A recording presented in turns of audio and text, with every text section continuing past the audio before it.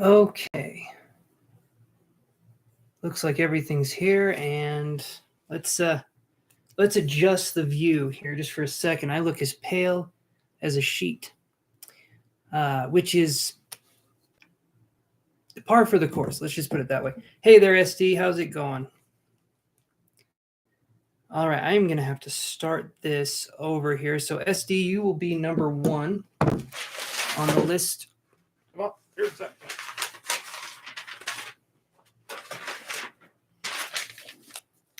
Hey there, Jennifer and Xena. So let's do this. Was waiting for your live. I was live, SD. I saw that you were waiting for me. I was saying stuff and I was typing stuff. I guess you guys couldn't see it. Yes, guys, I can add you. Hold on one sec. Let me get the board ready here. Okay, so how was everyone's weekend? Yes, you can, all about Maine. And thank you, Grace. Okay, so SD is going to be number 1. Okay. Jennifer Simpson is going to be number 2.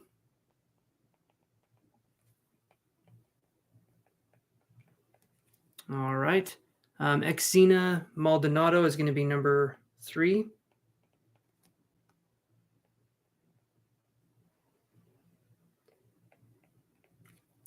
All right. Grace is going to be number 4. Grace Requena is going to be number 4. All right. And then All About Maine will be number 5.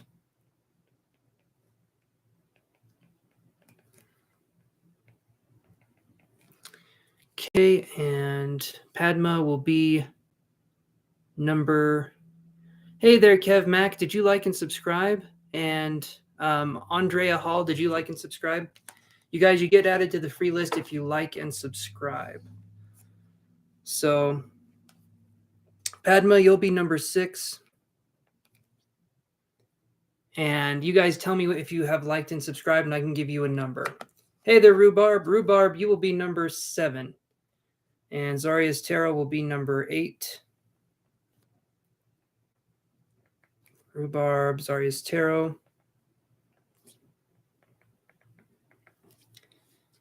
Awesome. Andrea Hall, your number will be number 9. Andrea, your number is number 9. Nice to see you too, Rhubarb. How has it been going? And then Kev Mac, if you have subscribed and liked the video, I can add you as well. You're very welcome, Zaria. Let me see here. Oh, this is what I was going to do. Hey there, I Speak. Your number will be number 10. Let's do that here. Thank you, Andrea. So, guys, when you're on the free list, it's 1 card, 1 question. Awesome, Kev. So your number will be number 11. One card, 1 question. Unless you guys want to pay for a reading, then we can go deeper into some things. I'll try and get as much information as I can from the 1 card, though. I am not just going to leave you. Just finished a tie-dye hoodie. Ooh, nice. Nice. I need to do some tie-dye stuff. That sounds fun. Okay, so Kev Mac, your number is 11. Everyone else is on the list here. So let's do this. And look in the description, you guys, if you're wondering what the hell is he doing. Because I don't know what I'm doing, but I'm trying. Oh, okay. Thank you, I Speak. Awesome. Okay, hold on here. Let me put you over here in the other list. Thank you so much, I Speak. Let me do this here. Hey there, Nina. How is it going? All right, so I Speak.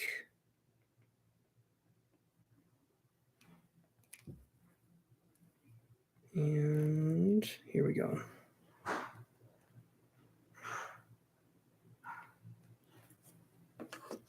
Lemonade, you know it.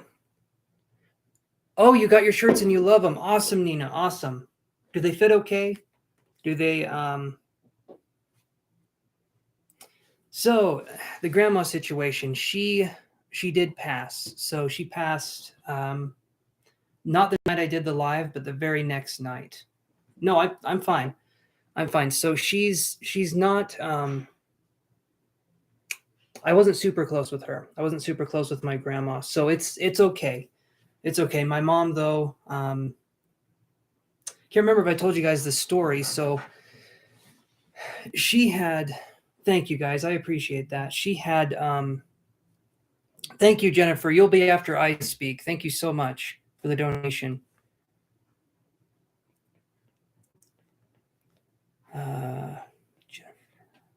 Awesome, awesome. Super appreciated, my friend.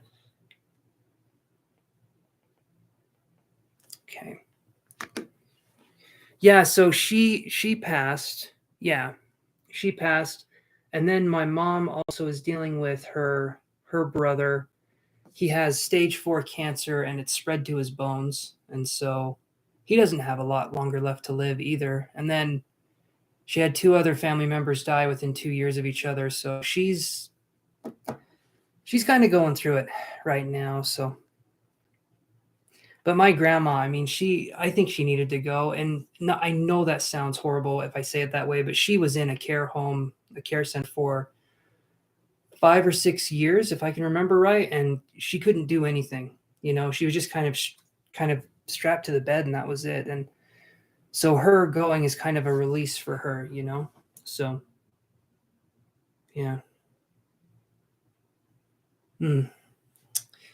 Okay. Thank you guys, though, for being so sweet. So I have everyone on the list so far, and I'm going to see what we can do for I Speak. Yeah. Yeah, man. Thank you, Exene. I appreciate that. 9 kids. 9 kids. I couldn't imagine having, I couldn't handle 9 cats, let alone 9 children. So that is a lot. That is a lot. I totally will. I'll send her some good vibes. But I'm glad you like the shirts, Nina. Yes, Blossom, you're on the list. Everyone is on the list here. We're going to start with I Speak, and then it's going to be Jennifer that we're going to be doing a reading for. Okay. Let's see what we can get for you, I Speak. Rhubarb, I used to work at a nursing home. Sometimes it was a relief that certain residents passed. I understand. I understand that. Thank you, Exena. That's very sweet. Yeah, sometimes it's a relief when they pass because, they were so sick for so long. And she'd been sick for a while, kind of, dementia, stuff like that. And she was 93, I believe. She was born in 1928. So a year before the Great Depression. She was old, is what I'm trying to say. She was a very, yeah.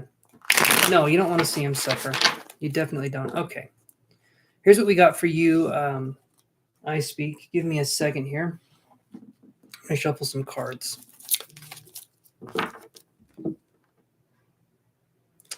Okay, and then we have Cambria after that. Awesome. Thank you, Cambria. Appreciate that. You'll be after Jennifer. Okay, awesome. We're already cooking with gas, guys. Thank you so much. Nice. Yeah, that'd be nice, wouldn't it? Yeah, she lived a long, beautiful life. Absolutely. She, very, very long life. I hear you, I Speak. I hear you on that. It's, yeah. I want to stay on here for as long as I can, as long as I'm healthy. But as soon as I start going downhill, yeah, no, I'm just kidding. But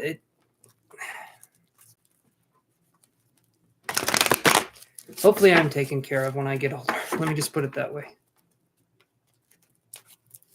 Android technology will have advanced. I'll have an Android that takes care of me and makes me English muffins whenever I want. I will call him the English Muffin Android. I can't come up with a better name. I want to stay 27 and never age.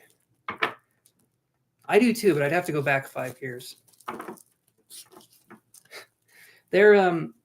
So if I'm not mistaken, there are telomeres. Is that what they're called? I think the telomere cell, or anyway, they found out ways to reverse aging in mice, if I'm not mistaken. Mice always get the best treatment. They found out a way of reverse aging, and maybe they could amp that up. The Muffin Man. Rhubarb gets it. We all know the English Muffin Man. In this case, it's a mandroid, the Muffin Mandroid. You're 25 and feel old. I'm sure the government is hiding it from us. Well, they can only play hide and go seek for so long until we find them and we kick their ass. That's just, that's just something I've heard. All right, let's see what we got for you, I speak. I'll show you the cards here. I'm just going to get these spread out here, and then we shuffle these ones a couple more times. Thank you guys for tuning in, as always. And yeah. Yes, Kev Mac, the Muffin Man. We're talking about the English Muffin Man and what he can do for us and how English those muffins are. Very British muffins. Proper English, you could say. All right, let's do this. So, message from Spirit to I Speak. Okay. It feels like it's been a minute. It feels like it's been a minute since I've done this. I might have forgotten how to do this a little bit. Let's see.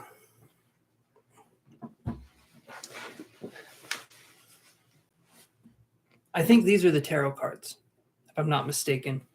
Can't quite remember. I'm pretty sure these are the tarot. So I Speak says, if there's a tablet to stay young and never age and grow, I would want to stay young forever. Then I can make mistakes and try again every day and never get old. Yeah, I can understand that. But then, hey, Paul, how's it going? I can put you on the list here. You'll be number 12. But then you have that thing where the reason why life, a lot of people say, the reason why life is so awesome in a lot of ways is because we know it's not permanent. So if we got rid of the impermanence of life, then I feel like we'd get rid of the ability to grow. You're saying, I Speak, that you would do things and you would grow and you would learn. But who's to say if you lived a couple thousand years, you wouldn't get a little lazy at the end of the day? Maybe you get bored. I feel like having a finite amount of time is sort of at least interesting. Okay, here's what I get for you, I Speak. So Spirit message, we get Page of Cups. Okay. Appreciation in reverse. We'll talk about what that means. We get Judgment in reverse. The Thinking Woman in reverse. Okay. Again, we'll talk about that. World card upright. And the Door to Romance card also upright. So, Page of Cups and Appreciation in reverse. Or appreciation, for those of you that know how to say it the right way. But I like saying it weird. So, this card right here in reverse with the Page of Cups, learning how to love ourselves in the moment is going to be something that is going to be a challenge, but you're doing the right steps, or you're taking the right steps. Sometimes I feel like we can be hard on ourselves in a way that makes it so it's hard for us to really, hey there, Elizabeth, how's it going, my friend? Sometimes it feels like we can be hard on ourselves. This one's Yoshi, by the way. But I feel like we're trying to do our best. Appreciation in reverse here, I Speak. This is going to be something where it's learning that self-love. And I feel like you're doing a really good job. We could still be a little naive about it. Page of Cups, we're learning though. We're learning and we're growing. So to me, this is really good. This is a really good card right here. And I feel like I'm hearing the term swift energy. So I feel like you're learning things quickly when it comes to maybe boundaries, but more in a way where we're just understanding things. We're just understanding maybe emotional things better, or we're understanding how to navigate our emotional world a little bit better. Whereas before we were in a tiny kayak with a very wavy ocean. Now we're in a much bigger cruise liner. The ocean is still wavy, but we don't get nearly as swayed as we used to. Okay, awesome, Elizabeth. Okay, So I'm reading for I Speak, and then it's going to be Jennifer, and then it's going to be Cambria, and then it will be Elizabeth. Thank you, Elizabeth, my friend, for the donation. Awesome. Okay, let's do this here. How's your friend Aaron doing, Elizabeth? And let me read. Hold on. Alan Watts said, being in a dream where you can do whatever you want. Eventually, after doing all the things you dream, where you are now in a place you... Yeah, you would. Alan Watts talks about the random button and having that and making it so eventually you just would press a random button and forget that you're God and then have your dreams, right? And forgetting that you're God and then finding out that you're God as you go along in life is kind of the mystery, the surprise. The universe loves discovering itself. So it's interesting. It's really interesting, Rhubarb. Alan Watts is awesome. You guys want to see someone? Alan Watts is good. Very, very nice voice too. Okay, so is that making sense so far? I Speak. No, you're good. I Speak. So you said, back to my little rant, and this is the last thing I'll say. This is because I'm too busy with my reading with you. I don't think I'd get bored to the point I'd be like, I want to die and pass away. I'm back to my reading. Okay. All right.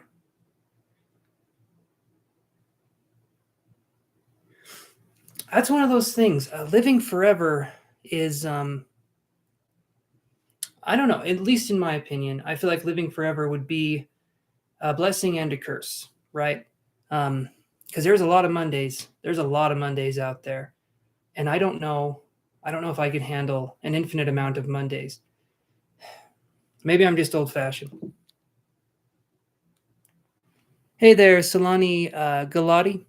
I can add you to the list here. You would be number 13. Have you liked and subscribed? Let's see.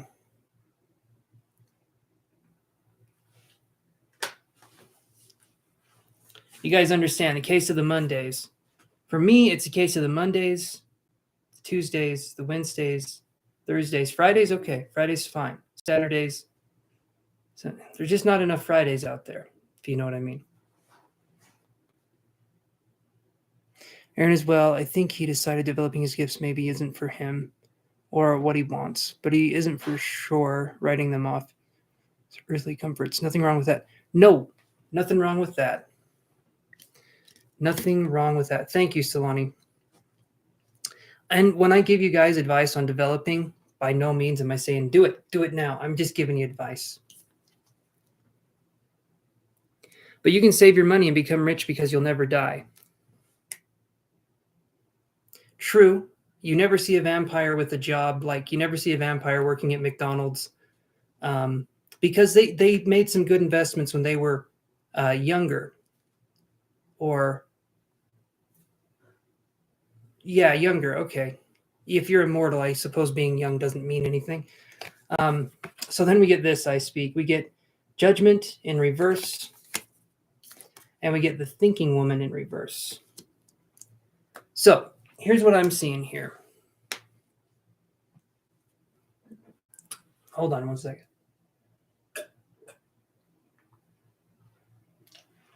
All right. Judgment in reverse with the Thinking Woman in reverse. This to me is saying that we could be spending too much time thinking on what if scenarios and not enough time being in the moment. There's nothing wrong with what if scenarios, but if all we have is what if scenarios and what if scenarios, then it turns into something where we're thinking about thinking, right? And that's what this card represents. I feel like you have a very good heart. I feel like you have good morals, maybe even an honor code or an honor system. I get a sense that you're a noble person in a lot of the things that you do. But the Judgment in reverse and the Thinking Woman in reverse is saying that maybe we don't know where to apply. All right, this is what I was going to do. Sorry, I Speak. I look as pale as a damn ghost. I am the same color as my wall, and I'll tell you right here, that is a pale yellow, my friends. I look like I've got jaundice. I don't. As far as I know, I'm going to lower my lights because it's way too damn bright. Let me do this here. Is that working? Yeah, that works. Let's see. There we go. I'm not a ghost, but I'm telling you right now, I scare myself when I look in the mirror because I glow in the dark. So, not the funnest thing. But judgment in reverse. Yes, Casper. Yeah. Judgment in reverse is purpose. Purpose, purpose, purpose. So I feel like we're waking up and maybe we're looking for purpose. We're looking for this thing that will define us. And in my opinion, each and every moment, that's the purpose that we have on this planet. We're not meant to have anything else, and we're not meant to do anything that's above ourselves. Society has told us that we have to do all these things that are outside of ourselves or above ourselves in order to feel happy. But you'll notice that a bunch of the people that do those sorts of things, they're never happy. They're always looking for the next thing to do, the next thing that they can focus on. And it's hard for them to be in the present moment with what they've already done. And so to be in this place where sometimes it can feel like our purpose is harder for us to find, the reason why it's hard for us to find is because we're already doing it, but we're expecting there to be more than this. Basically, just living, just existing is our purpose. And anything beyond that is a little extra gravy on the side of them mashed potatoes. Okay. But that's what I'm seeing there. Little wavy, little gravy. Yeah. So hopefully that makes sense there. No, Padma, you didn't miss your turn. I'm doing paid readings here for a while, Padma, so it's going to be a minute. Then we get these cards I speak. We get the World card right here. And we get the Door to Romance right here. Okay. The World card and the Door to Romance. This right here is saying that things are going to be moving forward in your life. Maybe there could be a romantic connection. That could absolutely be the case. But there could also be a deeper sense of, I feel like when I see the Door to Romance card, I feel like it's more about self-love in a lot of cases. In this case, to me, it feels like you're on a journey to basically appreciate and accept yourself for who you are instead of who we want to be or who we want to become, because there is no future if we're not focused in the present. There can be no future, right? Everyone's thinking of tomorrow, and while they're thinking of tomorrow, they're wasting today. So the best thing that you can do is to focus on what you're doing now, and then, be adaptable, make plans for the future, sure, but have it be where you're happy in the moment now, or at least, if not happy, at least you're someone who can be adaptable. You can understand things can be going this way or left or right or whatever, because in the end, ultimately in the end, I speak, it's a journey. Every one of us is on a journey, and the journey never ends. But each and every single one of us is expecting to arrive at a certain destination. And as soon as we get there, we're going to have everything we want.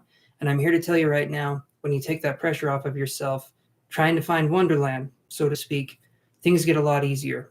Things get a lot easier because we can start to celebrate the more mundane world, because to me, it's meant to be explored and played with. It's not meant to be this dreadful thing. But yeah, so hopefully that makes sense. And in the immortal words, okay, and yes, I'm saying immortal, even though he did die, but in the immortal words of Master Oogway from Kung Fu Panda, okay, yesterday is history, but tomorrow is a mystery. But, oh man, I'm butchering this already. But today is a gift, that's why we call it the present. There we go. There we go. So just focus on the present moment, and I feel like things will start getting better and better. But if we're thinking about our purpose, or we're thinking about this and that, we're going to be missing living our life, and in turn missing our purpose for being here. Sometimes we're just meant to experience life. We're just meant to observe. And I feel like a lot of us, we try to do so much more than that, and we become human doings instead of human beings. And that's when I think we're in trouble. So I speak, does that make sense to you?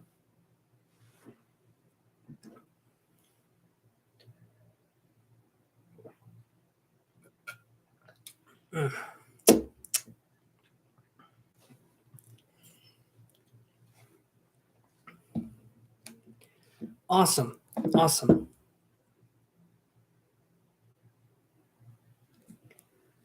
Okay. Awesome. I'm glad it resonates. You're very welcome, I speak. Thank you so much for coming on here and helping to support the channel. Very, very much appreciated, my friend, and I wish you the very best. And stick around for a while if you want. Okay. Thank you, Blossom. All right. So, Jennifer, are you still there? We're going to do Jennifer's question here. Questione. And if you guys are lucky, I will dance very badly. So you have that. You have that to look forward to. Okay, so Jennifer says, any great news for the beginning of March this year? All right. You're eating a banana, so you will stay. Awesome. Eat that banana. Eat the banana. Stay around. Cambria wants me to please dance. I'm going to tell you right now, you guys wouldn't want to see it, and then you couldn't unsee it, and then it would haunt you. It would haunt you forever. You guys haven't experienced eternal damnation until you've seen my dad dancing. And I don't have a kid, so my dad dancing is very genuine. It's very very pure. I have got the rhythm of an old slice of pizza. I don't know. I'm not good. I'm not good at it. All right, Jennifer Simpson. No, Solania, I didn't change the background. I moved the laptop further back, and so that way I can kind of get closer to you guys. I'm actually on a table now. It was different. It was different. V-Day was good. It was really nice. We watched Spencer. If you guys haven't seen that, that's the one with Princess Diana. Kristen Stewart plays Diana. And yeah, it was good. We did some presents and stuff too, so that was good. I got this.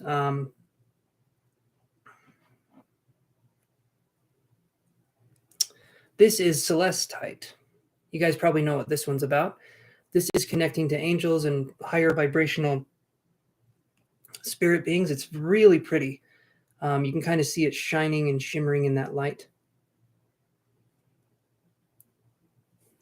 Kind of hard to... Anyway, really nice. Really, it is. It's really pretty. It's the little crumbly too. The reason why, I'll tell you guys right now, the reason why I like it, Angelite, Celestite's what it's called. The reason why I like it is because it's a pale blue color. Yeah, so Celestite is what it's called, and it's a very, very beautiful stone. Like I said, this one's kind of crumbly, but it's very, very beautiful. It's kind of the color of blue jeans, like a faded pair of blue jeans. Really, really pretty blue color. Looks like rock candy. Yeah, it does, doesn't it?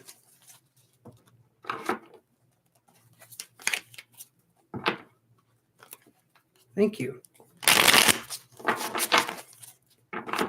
Oh, thank you, Principal. Wow, thank you, guys. Awesome. You'll be after Elizabeth, Principal of Philosophy. Thank you so much. Super appreciated, my friend.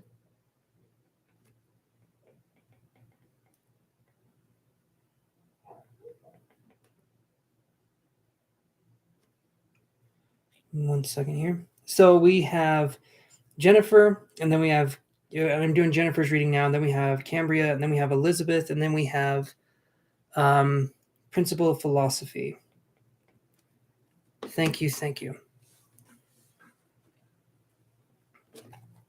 Awesome, I speak. Awesome. There's a lot of crystals out there that help with that. One of those crystals is this one here, and then I'll get to your question, Jennifer.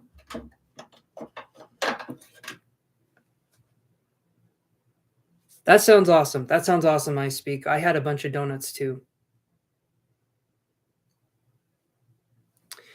Yeah, I was going to say that. So my new days are going to be Monday, Tuesday, Wednesday, and Friday.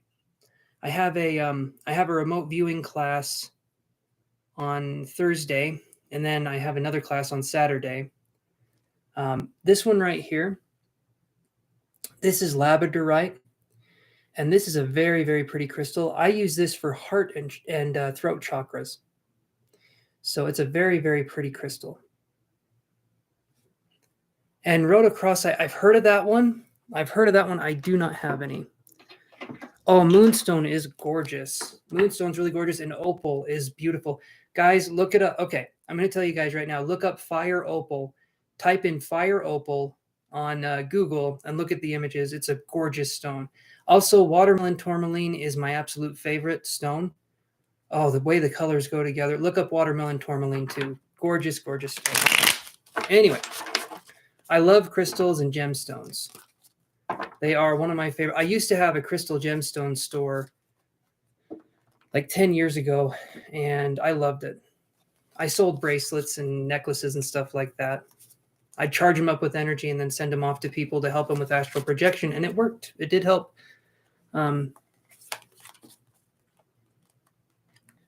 Yes, that's normal. That's normal, I speak. If you're feeling a sense with it, it's normal. And if you're feeling a rush with it, just hold it closer. Faves is citrine. Okay, look up ametrine as well, Nina, because citrine and amethyst can actually grow together, and they call it, I think it's called ametrine, and it's purple and it goes to orange. Very beautiful, very, very cool stone. Okay. Hey there, Netta. I'll put you on the list here. I'm sorry, guys. I know it seems like I'm everywhere here. I'm trying to do my best. All right. Jennifer's question, what's coming in March? Let's look at that.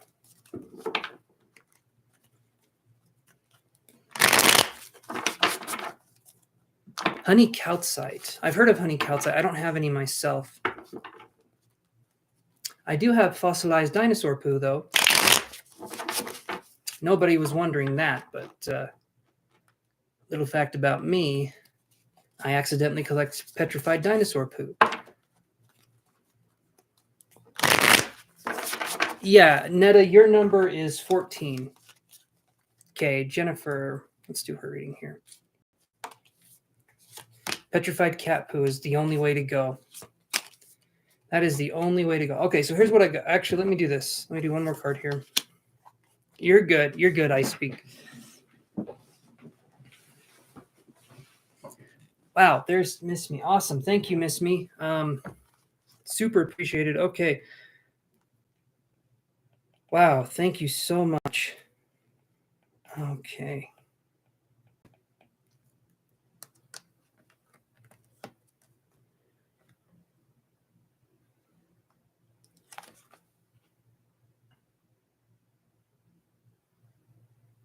Moonstone sounds good. Okay. So, Jennifer, here's what I got coming up for you.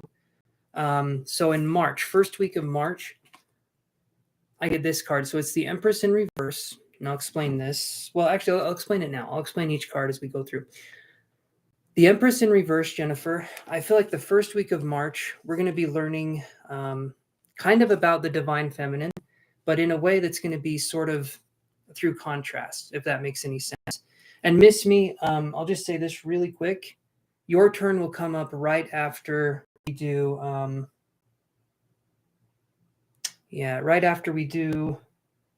So I've got Jennifer, and then I've got Cambria, Elizabeth, principal of philosophy, and then it will be your turn, Miss Me. So it'll be just a minute, but I'll try and be as concise as I can to getting to everyone's readings here. So the Empress in reverse is going to be learning the divine feminine, possibly through, there could be toxic feminine traits, and we're learning things from that. So basically the first week of March, I feel would be a learning time.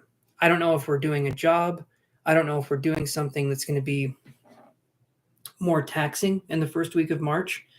But hello there, Maria. I feel like the best thing for you to do in the first week of March is to take it easy. I feel like it's going to be a good month.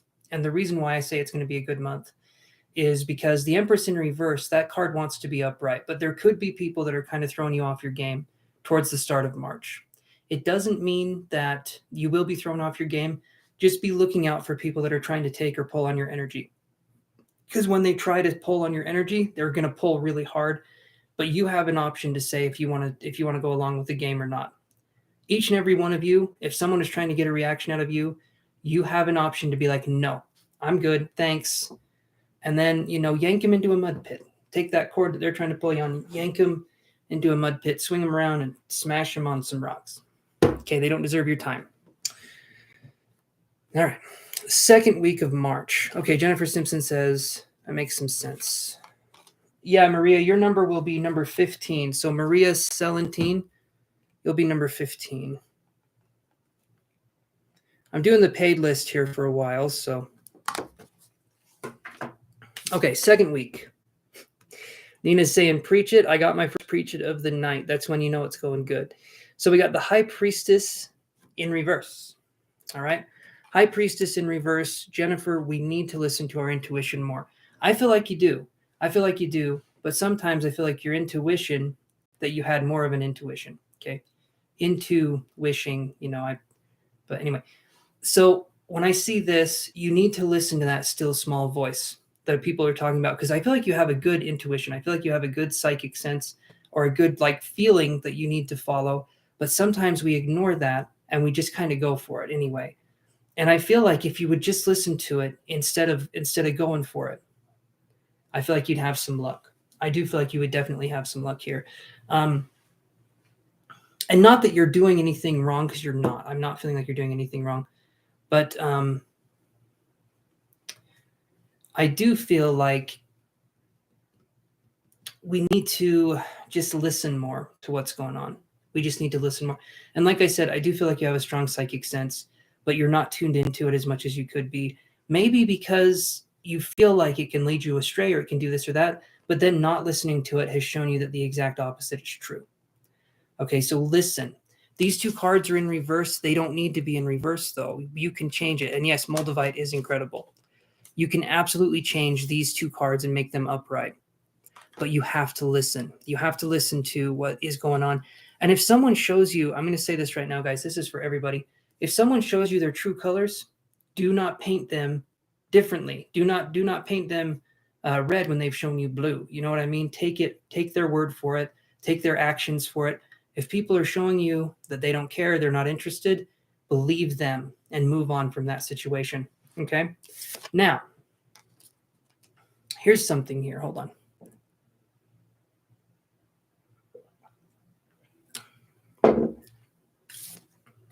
Third week in March, we get 8 of Cups. Awesome. I'm glad you got it. So 8 of Cups right here. I can tell you, Maria, how Moldavite affects us. I'm going to be doing the paid readings here for a while, so I'll tell you once we're done with the paid readings here, if you can remind me. So 8 of Cups right here is going to be walking away from what no longer serves you. Third week of March is going to be you walking away. You're saying, I'm done. You're going to be doing something different. And that I'm hoping you are, because this is leading you to realize your inner power, your inner strength. So you said, is anything exciting happening in March? I feel like a lot of energy is happening in March. You literally got the first 2 weeks, you have 2 major arcana, and they're actually sequential. The Empress is number 3, and the High Priestess in reverse. Both of these are in reverse, but number 3 and number 2. So there's a lot of energy coming up for you, and a lot of things for you to learn coming up into third week of March. So you're going to be walking away from situations that no longer serve you, but you have to make that decision. You literally have to say, I'm not going to stick in situations that are not for me. And you have to be able to move on from that. Part of you, I feel like maybe you think it's too mean. Maybe you think it's just too much for me to walk away from something. What if someone needs me? And it's like, you know what? Okay. If people need you and they actively want your help and they're trying to change and they're working through it, great. If not, step away. Okay? I feel like we want to help. I feel like we want to be a part of it, but you have to understand the other person has to want it too. We can't do all the work. Hey there, F. If you like and subscribe, I can put you on the list and then you can read the description down below. Let me know when you've liked and subscribed. Okay, fourth week of March. So last week of March, we get 4 of Cups in reverse. Okay? This whole month of March for you, Jennifer, is going to be a whirlwind of you trying to understand your own energy. Awesome. Okay. Had another donation here. Let's do this. Okay, hold on 1 second. Sorry, Jennifer. Thank you, Amber. I got your donation. It's going to be a minute before we get to your reading here. But let me do that. Okay, awesome. You are, Amber. You are added to the list.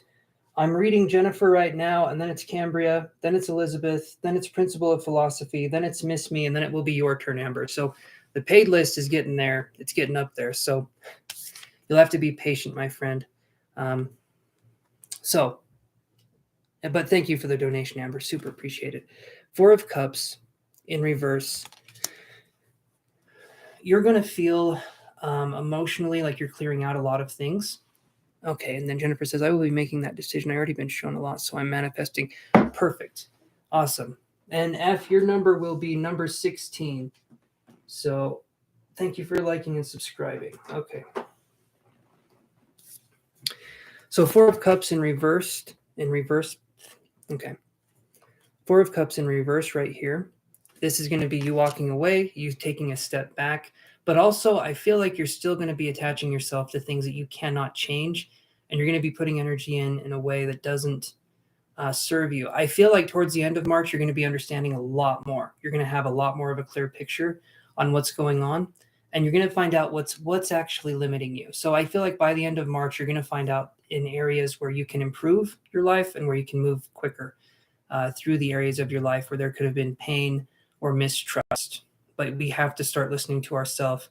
And we have to start, I'd say now, I'd literally say right after this reading, start listening. If something doesn't seem right, if you feel like something seems off, listen to that. Listen to that. Trust that.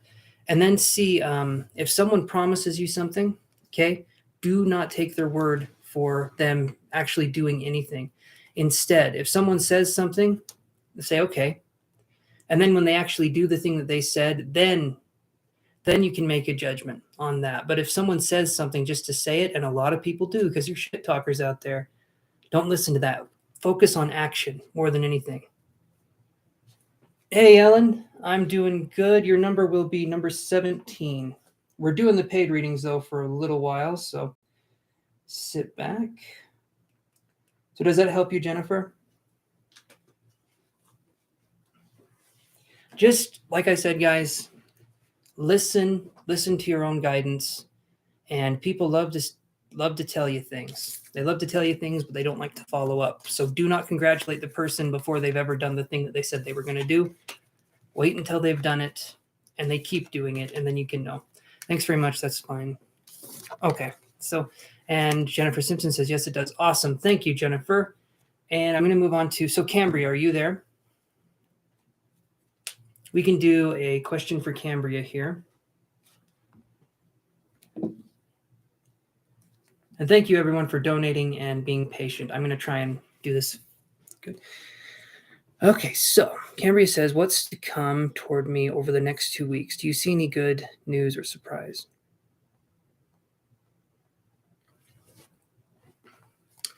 Yes, she did. My grandma did pass. She passed the day after. She passed in the morning. Okay. All right, Miss Me. You'll be coming up here in a minute. It's going to take me a second, guys, but I'm going to get to everybody that's on the paid list, and then we can go to the free list. So I'll let you know, Miss Me, when it's your turn here, just so you don't keep posting and, yeah, just so we can understand what's going on. Hold on. Let's see here.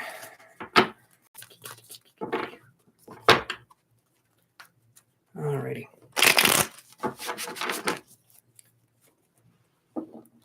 You're very welcome, Miss Me. You're very welcome.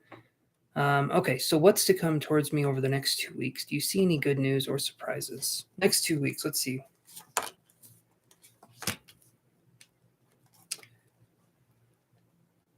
I'm so sorry for your loss. Sending love and prayers to you and your fam. Had a funeral yet? No, it's going to be this Saturday. If I'm not mistaken, it's this Saturday.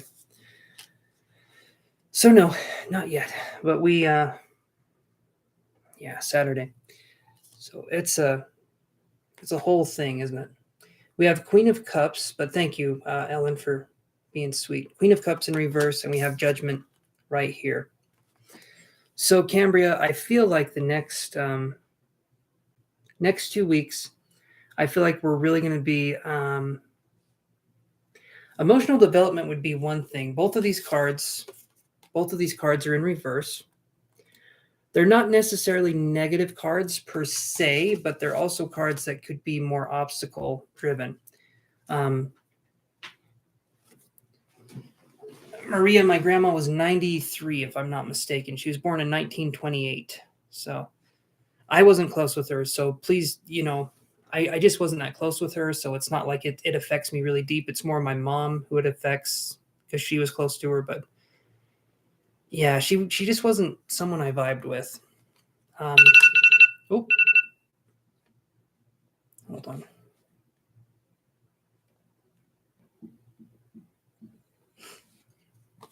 So Cambria, Queen of Cups, this right here. I feel like however you're experiencing life right now, Cambria is going to be possibly going through some emotional issues.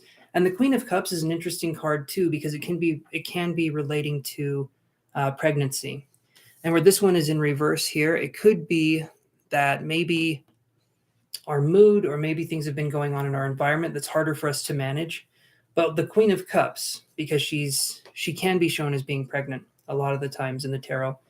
It's about giving birth, not just to a child, but also to new ideas, new ways of thinking, and new ways of allowing yourself to be.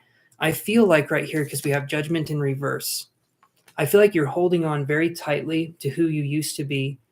And I feel like there's a new you that's wanting to come through. Even as we speak, even as you've been watching these, I feel like there's a new you, someone that feels more powerful. There's a little bit more strength. But part of you, I feel like, is holding yourself back from expressing that. I don't know why you're holding yourself back. Maybe people wouldn't understand it. It's like I've been on an emotional roller coaster, which makes sense. That does make sense. But Cambria, I want you to know you don't have to apologize for being yourself. Something tells me there's been a lot of incidences or a lot of things in your life that have pointed to you expressing yourself and other people not wanting it or not understanding you. And I feel like we've had to apologize for ourselves. We've had to apologize for our sense of self-expression or how we choose to look at life. And I don't feel like you need to do that anymore. This right here, Judgment in reverse, is saying that how you're living now is how you're meant to live. Even if there's things going on, whatever is happening, there's always meant to be experiences that we're supposed to be having. And so I'm going to say next 2 weeks, like the start of March, towards the start of March, I'm feeling like you're going to be focusing more on understanding your purpose in the world, understanding who you are in this world and how you operate. But it's going to be a challenge for you to do this because I feel like a lot of people have made it more difficult for you to express yourself. But it's nothing that you can't undo. It's nothing that you can't undo, and it's something that you should undo. And that's what I feel like you're doing. I heard something the other day. All right, Esty. I heard something the other day. And by the way, the other day could be anywhere from yesterday to 30 years ago, because that's how it works, apparently, when people say the other day. Heard something the other day. That said, the illiterate of today will not be those that cannot read. It will be those that cannot unlearn what they have learned. And right now, so many of us need to unlearn so many ways of being and doing, because a lot of the ways we were taught growing up were shame-based or guilt-based. And we need to take a step back and realize that that was not right, and we can take back our power from those things. That damages our throat chakra, that damages our heart chakra. It makes us feel like we're doing something wrong just by existing. And I'm going to tell you right now, you're not, okay? But that's something that I feel like is going to be coming up for you more and more, Cambria. And I feel like you're strong enough to understand that lesson. But that's what I'm seeing coming towards you in the next, I'd say, couple weeks. And yeah, family's especially difficult. I get that. Okay, Elizabeth, what was your question? Hopefully, Cambria, that helps to answer that for you. What were you wondering? And you said you were in a contemplative mood. Hopefully you contemplated staying here after you paid, because Sometimes it takes me a minute.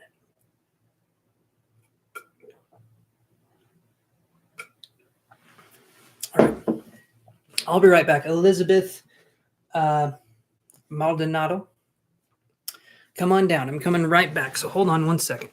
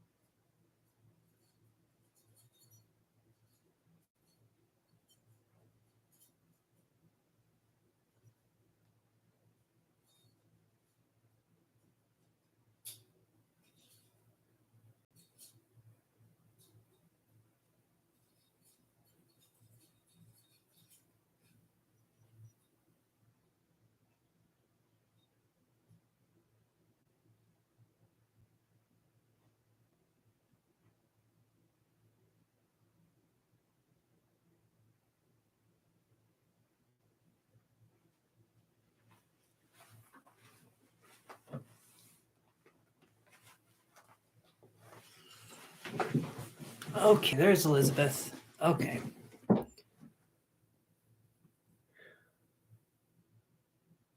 Okay, hold on. So Elizabeth says, I'm struggling with a lot of suppressed anger. I find myself being upset that someone who has hurt me has walked away with no consequence. I hate that. I feel this way. Oh, it's okay. It's okay. Anger's normal. Okay. I don't want to let this have power over me anymore. I know I can stand my own, and no one is better or less than anyone, but I find myself becoming unmotivated to push forward. That is not like me. What can I do to change the trajectory of this anger and rejection I feel? Hey, Twinkle, I can add you in the list here, and we can do your question here, Elizabeth. Let me do this. Your number is 18, Twinkle. We do things a little bit differently. So your number is 18 right now. Okay, so Elizabeth, first off, feeling anger, absolutely fine. Anger is one of those emotions that kind of helps us to process things. I got to pull this out of my pocket here. Anger is one of those emotions that helps us process. Without anger, we wouldn't know how we feel about certain things. So it's absolutely. Maria, calm down. Okay, I'm going to let you know about things, but you need to treat me with respect here. Okay, so sorry about that, Elizabeth. So you say, I don't want to let this have power over me anymore. I know I can stand my own and no one is better or less than anyone, but I find myself becoming unmotivated to push forward. So, in a way, Elizabeth, you're wanting there to be kind of justice for something. But I'll tell you right now, because I've had this happen to me, I've been wronged. I've had things happen. And then the person kind of got what they deserved, right? And it did not make me feel any better because me and you are not vengeful people. Okay. You're wanting there to be some sort of justice, but I imagine if there was, you would probably still feel bad that there was because you're not that kind of person. I understand the anger though. I do understand the anger because um, okay, Maria, I understand. Thank you. Um, yeah, I can understand anger. So let me do this here. Is it okay, Elizabeth, if I connect with your energy here? We can see what comes up.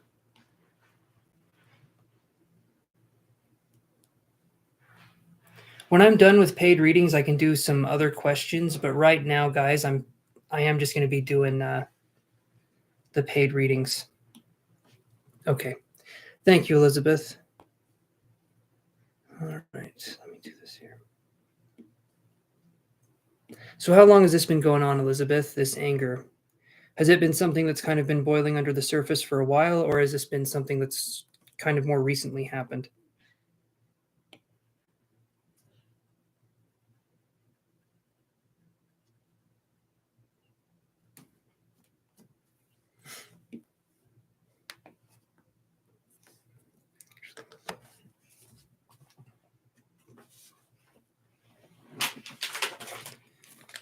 This here.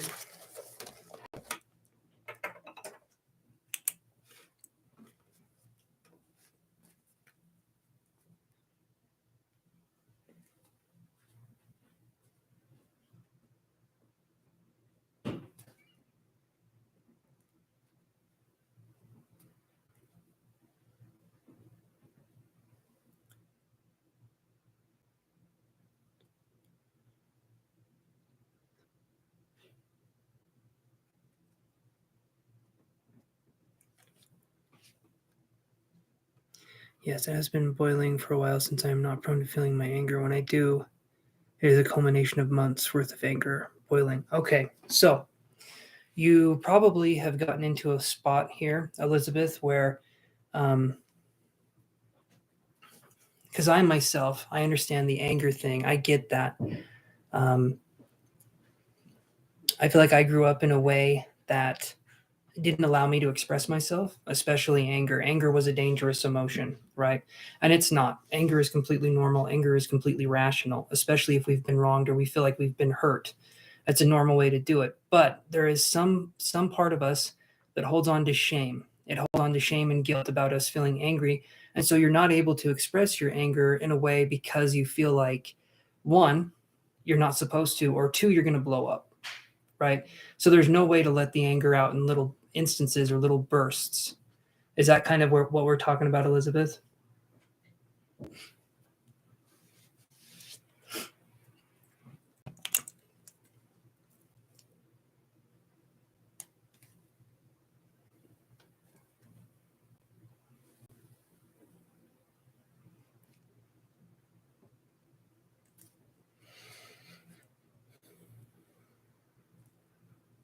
And then I'll see what I can find here. So,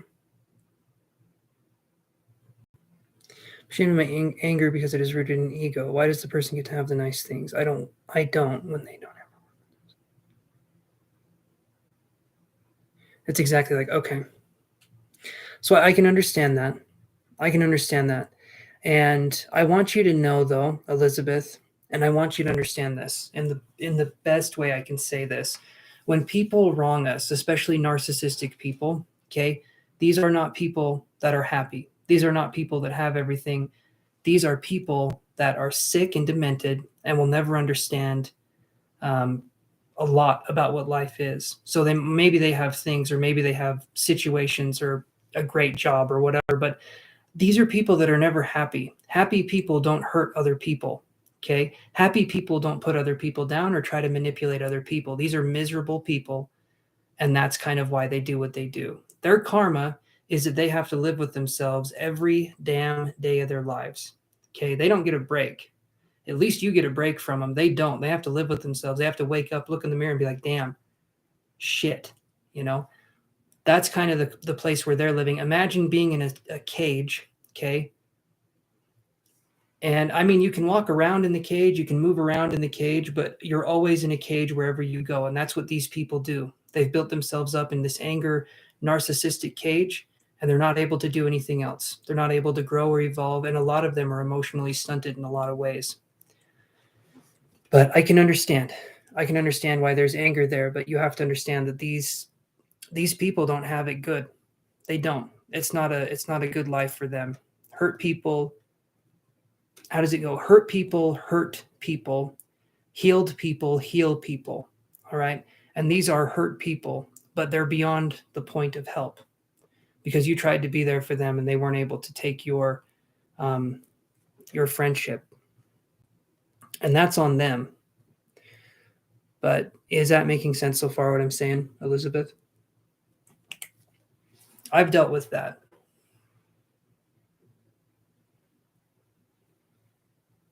Exactly. Yeah, miss me. Absolutely. Narcissists do need that supply.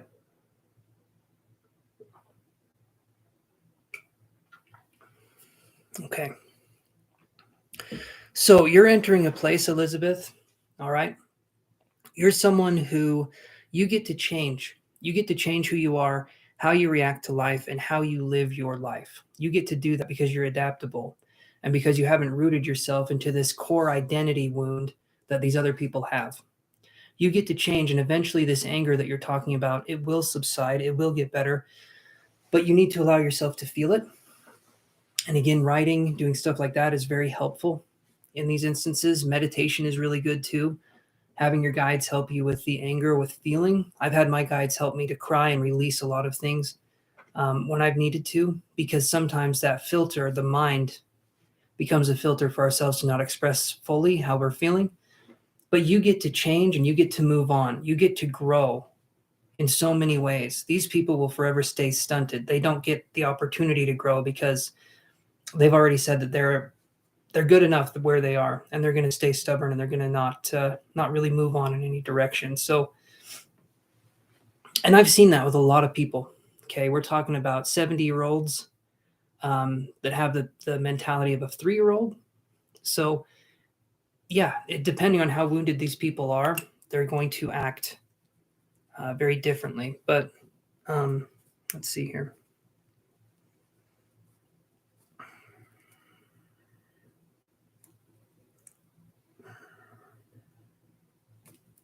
Do you see your anger, Elizabeth? And if you don't, that's okay. But I'm seeing your anger and your rage is like this black dog that I'm seeing, and it's like got its hair standing up, and it's not attacking, but it's growling, meaning that you're defensive. I feel like your anger for you is defensive. It's like step back, step back. I don't want to be mad. I don't want to let this explode. I don't want to let this happen. But I see it as a black dog that's just kind of standing, and it's not attacking, but it's saying be careful with other people that have approached you. So that's kind of what I'm looking at here with this kind of energy. Hopefully that makes sense. Let me see here.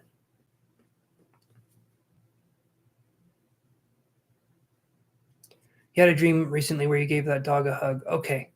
So that's going to be important for you moving forward. Your anger, your angry part of yourself is your inner child trying to express itself, and anger is a super important emotion because there's a lot of energy that's held in anger. But learning how to move with it, how to guide it in a way that's not destructive is really, really important. One of the things, like I was saying, writing about it is really good. Hey there, Unicorn DNA 818. How are you doing? I can put you on the list here. Hold on.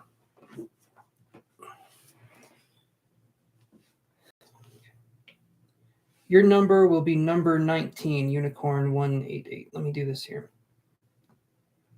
Or 818. Okay.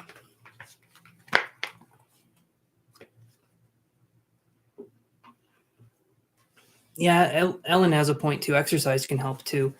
My anger boils, and I have never known how to deal with it.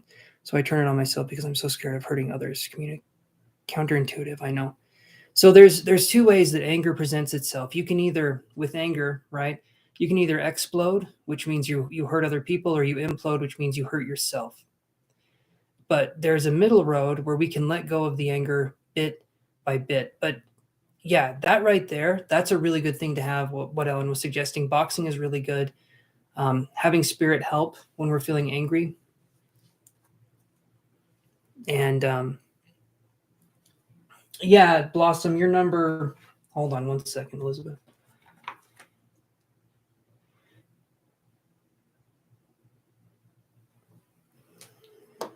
We'll have your number be 20, Blossom.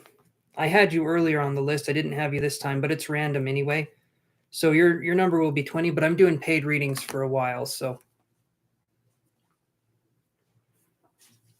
yeah, it's unpaid. It's going to be unpaid for a while, Padma. Okay, so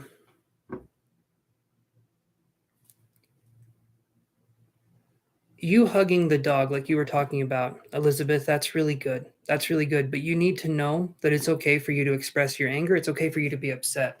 The more we say that it's not the more that we say that it's not okay or it's too much, we're going to keep muting ourselves, and we're going to keep minimizing our own issues and our own problems. And then eventually, and I mean this, eventually we will blow up on someone that has really nothing to do with anything that's going on. It's important for you to express this now in whatever way you can. Exercise is good. Um, Focusing on allowing yourself to be expressive, writing about it is good. Like there's no wrong way to express anger, but repressing it, holding it in is only going to hurt you in the process. You're upset, you're mad. I can understand that. And I can understand the boiling over part can be difficult to deal with, but you're absolutely fine. And not that you need me to justify your anger, because you don't, but you're absolutely fine to feel angry. Things happen. You need to feel anger, and you need to move through and process these emotions. Eventually, it gets easier, and it gets to a point where you can understand that some people, they just hurt us. They hurt us, and it seems like there's no consequences. Trust me, there is. Like I said, these people have to live with themselves every day, and they are not happy people, because happy people do not hurt or manipulate other people. They don't. So that's kind of where this is coming from. So at least you have the opportunity to change yourself, to grow, to evolve in some extent. They don't. So take that as a kind of a what would you call it? Just take that. I can't remember the word. Um,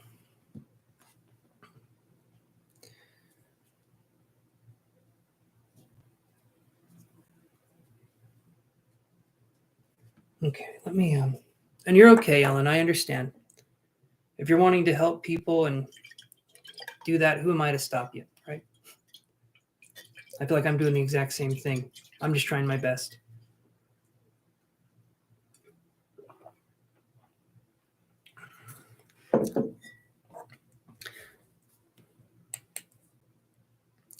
But so Elizabeth, does that? I mean, if you have something else here, if you need to say something, let me know. Maybe you're typing something right now. Hugging the dog, though, is good.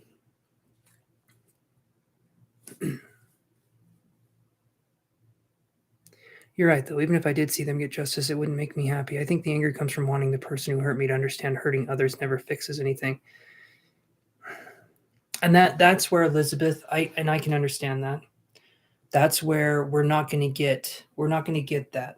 And I'm not saying that to be pessimistic. I'm just going to say the people that hurt us, they don't understand that they hurt us. And for them to admit that they hurt us would mean that their whole life would have to unravel in some way, because they have to go back and think of all the other times they were a shitty person. And a lot of times they don't, that they never make that realization.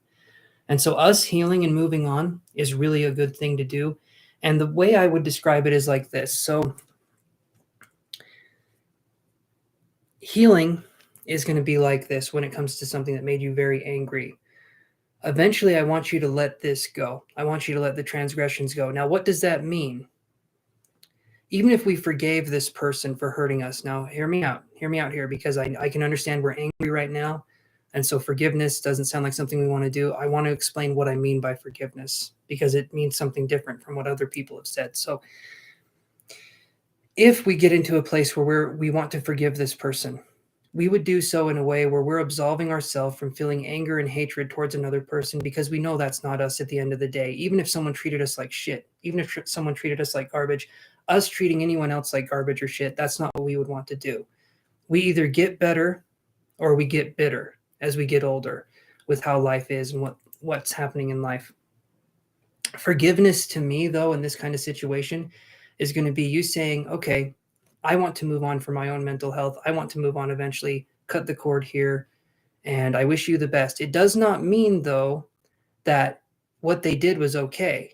That's not at all what I'm saying. But it means that you're ready to move on and past that. Right now, you're angry. Be angry. Eventually, though, I want you to realize that you also have the option to move on from this connection and disconnect yourself from this energy when the time comes. But right now, express your anger. Be upset. You probably have never had a safe place where you could feel angry. And so right now is a really good place for you to practice letting it out and understanding that. And exercise, like Ellen said, is good. Asking your guides for help is really good too. Okay, Solani, you have a nice day too. Thank you for stopping by, my friend. But is that making sense so far? I can put you on the list, Flow, Balance, Power. Your number would be 21, Flow, Balance, Power. So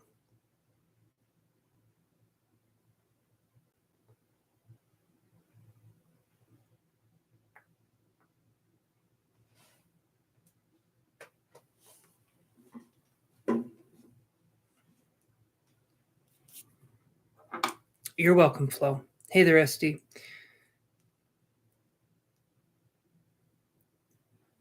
But no, you weren't. We're still doing the paid.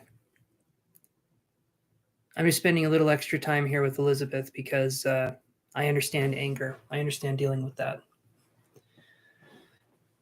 But if we minimize it, it just grows bigger. So you need to express it. You're feeling angry, feel angry. Feel it. Allow yourself to feel it. You're welcome, SD. And you holding the dog and you hugging the dog in this sense here. How do I handle my anger? So one of the things I do for myself, right, is for me personally, if I allow myself to meditate and focus on healing my heart, yes, it was very hard for me to release my anger because I grew. Obviously, I am the target for this, and other men are too. But the Caucasian white male, okay, is told to hold on and suppress every single emotion that is not happiness or excitement. Okay, you can't show fear and you can't show anger, and you sure as hell can't show sadness. So anger to me was something that was really difficult. My mom was very emotionally unstable when I was growing up, and my dad was not emotional at all. And so I viewed her reactions as very dangerous because she would get mad at me and she'd blow up. And so anger for me and expressing anger was a very dangerous thing. As I got older, I realized that I needed to open up and express my anger in a more healthy way. Exercising is super helpful. Anything that allows you to get yourself kind of moving, because in my opinion, energy is like a kinked hose. There's a lot of pressure that's built up, and we need to do something to relieve that pressure. We need to do something that gets us out of ourselves a little bit. And I mean, it can be as simple as, and as weird as it sounds, you can break dishes. Punching a pillow is good too, but doing something where we're active is really good. I think doing something that helps to empower us when we're angry makes us feel a little bit better, right? But yeah, for me, it was really, really difficult. When I started exercising more regularly, though, that helped my anger a lot. Yes, I am Nani K86. If you want to like and subscribe, I can give you a number. Let me know when you've liked and subscribed. But it feels like, Elizabeth, that you are healing and you are moving on. And I understand the anger has been there for a while. Anger is one of those things that, like I said, it's meant to be something with the human experience. It's and we just need to not minimize ourselves or resist it. We go with it. And like I was saying, exercise is really good, things like that. But what I've done with my anger, I've noticed for me when I'm angry, when I'm really angry, I just need a good cry. I just need to cry. I need to let out everything. And probably for both me and you, Elizabeth, I feel like we have kind of the same thing going on. That probably is difficult too. I would imagine crying is difficult because we tell ourselves other people have it worse. What are we crying about? Blah, blah, blah, this, that, and the other. Okay, Nani, your number will be 22. Do this here.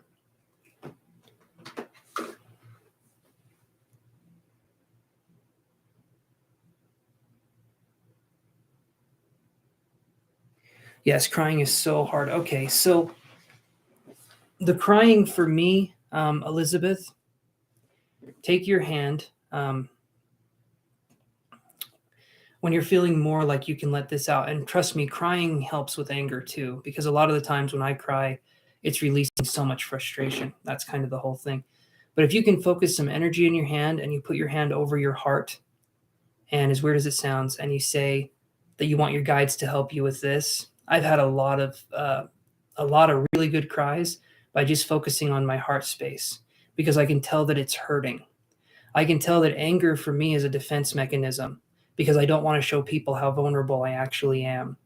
And that to me, when I cry, when I let that out, it helps me to feel like I can just release that. So to me, anger is kind of like suppressed sadness, at least for me in a lot of ways. It's frustrations that have built up over time and things like that. So, hey, KG, so does that make sense, Elizabeth? And again, the exercise thing is awesome too. No, Padma, we still have a ways to go on the paid reading.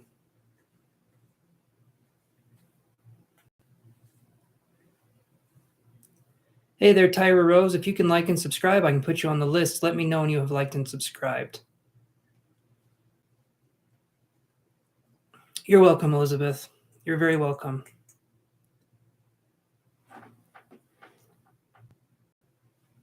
Hopefully that helps address your question, Elizabeth, and helps to kind of give you some insight there. I do understand that pretty well, actually.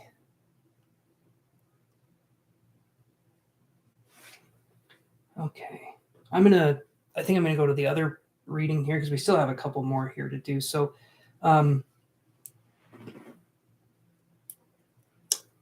again, hopefully that helped your question. Thank you. Tyra, your number will be 23.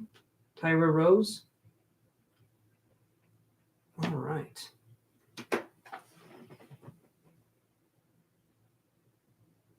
You're very welcome, Elizabeth. You're very, very welcome, my friend. Thank you so much. I appreciate you coming on here and helping to support the channel as always. So thank you.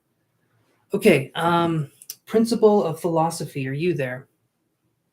Hopefully you're there. I saw you paid a while ago. Sorry it took a minute to get to your turn, but I like to kind of be thorough here. So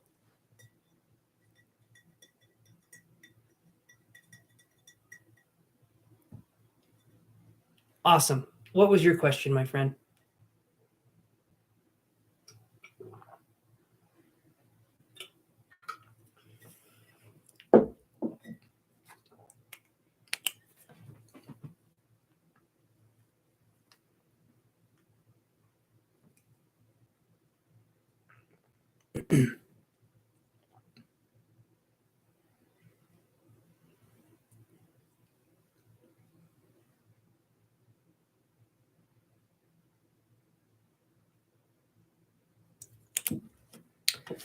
All right, principle of philosophy. Let me move stuff over here.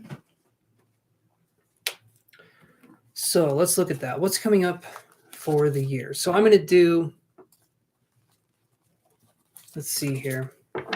Yeah, let's do a 12 card reading here. So we're going to do We'll start with February, and we'll end with February. That's 13 months. Let's start with February and end with January of 2023. So let's do that. Principle of philosophy, and we'll kind of see month by month what's going to be happening here. So what do I see coming up for Principle of Philosophy this year?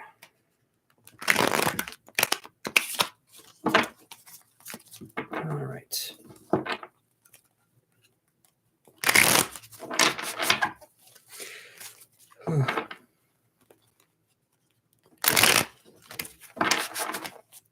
What do we have coming up here for the Principle of Philosophy for 2022 and slightly into 2023?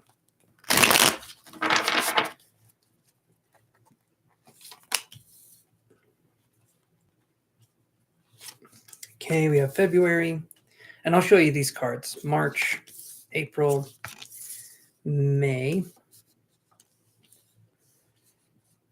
Okay. June, July, August, September, October, November, December, and January. Lots of energy here. As soon as I look at this, I start getting a little bit dizzy. So there's a lot of energy here. A lot of, actually quite a few major arcana too. So first one I'm seeing is this. So this to me, the Principle of Philosophy, because this is the first card we got.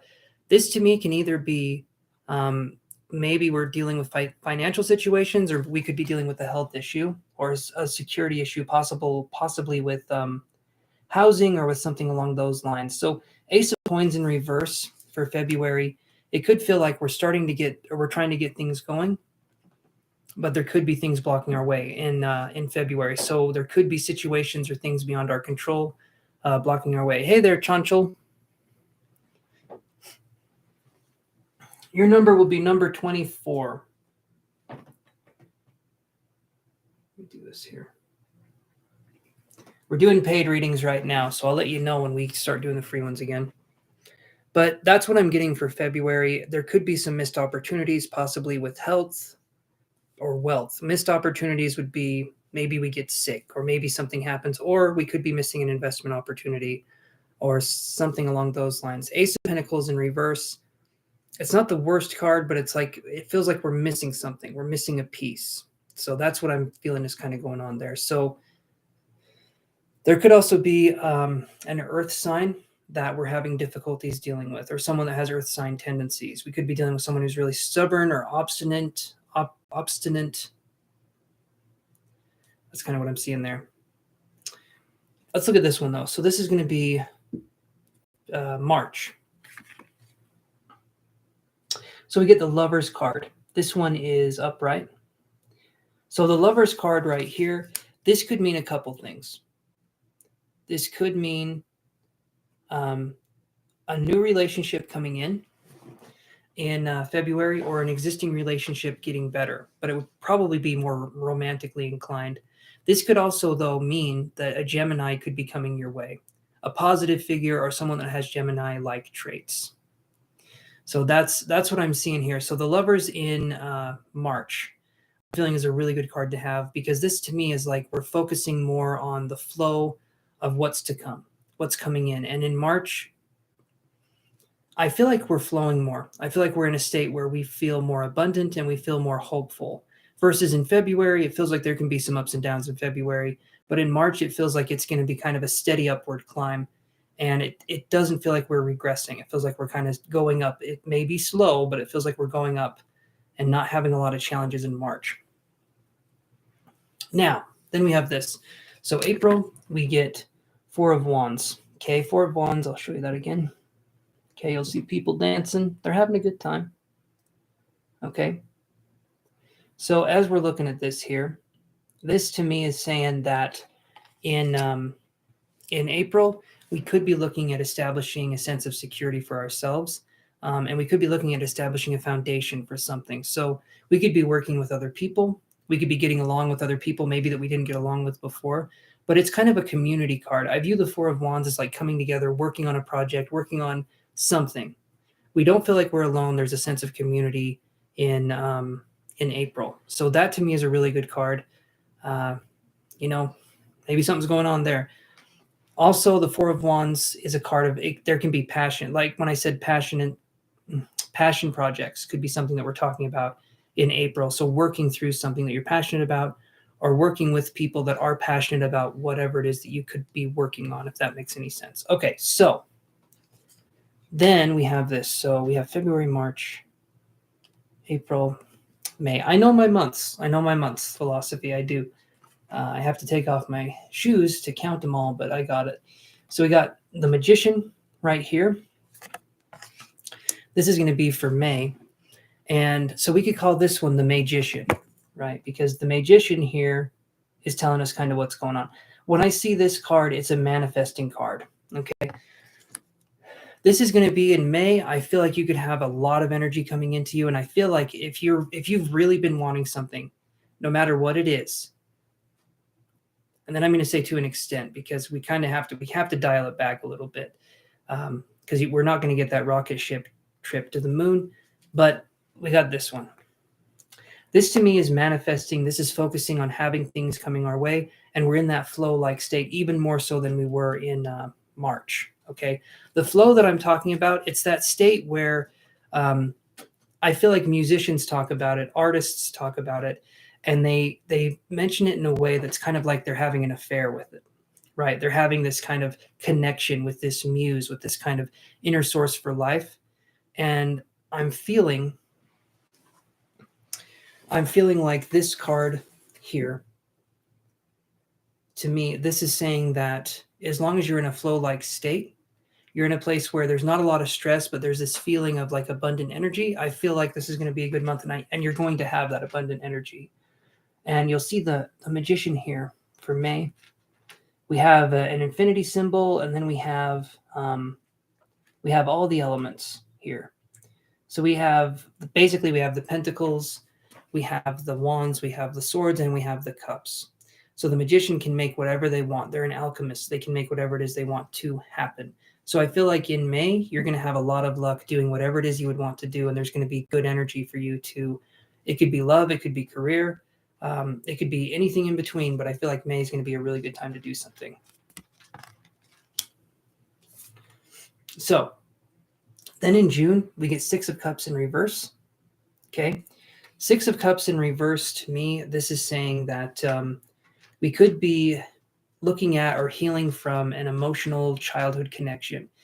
Six of Cups is a card that normally is a happy card, and it talks about things from the past. So we could be having someone from our past coming back to us, and this could be someone from our childhood, or this could be someone from more recently. But to me, when I look at the Six of Cups, it can be a childhood card. It can be a retro card. We're looking way back when.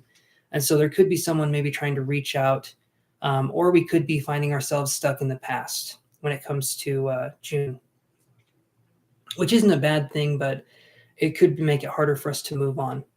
So this card here is saying that we need to kind of keep our wits about us in June. And if anyone or anything is coming up in our lives and it's harder for us to move on, we may be stuck. We just may be stuck. Right now, Tyra, I'm doing the paid readings, so we're not doing the numbers yet. But when we get to the numbers, it's randomized. And so it doesn't matter what number we're on, it's all random.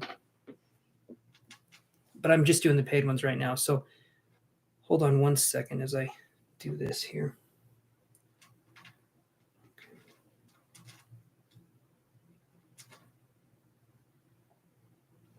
Okay.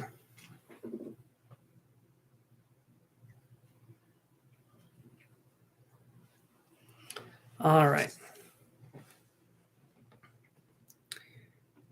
So 5 of coins, this would be for, let's see, June, July. There we go. That's the month. 5 of coins in July. Okay. This card, this person's holding someone and it looks like they're out in the cold. And I kind of see it as them being in like a church or in like a stone building. It doesn't offer a lot of warmth or support.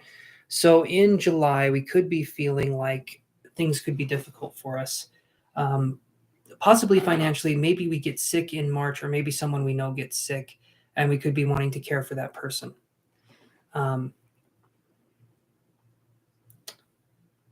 Give me just a second here. Let me see if I can focus on anything.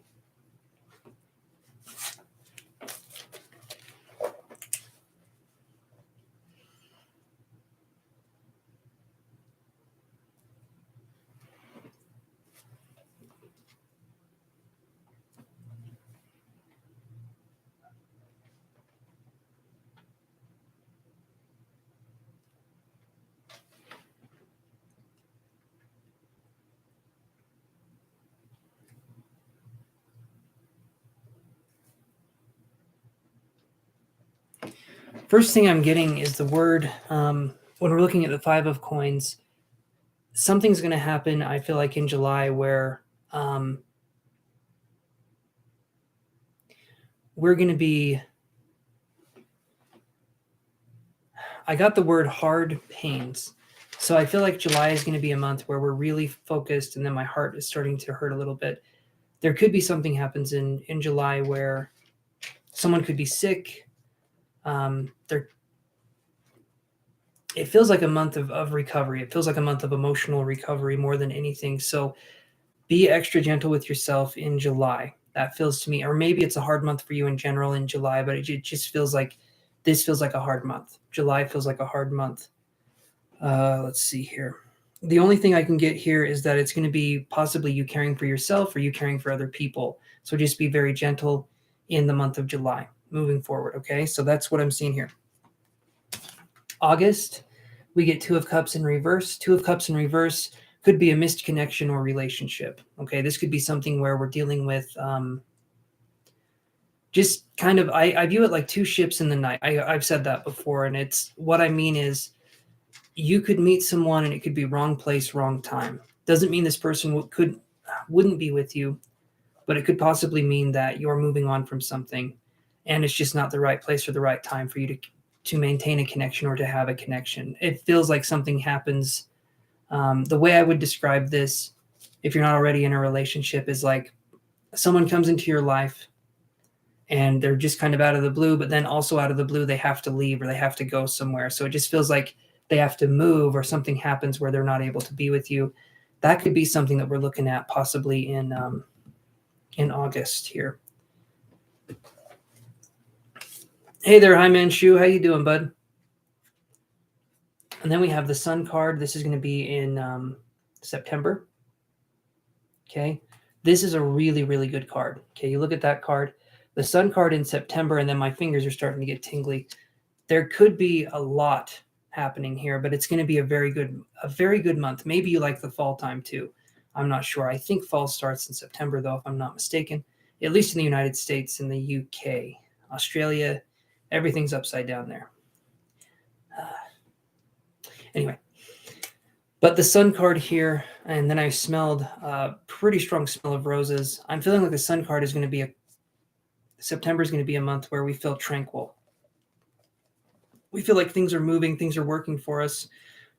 So there's going to be some difficult months, but then September comes along and I'm feeling like you're going to be stepping out of your comfort zone. You're going to be trying new things and possibly liking what you're doing. I almost see the movie,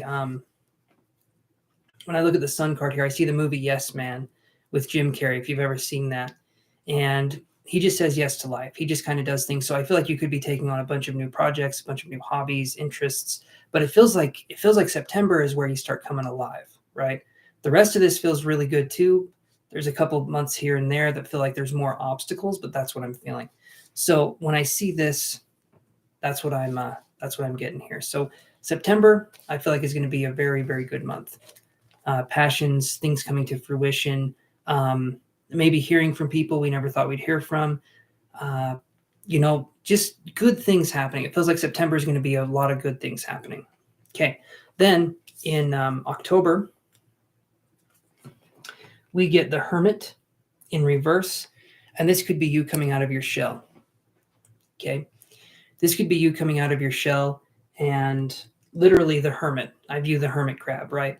And if the Hermit's in reverse, it could be you wanting to reintegrate into society. Maybe you've taken some time to reflect and understand things. And with your name being the principal philosophy of purpose, I have a feeling you do a lot of introspection. Okay. I heard the word comedy as well. I don't know if you do anything with comedy or anything with that, but philosophy and comedy, I feel like, are very, very related to each other. They're kind of each other's buddies, so to speak. So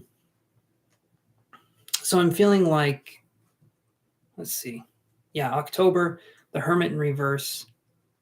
That's going to be a good month for you to allow yourself to be around people, maybe new people, new situations, new things. I would almost view this card as like we're public speaking, or we're doing something that's out of our comfort zone. It's difficult for us, but I feel like this is a really good card that can show evolution. It can also, though, it can also show that we could be spending too much time being isolated from others. That could be another thing that it could be showing. The thing happens, right? If we're isolated for a really long time, we lose touch with reality because there's no one there to reflect us to ourselves. And I've learned more from my partner about me than I've learned from myself, right? And I heard a saying once that someone can look at you for 10 minutes. They can talk to you, they can look at you for 10 minutes, and they will understand you better than you understand yourself in that 10-minute time frame, because they are not you. They're not biased, and so they can understand where you're kind of coming from and what's going on. So there's a lot that goes into that. And introspection, if it's too much, can lead us to sort of lose grip with reality. Again, not. Then we have November. November, we get the Empress in reverse. Okay, the Empress in reverse is going to be a card where we need to focus. We need to focus on understanding that some people will not have our best interests at heart, and it's not a personal attack. If something happens to us, I know it's easier to take it personal, but I know it's easier to take things personal sometimes than to actually look at it as this person is going through something and they're being very, very negative, or they're being very toxic. It has no reflection on you. I feel like the month of November is going to be you focusing on allowing yourself to say, hey, people, yeah, we're still on the paid reading, Ellen. People have their way of dealing with things, and in a lot of times has nothing to do with us. It's someone else dealing with their stuff and they're projecting onto us, and you probably know that, but I'm feeling like we could lose sight of that in November. We could be looking at it like someone's actively trying to hurt us, and like I was saying earlier, hurt people, heal people, and I feel like we could be tested with trying to understand how far our healing journey has gone. It's not meant to test us in a way to leave us broken. It's meant to see how far our healing has taken us and what we can learn and what we can understand from those kinds of events. Then we get this. We get Seven of Swords. This is for December, okay? Seven of Swords is going to be a card where I view it as like the thief card, okay? So Seven of Swords in December, maybe we have family, we have someone coming over, we have these kinds of situations where we don't feel like we're comfortable, things feel like they're not moving where we want them to be. But ultimately, the Seven of Swords could be us putting ourselves under undue stress or pressure. Okay? And in December, that seems to be the par for the course. No matter what's going on, December always seems to be stressful in one way or another. And so I'm feeling like in December, you're going to be focusing on maybe overthinking. And when I say this is a thief, okay, overthinking is the thief of joy. And the Seven of Swords is a card where we can definitely have some overthinking. We can have it where overthinking, underacting makes us feel like we're just not moving forward. And then we start overthinking about not moving forward, and then we don't move forward, and then we start overthinking about that. I've been on this cycle many, many times. But that's not to say that you can't get through this. It's just to say, if we can act or focus on the present rather than ruminating or overthinking on the past, that's going to help us move forward. Basically, be present in as much as we can do and keep moving forward. And then we have this. So this is the start of January 2023, and this is the Nine of Swords in reverse. Okay.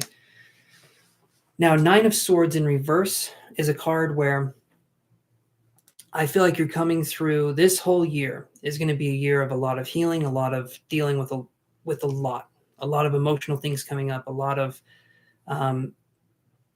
I feel like a lot of things, a lot of emotions, a lot of situations that were not resolved are going to be coming up this year.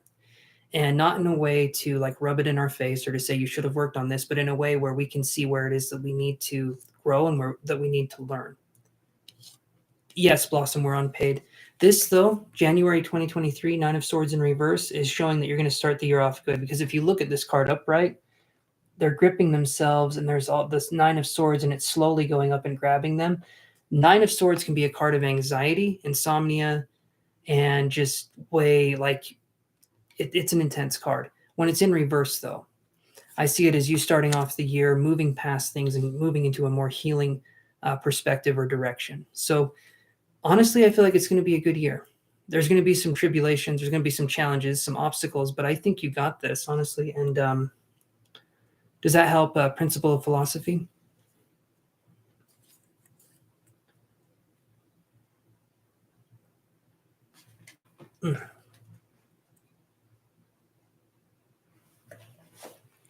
Hopefully that helps shed some insight.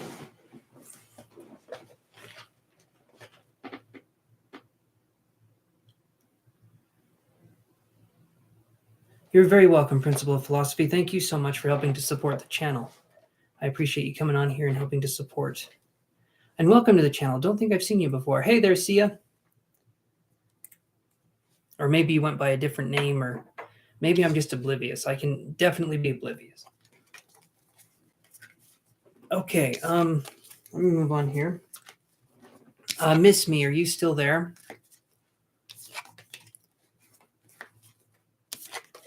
Okay, Ellen, I can do that. I'm glad you're going to pull over instead of texting and driving, because that's responsible. Pull over there.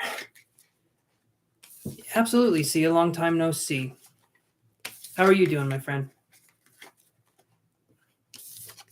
I'm probably only going to be live 2 days this week, guys. So I'm going to be today and tomorrow. And then I don't think Thursday I'm not going to be live, and Friday I'm not going to be live. So, yeah. It's the 15th, or it's the 15th, Himanshu. It is, you're definitely in the future. Miss Me, are you there? MISSME. Hopefully you're still there. If not, when you come back in here, we can do your reading. But I'm just going to call your name one more time, and then I can move on to the other paid reading if that's the case here. So let's do this then. So Amber, are you still there? Hopefully you're still there, Amber. We can just jump to your reading, and then I can do Miss Me's reading when the time comes.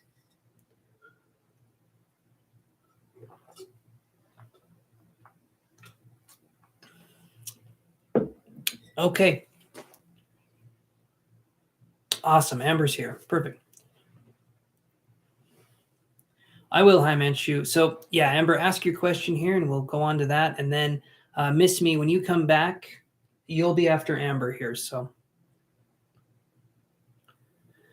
awesome. Okay. Perfect, Miss Me. All right. So, awesome. Okay. So, Miss Me, let me do Amber's question, and then we'll do your question, and we'll spend a little bit more time on your question. Okay, Miss Me? Because you'll be the last one on the paid list. You want to know how Michael is currently feeling? He officially ended it. Okay.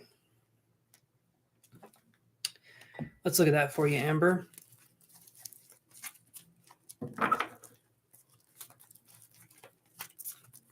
This is lemonade, or it was. It's Ultima Lemonade is what it's called. It's electrolyte powder in some water.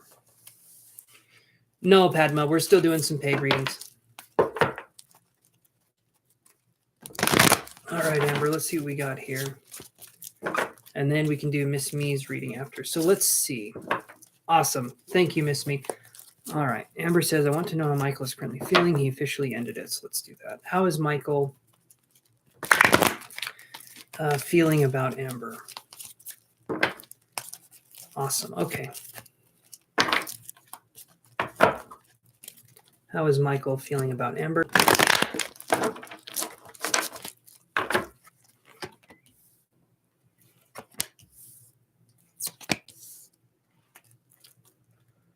Hey there, Miss Me.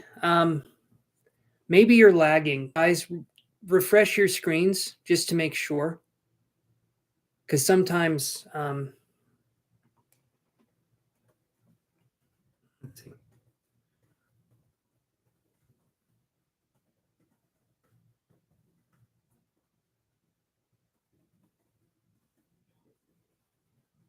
Okay. All right. I just want to make sure if you guys continue it like every 30 minutes, refresh the live stream so that you guys are caught up to the current time. Sometimes it lags. So here's what I get, Amber. I get cornucopia. Okay. I still feel like he has feelings for you. I still feel like there's definitely something there. But then I get angel of love in reverse. And then I get happy family in reverse. So kind of like how we were saying before with this. Hey there, Divine Aries Tarot. How are you doing? If you'd like, I can put you on the free list. Like and subscribe, and then tell me that you've liked and subscribed, and I can put you on the free list. No, Zaria, you haven't missed your turn. So essentially, Amber, what I said last time, cornucopia is a happy card. There's a lot of feelings, but I'm not feeling here because we get angel of love in reverse, we get happy family in reverse. This person doesn't know how to love. That's the whole thing. That's what I'm feeling with this Michael person. They don't know how to love you in the way that you would want to be loved. I feel like this person, they want to be there. They want to be there for you, but they don't know how. And it would be easier for them to end the relationship than to try to work through it because this person views that it's not savable or that what they're doing isn't savable. So I would say, if you can, Amber, I would say move on from the connection because this person right here they don't get it. I feel like they're and I wouldn't wait for anybody either because this person has a lot that they're dealing with. They still view you in a way that I feel like is very favorable. I still feel like they like you, but I don't feel like they know how to express themselves um, in a way that would make you feel loved or appreciated. And I feel like that's what you want more than anything, right? I don't think there's someone else, Amber. Because the reason why I don't think there's someone else is because I never got the feeling there was someone else. But also, if there ever is another person, it's going to be the same thing. I feel like this person doesn't get it. They don't know how to be in a more long-term relationship. There's some injuries here, there's some wounds here. I'm not feeling like there's another person. I'm feeling like it's just this person not knowing how to express themselves. And I feel like, Amber, and you didn't do anything wrong, but I'm just going to say this. I feel like you asked this person to be, you wanted this person to step up their love game. And this person, instead of responding to that challenge favorably, said, no. But you didn't do anything wrong, Amber, in asking this person to step up because you're literally telling someone, hey, I'm not feeling it from you. Could we try this? Could we try this? And you tried to make it work, and they just didn't understand how to do that. So, yeah, I'm not feeling there's anybody else. And in the future, if there is, it's going to be the same issue. Maybe they'll come on here and ask me, a similar question because it doesn't feel to me like that he gets it. I just don't feel that.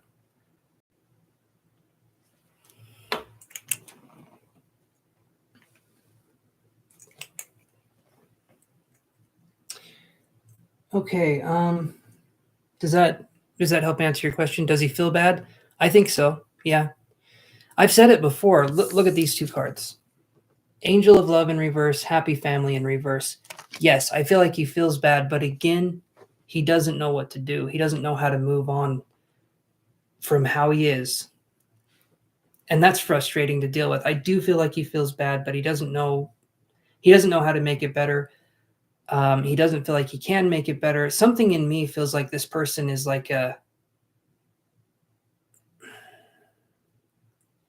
they just don't get it. The connection part, I just feel disconnected.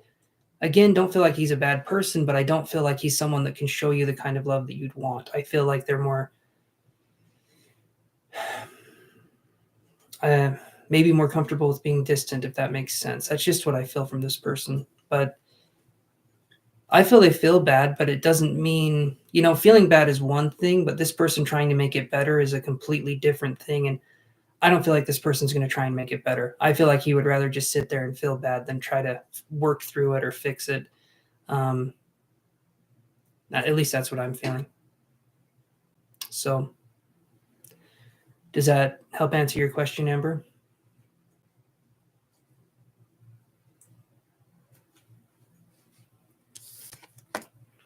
I'm sorry that was the case, though. It's a shitty situation, but more and more you're finding what you do and don't want in a relationship, so you can view it that way.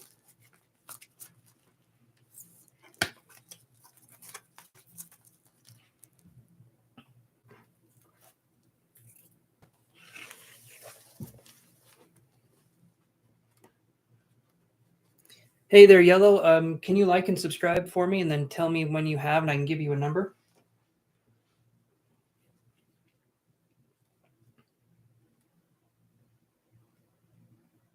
You're welcome, Amber. Thank you for coming on here and supporting the channel, my friend. Wishing you all the best. I really am. Okay, so Miss Me, we are on to you. So awesome. There we go. All right. So let's your first question is, hey there, Maria. We're doing the last paid reading here, so okay. Okay, what does Spirit say about your future? Let's look at that. Thank you, Yellow. Your number will be 25. And you can look down below on how we do things here, just so you understand. Let me do this. Okay. All right, so here's what I've got here. Let me shuffle the cards here. So Miss Me says, going to start with another question. What does Spirit say about your future? So let's do that. What did Spirit say about your future?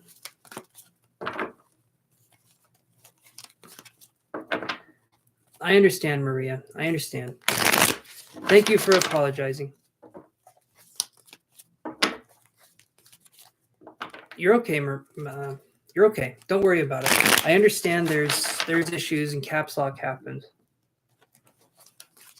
Let me do this here. Let me shuffle.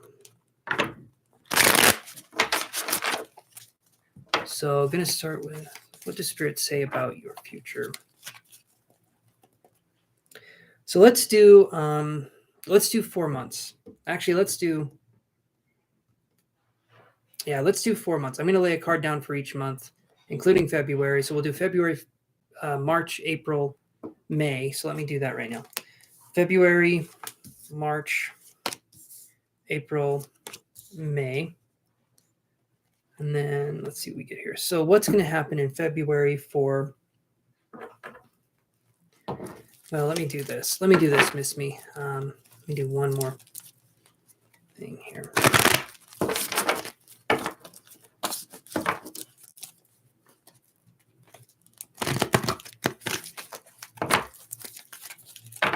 All right.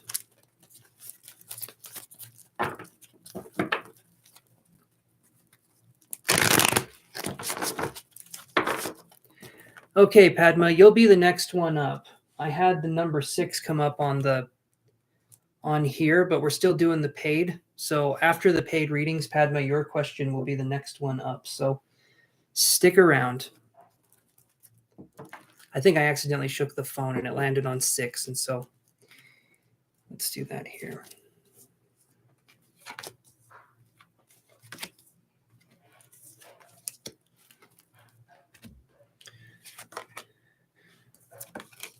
Okay, so here's what I got for you, Miss Me. For February, we get King of Cups in reverse and 7th Chakra Archangel Uriel in reverse. So feeling like we're dealing with some difficult stuff here. King of Cups in reverse could be dealing with a water sign that could be difficult, or there could be something going on with the water sign. 7th Chakra Archangel Uriel in reverse here could be us not listening to our intuition. There could be something going on. I feel like there could be some guidance that we're ignoring or something along those lines. So February to me feels like we are, hold on. We could be emotionally stuck is kind of what I'm feeling here for February. Especially King of Cup. Like I said, these two cards in reverse, it feels like we're emotionally stuck. And we need to do something where we can move on here. Because the 7th chakra, Archangel Uriel in reverse, this is the crown chakra. This is what connects us to source. I feel like we could have been ignoring signals or signs from the universe, or we could be trying to stick it out, so to speak. But something in here is telling me that if we listen to the subtle signs, the subtle cues, I feel like we can understand where we need to go. But maybe we're not doing that. So that's what I'm getting here for February. So a kind of emotional discord or emotional discourse, I guess is the word. But let's look at this one. So let's look at March here. Nail on the head. Okay, perfect. Perfect. Okay, so then we have this. Here's something that's interesting in March. So we get 7 of Cups in reverse. Okay. Then we get Magician in the Mirror. All right, now look at that one. I view this card as the manifestation card. So 7 of Cups in reverse to me is going to be a card where we're definitely focused or we're not focused. Okay, let me put it that way. We're focused or not focused on the lack of certain things in our life. So we could have something where maybe we look at what other people have. There could be some envy there, and I can understand that because some people have it a lot better than we do. A lot of people have it a lot worse. But regardless, life is life, and it can get messy. So 7 of Cups in reverse to me in March, that's a card where we could feel like we don't have a lot of options. We could feel like things are going on in our lives and we don't have a lot of options or we don't have a lot of ways that we can move forward. But the Magician in the Mirror right here is saying that we definitely do. Okay. Now, when I say that we definitely do, that's not to insult your intelligence. That's not to be like what you're doing wasn't good enough.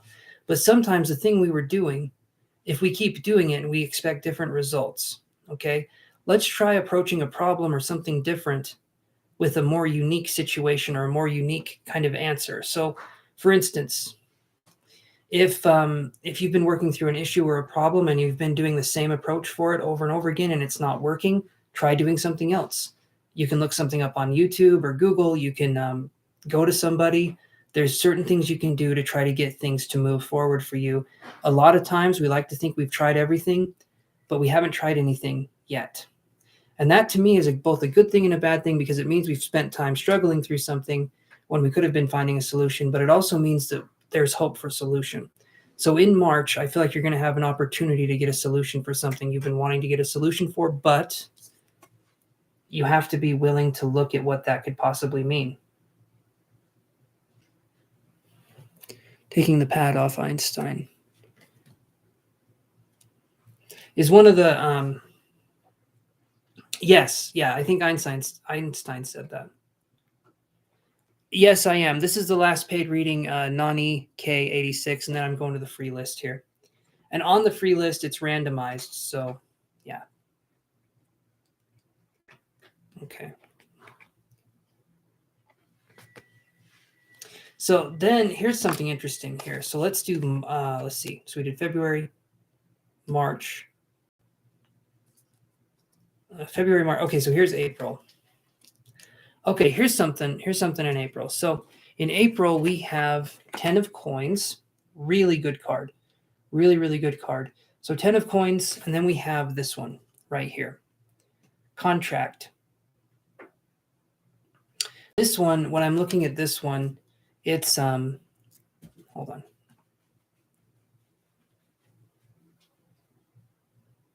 Let's do this here. Hold on one second. Okay. Okay, so like I was saying, yes, Padma, you can post. So 10 of Coins, then we have this card here. So this is 10 of Coins, and this is Contract. Okay, so what I see here is there could be something going on. Maybe we're getting a house. Maybe we're getting a car. I feel like we're moving forward. Maybe we're getting a loan or a lease on something, but we're moving forward in our life. And I feel like April is going to be the time where we start to really take off. It feels like things are happening where we could really start taking off. Maybe we're renting, we're doing something. I heard the word rent. I'm not sure if that means anything, but these two cards right here, the 10 of coins and contract. This is really good here. Make sure to look at things carefully with the contract, but ultimately these are really, really good cards. Something could happen and come to fruition for you moving forward. So I would say, Miss Me, that this is good. This is really good right here. It feels like April is going to be a very good month for possible finances. Maybe we're just feeling better physically. Again, it could be a new house. It could be a new car.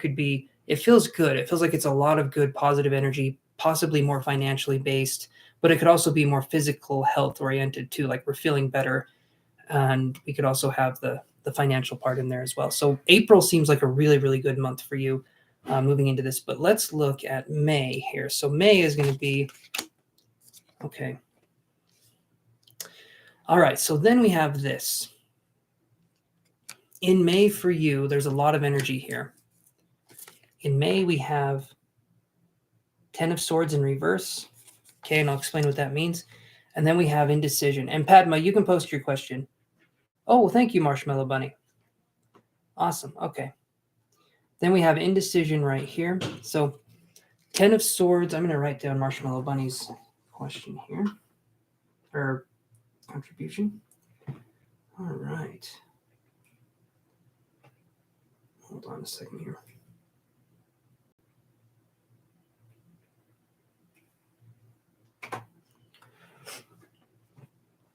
So we have indecision and 10 of Swords in reverse. And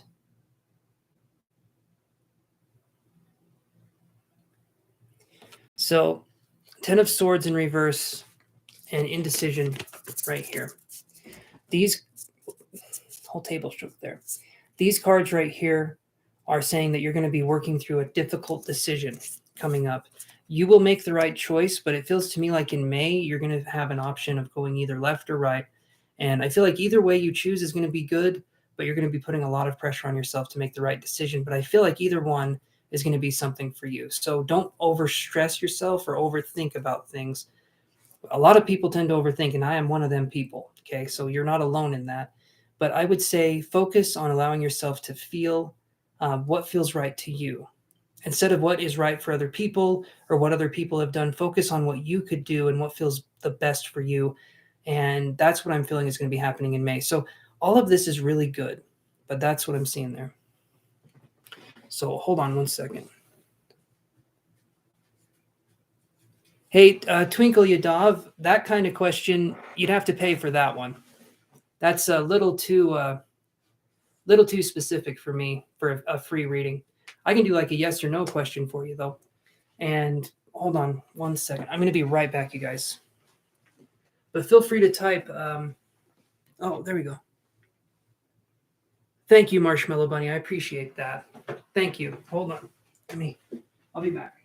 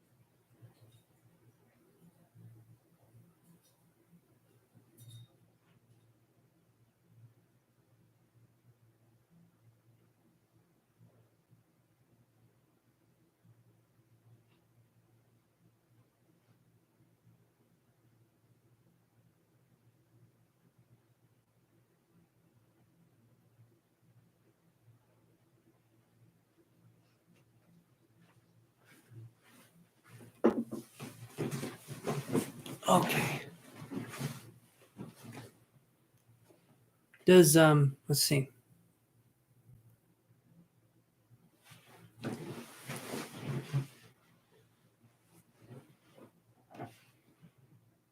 Okay, we can do that, Twinkle. I'll let you know when it's your question.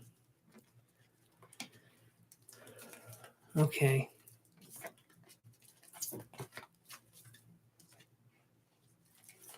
I'm gonna do this one here. So let's go to blessings to you too, my friend. Thank you so much, Miss Me, for coming on here and helping to support the channel. I wish you the best, my friend.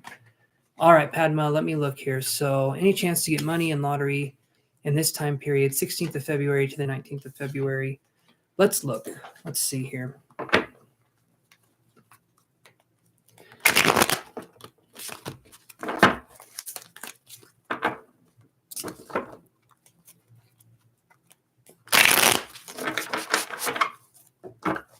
Okay. All right. Let's do one more shuffle here for Padma. And then Marshmallow Bunny, what was your question? Because we can just jump straight to you after I do Padma's here. So, will Padma, any chance to get money in the lottery between the 16th of February and the 19th of February? Let's look. All right, Padma. So, I get Queen of Coins in reverse. So, hopefully I'm wrong, Padma. Hopefully I'm wrong, but this one to me looks like it's not going to happen. But I wouldn't mind being wrong. So I hope you do win the money. The cards are saying it doesn't look likely, but I'm hoping you get it. So, yeah, the cards are saying no, but I'm hopefully saying yes, you're going to get it. So we'll see.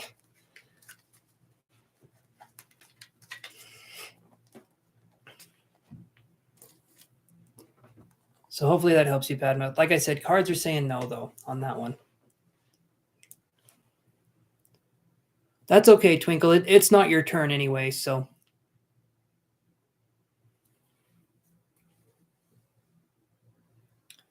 Awesome, Padma. Okay. Hopefully I'm wrong. Hopefully you get something out of that.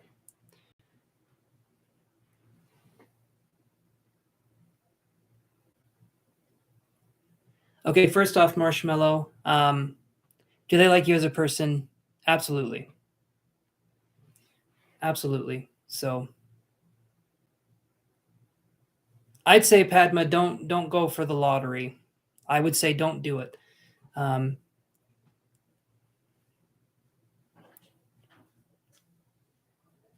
Okay, Twinkle, I'll let you know when it's your turn, okay, Twinkle? It's not your turn right now. Okay, Marshmallow, I wanted to know what your spirit guides like you. They love you. They appreciate you very, very much. So that's something I can say without even tuning into you, Marshmallow Bunny. They wouldn't be your spirit guides if they weren't equipped to handle who you are as a person. So trust me that your spirit guides love you and appreciate you in ways that most people in this life won't quite get to, if that makes sense. They understand who you are inside and out, and they still choose to love you through the thick and the thin and all in between. So that's what I'm seeing there. Now, let me move on to this here. Would it be okay, Marshmallow Bunny, if I connected with you psychically and see if we can get anything here?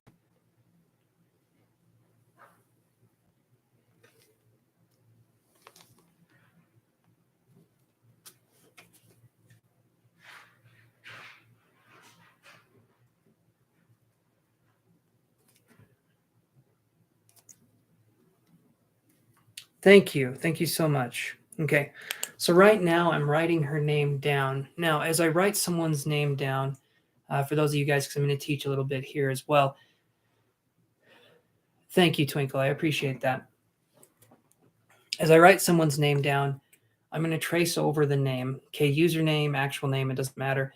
But this is connected psychically to this person, and sometimes you can get information. Sometimes it doesn't come through as quickly, but we're going to try and see what we can do for Marshmallow Bunny. We can always go back to the cards if it's not, if we're not getting anything here. But let's see. So what messages do Marshmallow Bunny's spirit guides have for her? So let's do that here.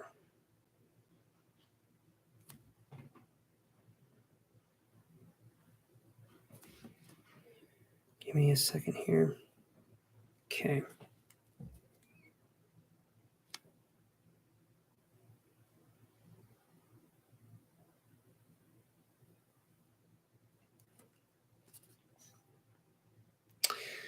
So I'm getting something here, Marshmallow Bunny. The first thing I'm seeing it was like I feel like for you, you're someone who gets stuck in a place of like being active and being indecisive.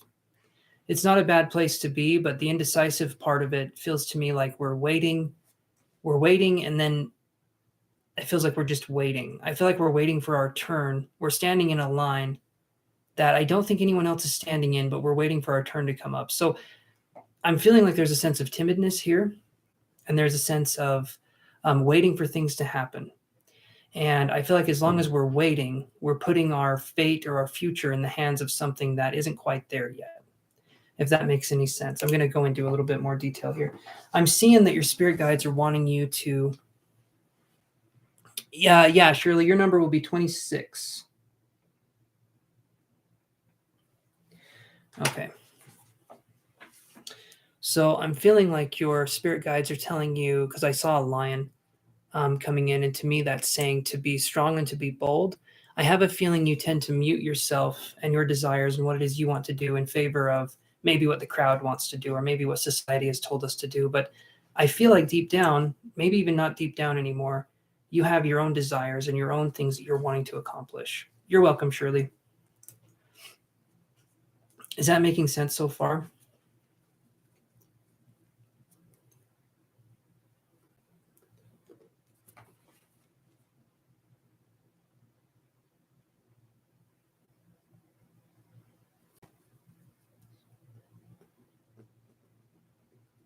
I'm just writing some things down here. You're a very timid person. Okay. So let me do this here.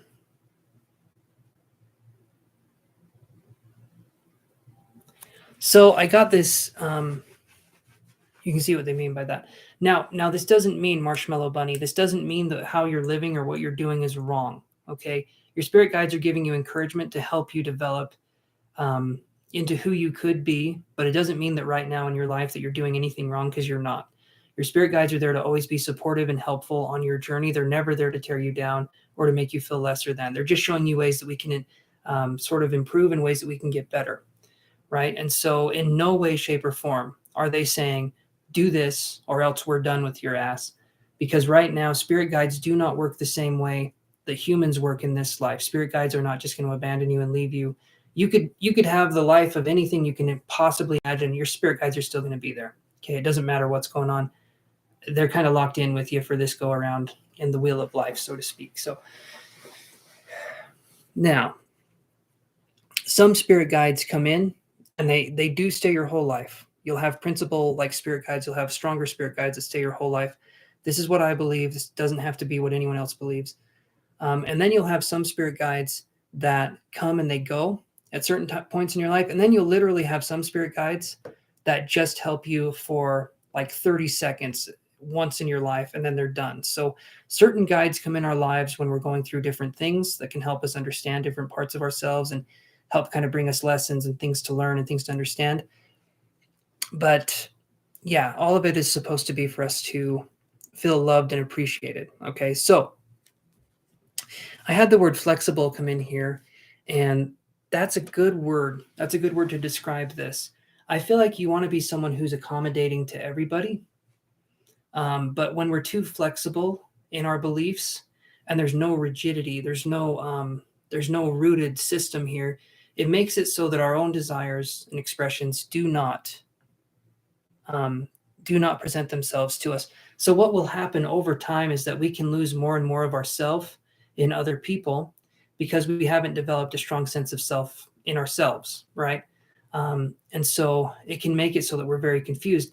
Now, this can also be something where a lot of empaths have this where their boundaries are crossed over and they're told, they're told to be quiet, they're told to be this or that.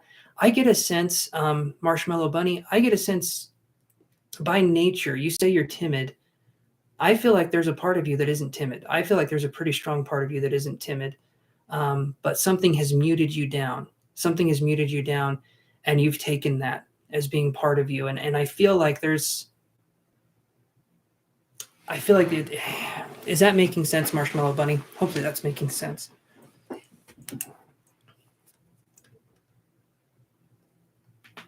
Mm.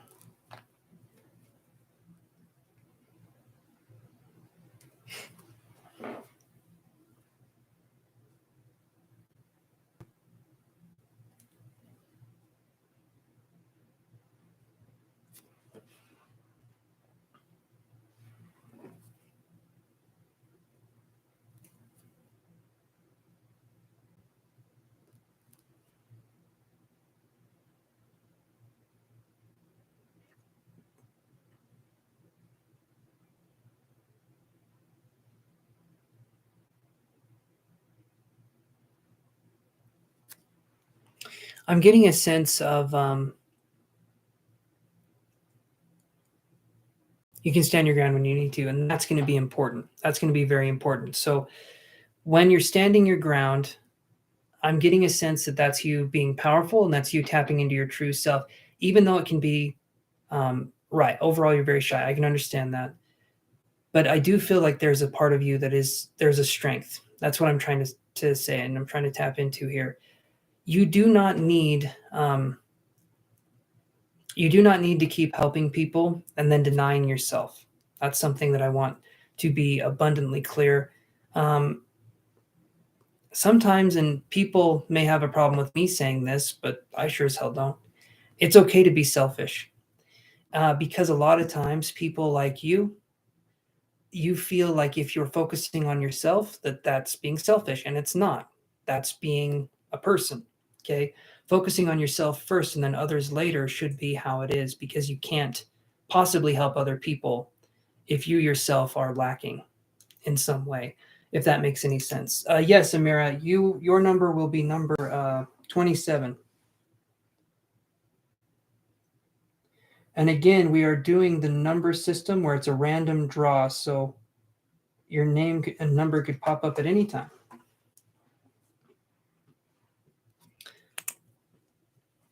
Okay, so primarily, Marshmallow Bunny, I feel like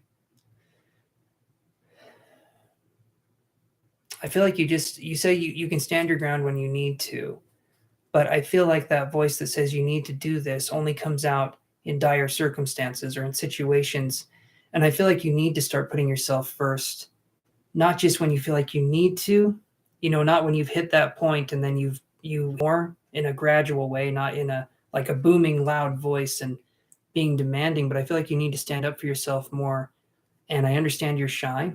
I do understand you're shy, but if you don't tell people what you want or how you want to do things, then you'll never get what you want out of life. You have to be able to do that. No, Andrea, not yet.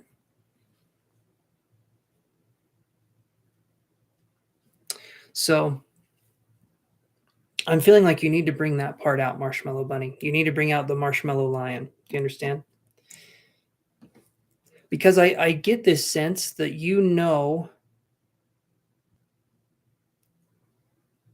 maybe you even downplay your intelligence or your confidence with other people. Maybe you want to be that humble person, but you're smarter than you let on. And I get a sense that you just don't want to speak your mind for fear of being wrong. But so many people say they blurt out bullshit all the time, and they are so confident. They are so confident in themselves, and they have nothing to say. And yet, you over there, you're very smart, you're intelligent, you're kind. You're saying, I'm too scared to speak. And in the meantime, the loud people get to scream as much as they want because us quiet people think that what we have to say is stupid or pointless, and it's not. You have a voice, and I want you to use that. And I can understand the shyness, I can. But work on boundaries, work on establishing those so that you can work on establishing who you are as a person more and more. Because there's a huge part of us that, I guess the word I would use is like when we actualize ourselves, when we self-actualize, or when we focus on activating our personality, our persona, our identity, if you'd want to call it that. We feel like it's wrong to be who we are because everyone tells us that we have to be like this person or that person. But honestly, each and every one of us is unique. And the people that stand out are often the ones that get ridiculed. But that's all it is. It's just people ridiculing other people because they themselves are too afraid to step out and to try something unique or different. And I feel like you got that unique and different down. I feel like you're someone who could really possibly teach other people how to be unique and different. But we have to stand up for ourselves first and understand what that means. But that's what I'm seeing from your guides here. They're proud of you and they appreciate all the work you've been doing. But if you can, they want you to stand up for yourself more and they want you to say what's going on. And again, the shyness is difficult. It does get easier as time goes on, though. At first, when you start putting up boundaries and you start saying what you will and won't tolerate from other people, it feels like you're hurting people, okay? And you will lose friends. I'm just going to say that flat out. You will lose friends because there will be certain people that were attached to you because you gave them something. You were submissive, you were timid. And when you start standing up for yourself, those people will realize that they need to go because you won't have any time for them anymore. But in turn, you'll get stronger. In turn, you'll get stronger and you'll feel much more appreciated. Because a lot of times when we're not feeling appreciated, we put ourselves in that position, not because we were stupid, but because society told us over and over again, other people matter more than you. They matter so much more than you. No, they don't. Hey there, Elizabeth. Says, I relate to this a lot. Awesome. So this is something that can help us all. And, it's uncomfortable, but what's more uncomfortable? Being on your deathbed and realizing that we could have had it different if we just stood up for ourselves a little bit more. But the empath part of us feels like standing up for ourselves, it hurts people, and it doesn't. It doesn't. You'll get people that feel hurt or ashamed or, things like that. But ultimately, it's a manipulation tactic. And you're someone I feel like who can see through that. I do feel like you can see through that. Oh, thank you, Elizabeth. Okay. Let me do this here. Yes, Kiki. Right. Yeah, donations are still being accepted. I'll be reading Elizabeth and then I'll be reading you. But Marshmallow, is that making sense to you?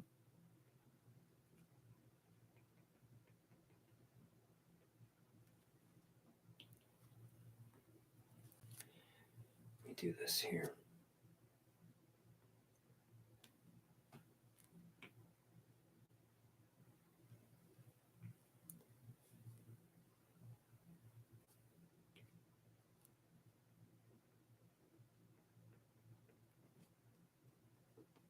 Good.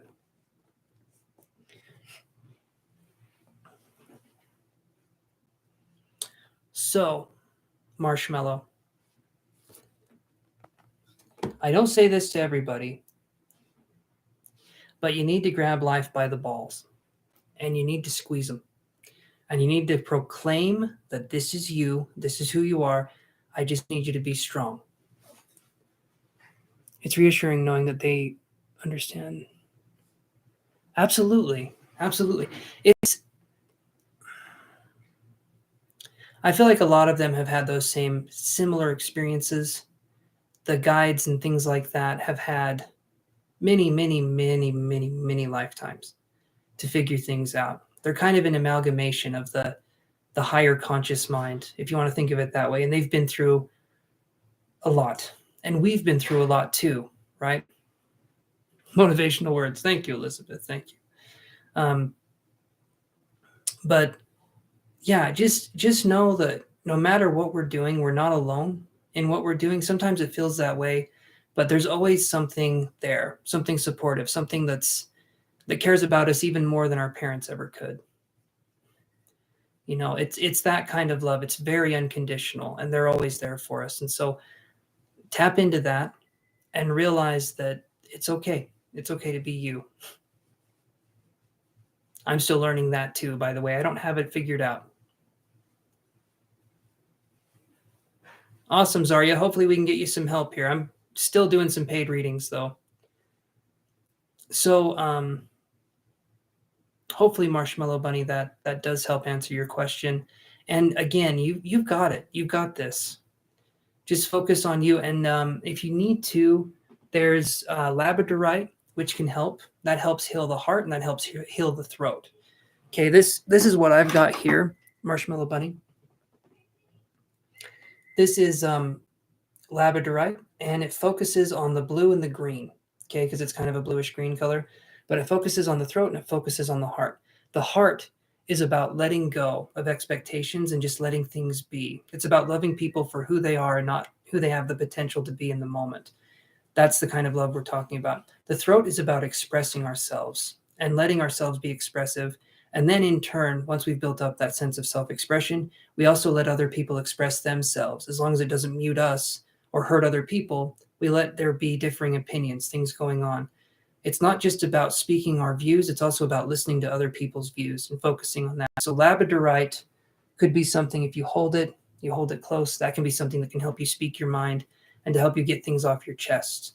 Okay, so that's what I'm seeing here for you, Marshmallow Bunny, and hopefully that helps. Hopefully that gives you something there to help with that. What was your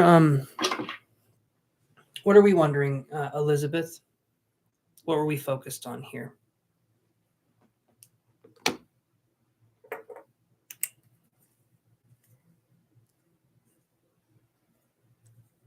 You're very welcome, Marshmallow Bunny. I'll try and do more crystal recommendations as well, because they do help.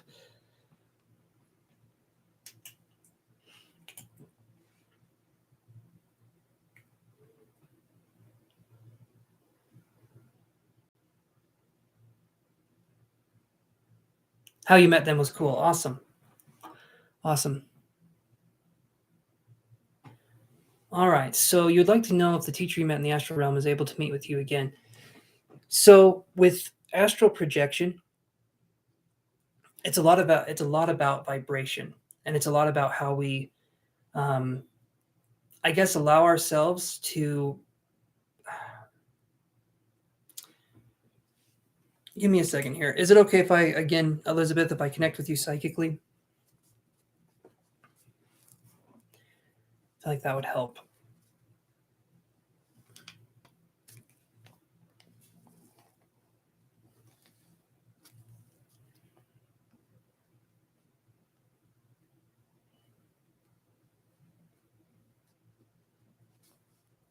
Okay. Awesome. Thank you, Elizabeth. Basically, I was doing my thing, traveling as one does, and this guy called me over to him saying, no one ever takes my class. And it was a class for birthday decor planning. I looked into the classroom and, okay, so you're going to be typing more here. Sounds like this little dude was having a rough day. I don't know why, but as you're talking about this, Elizabeth, I almost see like a Muppet saying, nobody ever takes my class. So I'm feeling like this is a fairly animated teacher. There's a few old people sitting really far away from the teacher in the class. I went in, and the old people turned to young people. They all stared at me and wanted me to sit next to them. Oh, hey there, Jano. How's it going, buddy? Your number will be 28 if you want to do this, Jano. Do this here.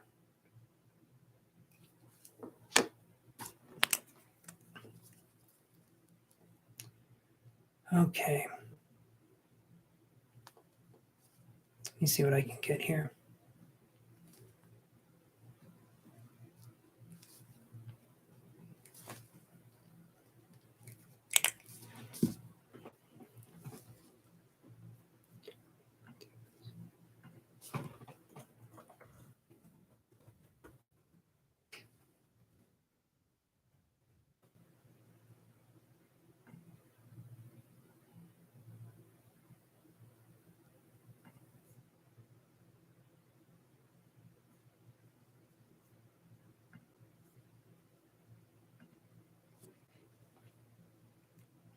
But I wanted to sit next to the teacher. I got nervous and knocked over stuff. I was embarrassed, but he was gentle with me and sat next to. He gave me some of the best advice I've ever been told. You sound hoarse. You okay? Yeah, Jano, I'm okay. Been doing a lot of talking, so I'm going to be a little hoarse. My heart remembers it for sure, but not my brain. Was the person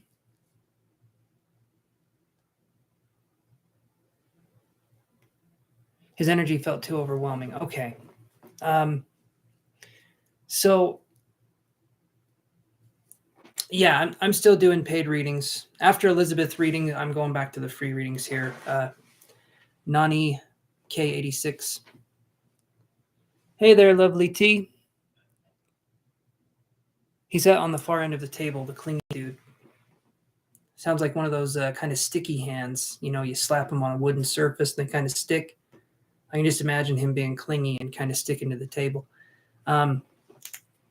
Okay, so Elizabeth,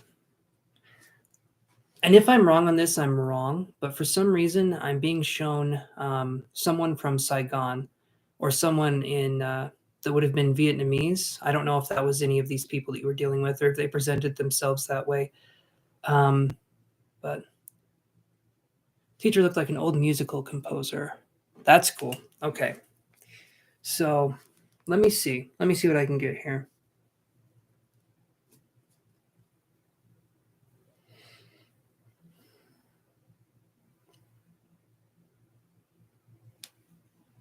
Let's see.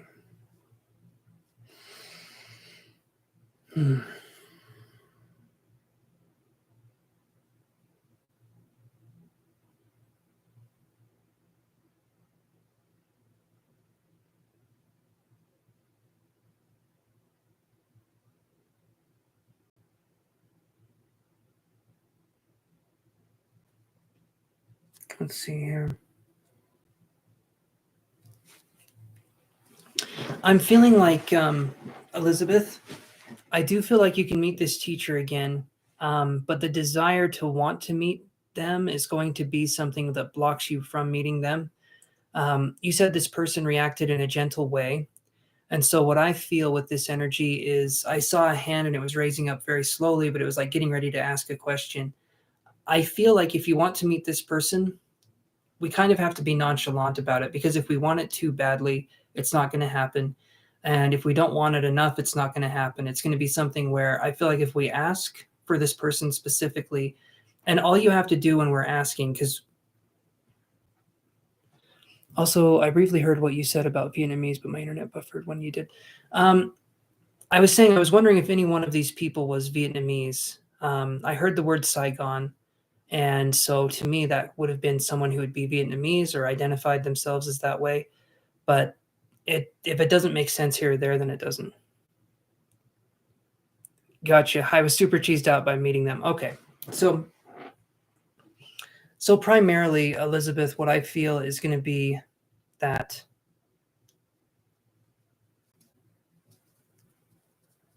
give me 1 second here.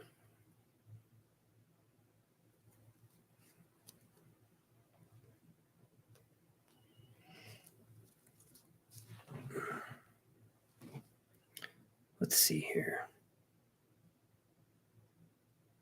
Yeah, because if we're wanting it too bad, it just can't happen because we're too excited about it. It's kind of like if you're really excited to fall asleep. It's the weirdest example I can think of. But if you're really excited about falling asleep, you're going to have a really hard time falling asleep or something along those lines. The more we want something, sometimes the further we get away from it. Like I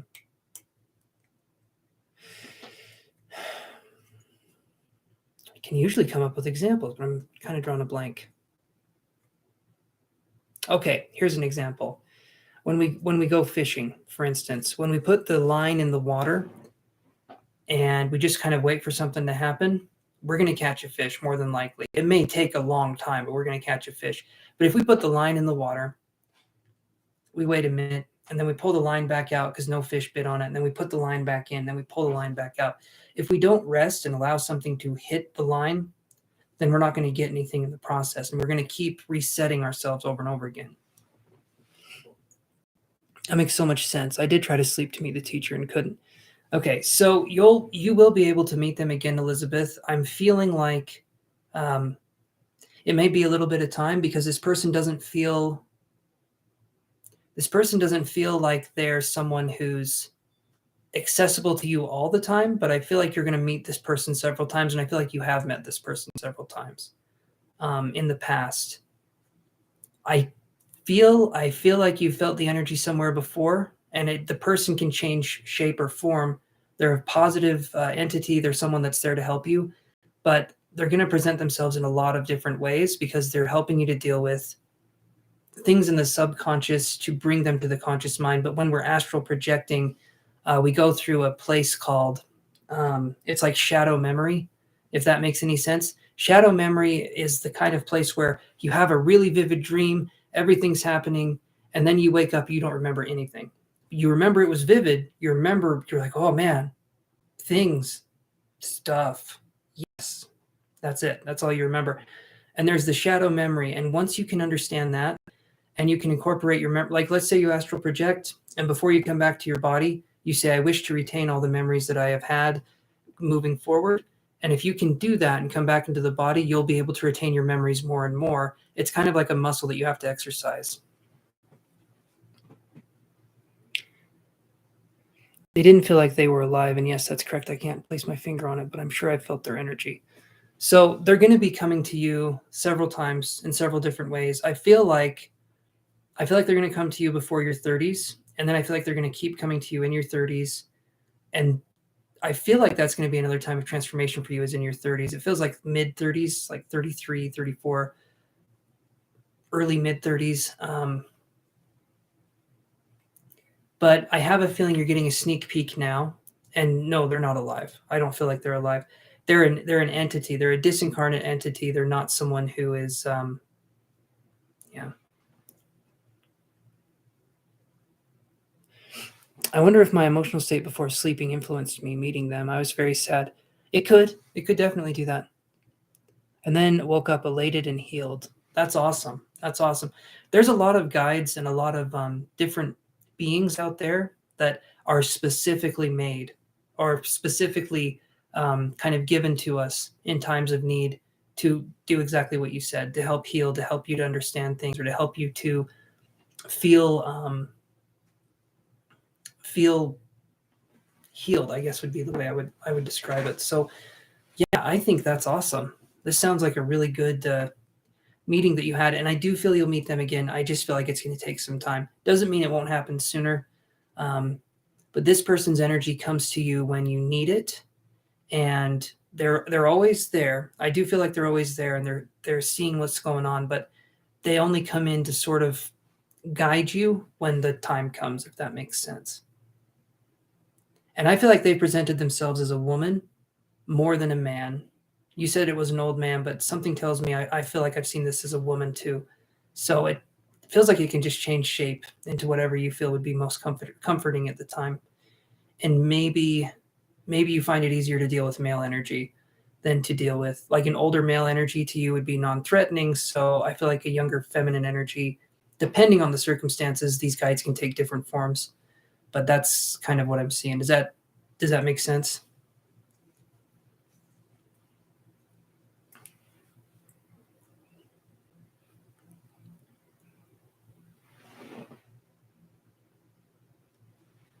I wonder why it was birthday party decoration class, because I feel like what we spoke about wasn't birthday planning. Hey there, Ski, how you doing? If you want to like and subscribe, I can add you to the list here. Just let me know when you've liked and subscribed, and I can give you a number. You've always related to men more, kind of. So that, to me, I can see that. I can see that being the case. I feel like the birthday planning decor thing, especially when we're astral projecting, it's I'm doing good, Ski. I'm doing good. Thank you for asking. But it's kind of like, okay, your number, Ski, is 29. And you can look in the description down below and you can see kind of how we do things. But the hold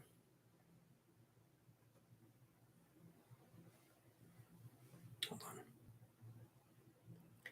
The birthday planning decor thing, Elizabeth, was to take you off guard and to make you feel more vulnerable so that you could hear what they were saying. And even though you didn't consciously understand it, subconsciously in that inner world, you did understand it. So that's why the birthday planning decor, it's to make you feel calm and then they can work on you in other ways. And so it was, think of it as, and this is going to sound weird, think of it as like positive manipulation, where they're making you vulnerable so that they can help you and talk with you, but they have to sort of put your attention over here for a second. You come over and you're like, well, this is interesting, and then they help you in another way. So they were trying to get you so that they could help you in your life and in your process. Hopefully that makes sense, and hopefully I didn't sound weird how I said it. It's meant to be comforting, because that's what I get with this person or this thing. Does that make sense, Elizabeth?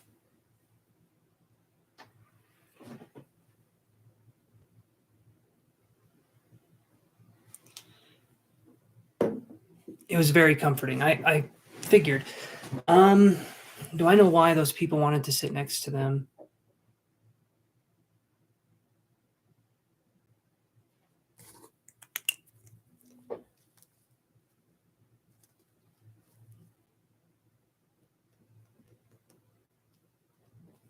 So in the astral realm, Elizabeth, when you go to the astral realm,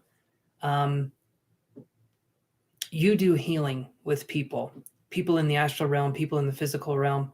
And so you have a healing presence and you have a healing embrace. And so people wanting to be around you, they were all very adamant, but you ignored them. So people wanting to be around you, it's because you have that healing energy. And then I'm hearing the word cheerful as well, or bubbly.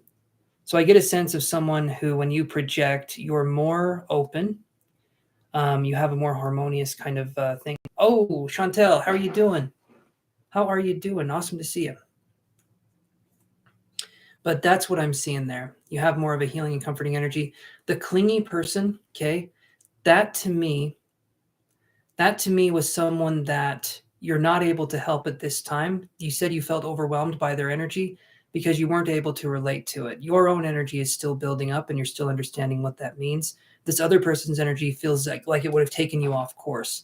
You said it felt overwhelming, and it kind of was. Obviously, it was overwhelming, but you'll be able to help people no matter what in the future when it comes to being able to be there and being able to understand that. But that clinginess that you were getting was these people seeking healing from you, and you tend to have that effect. So that's what I'm feeling there. And I feel like this teacher was more of a healing teacher. I do always get clingy people in astral realm. They are 100% always try to romance me. So that right there is just part of there's just that healing energy. And could it be romantic? I'm feeling like it's more like you have a draw or a pull. Romance in the astral realms, things like that can happen, but it's more like an energy that you emit, if that makes sense. It's kind of like this draw or this pull that you have. Like how a planet has gravity, your energy field attracts these other energies that are seeking healing because you are a healer. So you attract people that seek healing. So that's kind of what I'm seeing there.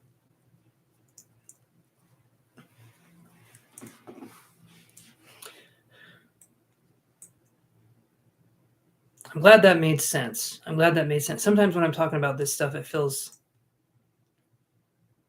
yeah.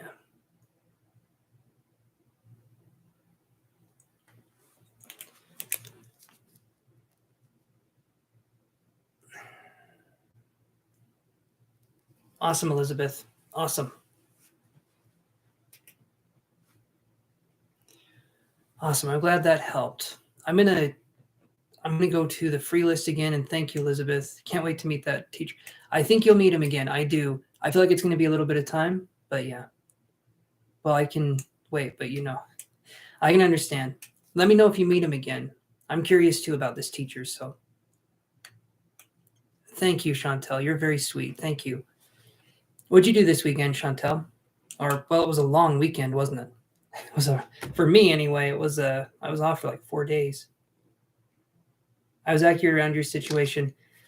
I just get feelings, Thank you for saying that. I just kind of go with the feeling, You too, Elizabeth. Okay, let's move on to the free list, you guys. We've been doing this for a minute. We've got 2 tickets to paradise here. Pack your bags. We leave tonight. Okay, let's do this.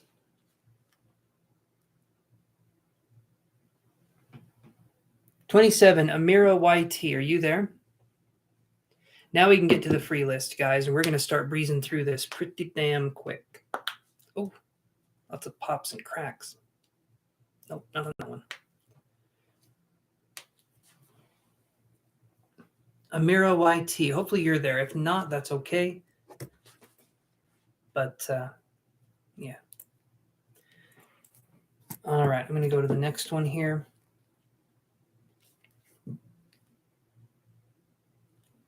$29. Okay, Ski, are you there? Still here. 20, please. Awesome Blossom. Again, it's always Awesome Blossom or the Amazy Daisy, whatever it happens to be. Ski, are you there? You were the last one to sign up. Hopefully you're still here.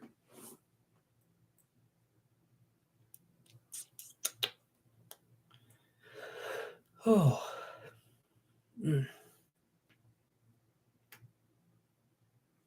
Oh, like cricks and cracks in my neck. Okay.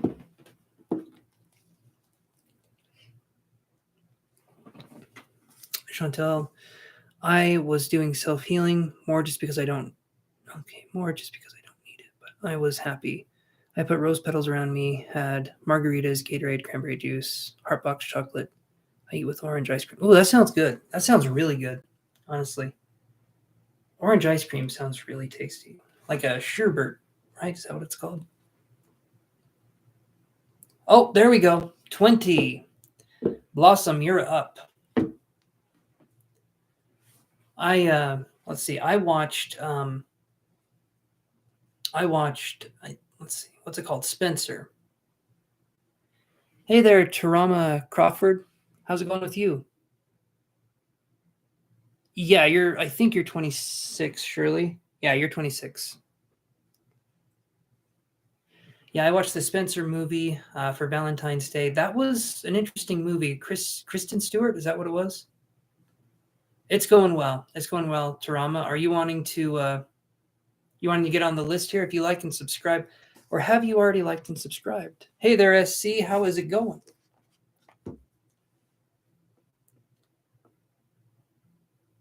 Sorry to hear that, Tarama. The movie was good. It was good. It was I don't want to like ruin it or like say exactly what it was about. It was good, but it's kind of a Hollywood interpretation, if that makes sense. So watch it and you can kind of get a feel or a taste for kind of what it was like. I would say I liked it. I thought it was good.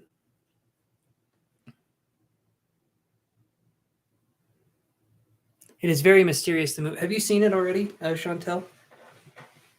Okay, so let's do this here. Blossom says, I'm doing good, SC. I'm doing good.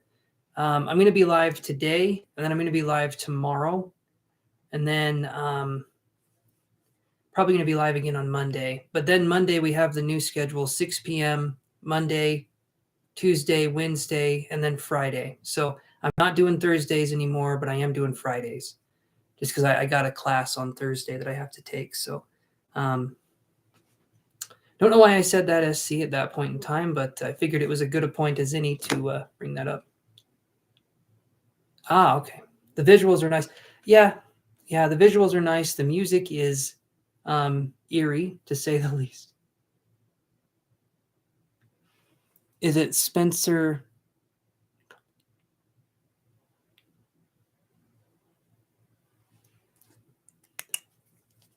Is it so Tarima Crawford? I can put you on the list here, and you would be number 30. I understand some people don't have PayPal set up. I can do a 1-card reading for you. I don't make exceptions. When PayPal is set up, we can do that. But I can do a 1-card reading.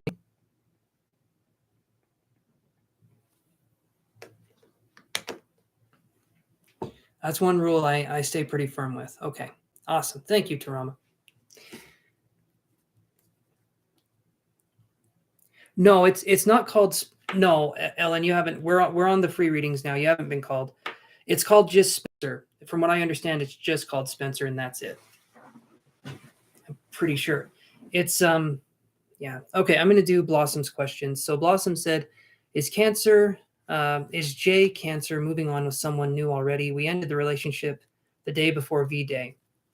If he is, he sounds like an asshole. But let's look. They're either an asshole or a whole ass. There is no in between. But let's look here, Blossom, and see what we can find for you. All right, let's get the cards shuffled. Get things going. Ooh, I like the tennis ball there. There we go. Chantel is back in the building here. So, Chantel, we're doing a new time as well. We're doing 6 p.m. Mountain Standard Time, so an hour later, just so that you're aware. Not that there's any pressure for you to come on whenever you can. That's amazing. But just letting you know, it's 6 p.m. is when we're going to start. Or when I hope we're going to start. Sometimes I'm late.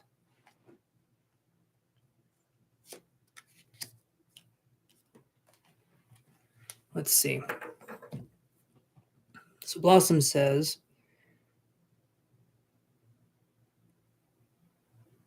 is Jay the Cancer moving on with someone new already? We ended the relationship the day before V-Day. Right here, the Knight of Wands. This card here can be a player card. So there could already be another person in this person's life. So Blossom, my best bet would say forget about this person and move on. If they're not already moved on, I just don't feel like they have the emotional capacity to give you what you would want anyway. This card I view as a player card. So that's what I'm seeing. So I would say, yeah, move on. And regardless of if they're in a relationship or not, this card to me can be a player kind of card. So there's a chance, there's a pretty good chance that they could be in a relationship. I'm not going to say 100%, but I don't get good vibes with it. I don't. Yeah, so you're better off, right? Okay, so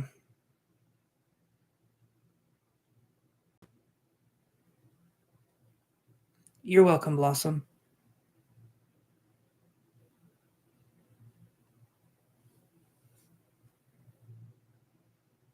See.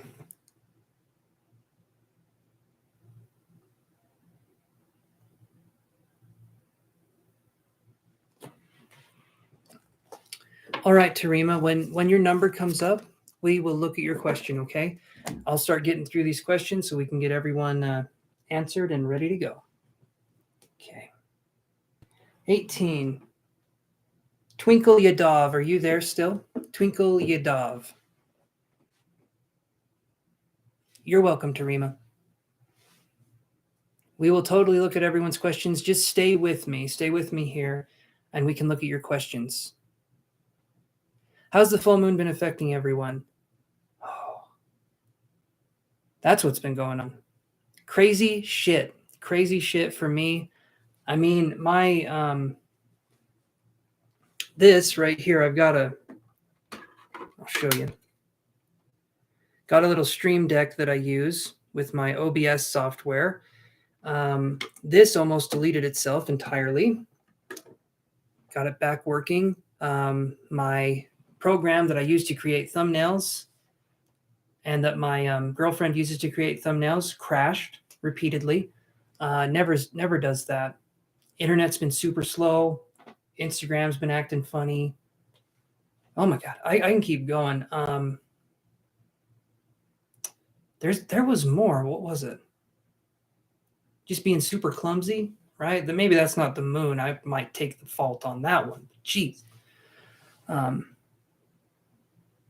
They say it's supposed to make you feel more motivated. I've been feeling more motivated to be done with it. That's my thing. Yeah. Absolutely crazy. So much tension with the full moon. I'm telling you, it's been a shit show. It has been a shit show, at least for me, honestly. I would not recommend. All right, no twinkle. 19.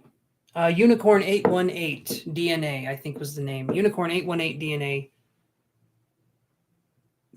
Unicorn. Trauma says same here. Absolutely. It's yeah. Trying to remember, other things happen too. Awesome. Okay, Unicorn. What's your question? I'm sure they'll get better, but like I tried to do my stream tonight, was not happening, man. It was, and I like doing the fancy graphics. And when I do it this way, I can't do the fancy graphics, and so it makes me feel very naked.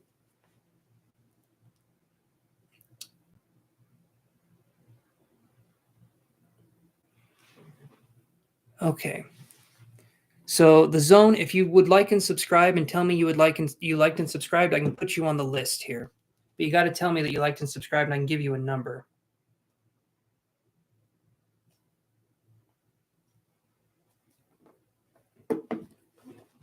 Hold on one second here. So Unicorn DNA says, what can I expect with my new VA claim coming up? VA claim. Let's look here. Let's use these cards. Should you be worried? Okay. Should Unicorn DNA 818 be worried? Thank you, the zone. Your number is 31. We're starting to chew through the free list, and so it doesn't mean you're number 31 in line. We do a random number generator, and as long as you guys stay with me, you will get a reading. You just got to stay with me, okay?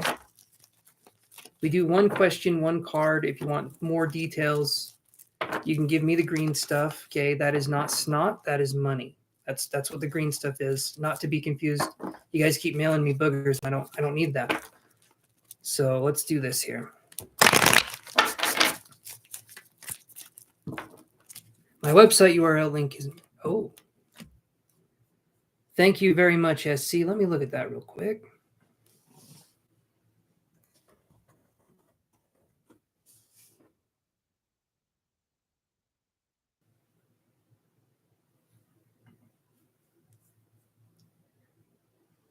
Turn notifications all on. New live stream time. Yes, turn your notifications on. Smash that bell to little smithereens, guys. Give that bell a tickling of a lifetime. I looked at my website. I may need to update my my URL, I guess. Thank you, SC, for pointing that out. I don't know why it's not working, but it's one of those days. It's one of those days where everything just seems like it's a little bit off, and it's enough to make you mad, but not mad enough at one thing to take it out, but just to hold it on, to hold it in. Okay, so what can Unicorn DNA 818 expect with their VA claim? Should they be worried? Okay, so this card comes up, and this is a card where I'm going to say we get Healer of the Ages in reverse. Okay, Unicorn. So Healer of the Ages in reverse to me is going to be a card that's talking about there could be, hey there, Paul, your number hasn't been called yet, my friend, but stick around. So low simmer seething, absolutely. Healer of the Ages in reverse to me. This is going to be, there could be delays in getting your claim. I feel like you'll get it. I do feel like something will happen. Then I heard the word course or course correction. Yeah, I feel like you're going to get it later than you're thinking. I do feel like you'll get it, but patience is going to be the key here. Don't let yourself get overtaken by the fact of when they say one time, it might be here, it might be there. I feel like it's going to take longer. Something's telling me it's going to be pushed back, maybe even a couple times. Hopefully not, but I do feel like you'll get the claim, but something tells me there's going to be something pushing it back. Yeah, hopefully that makes sense. Just stay the course. Keep on keeping on. And yeah, so hopefully that helps make sense to you, Unicorn. Let me do this here. All right. Number 14. I got a tap feature on my phone. Makes total sense. Awesome. So you guys know on your iPhone, I don't know if it'll do it this time, but you can enable a feature where when you tap 3 times, it does an option. So let's see if it works. Oh, there we go. It worked. See, and then when I tap twice, it opens my camera. Okay, come on. I'm still figuring out how to do it. There we go.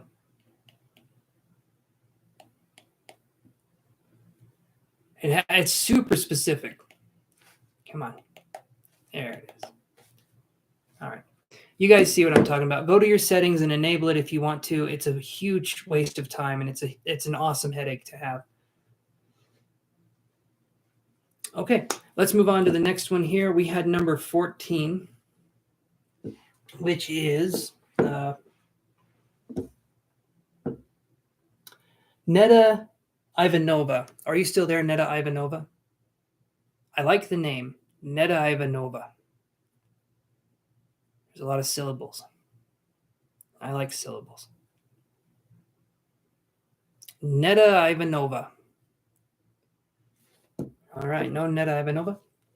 I like it. You can say it super fast. That's new. Who the hell has the number? That's okay. No one has the number 0. I had the thing to go off 0 to 31. Nobody has the number 0. 7. Rhubarb, are you still there?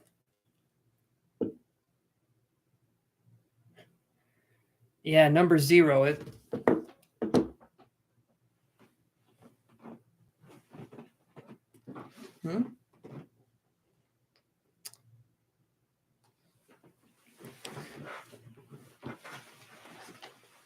Rhubarb, yes, awesome. Okay.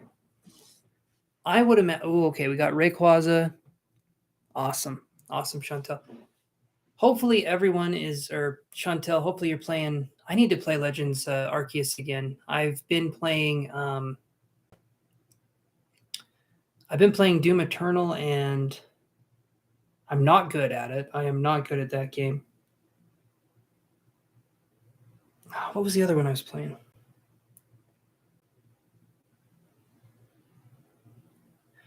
I can't remember.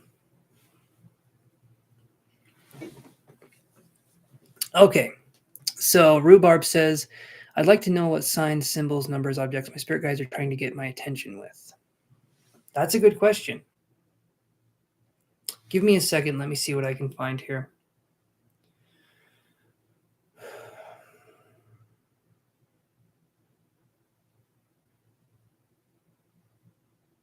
So I'm getting the numbers 13 and 19. 13 and 19.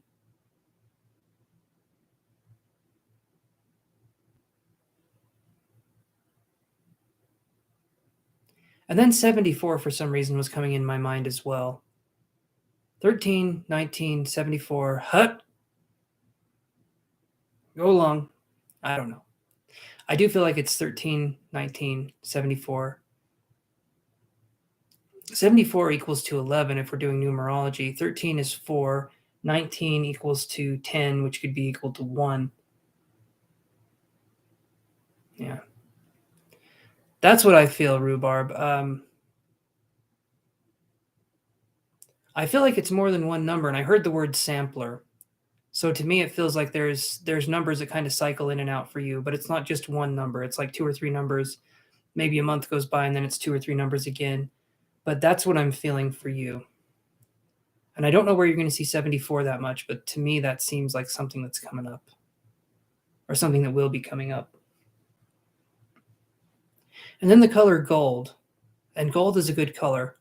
Willpower, possible money, finances. I think it's good. I think it's good. And then I smelled what's that? I smelled lavender. I smelled lavender really strong just a second ago. So and I have lavender here. I do have lavender here, but it's lost its potency. That is gone. So it's not that. So I did smell some lavender. I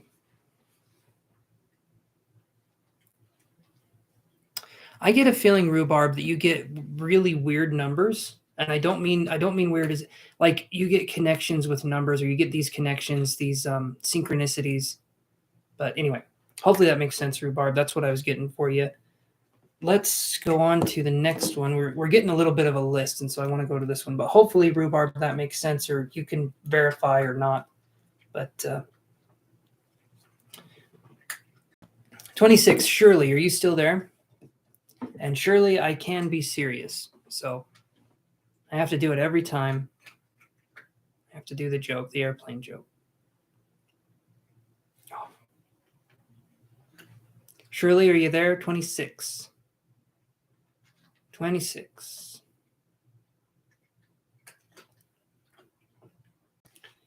All right, I'm sure Shirley will be back. I'll give her just a second longer. So Shirley, are you there? Shirley Meador, are you there? I can put you on the list again as number 32. I'm probably going to have to. Okay. Sorry, Tarama, that you have crap Wi-Fi. I haven't called your number yet.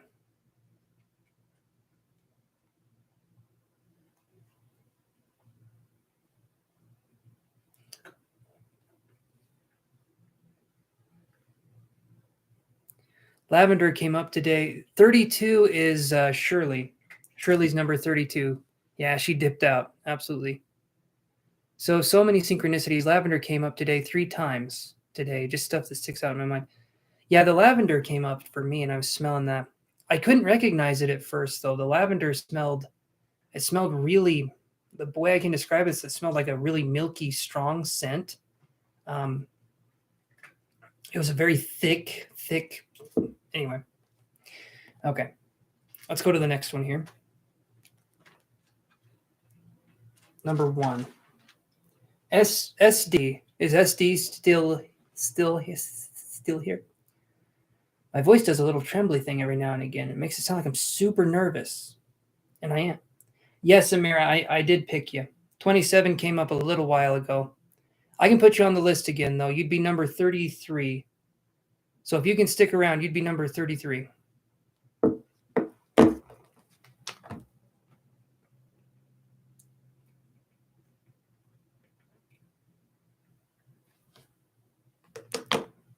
Okay, so you'll be number 33. SD, are you there? SD! I can hit those notes. They're wrong. They don't work, but I can hit them. I can smack them. I can strangle them. Those notes are in trouble, guys. Okay, let's do this here. Let's kidnap some music. Number 21. 21 is flow, balance, power. Come on down and take a shower. Didn't know where else to go with that one, guys, so it had to end with water and bathing. Lots of bathing. Oh, Chantel seems to appreciate the singing. Thank you, Chantel. I appreciate you appreciating me, so it all works out. I have not called 4 yet, Grace, but we are working through the list here. So flow, balance, power is out for the hour. So let's do this here. Number 12 is Paul Meeks. Paul, are you there? Ellen is hungry, Paul. She needs to announce it. Ellen is very hungry. She's going to have some chips and guac. That's what I'm thinking. That's what I would want. And that's what I had. Enjoy it. Paul Meeks. I saw a weird anti-anxiety product that you breathe in like an inhaler. It was lavender flavored. Could work. I mean, that's a lavender flavored inhaler. I guess that could work. I prefer to inject my lavender, though, so inhaling it just doesn't do it for me anymore.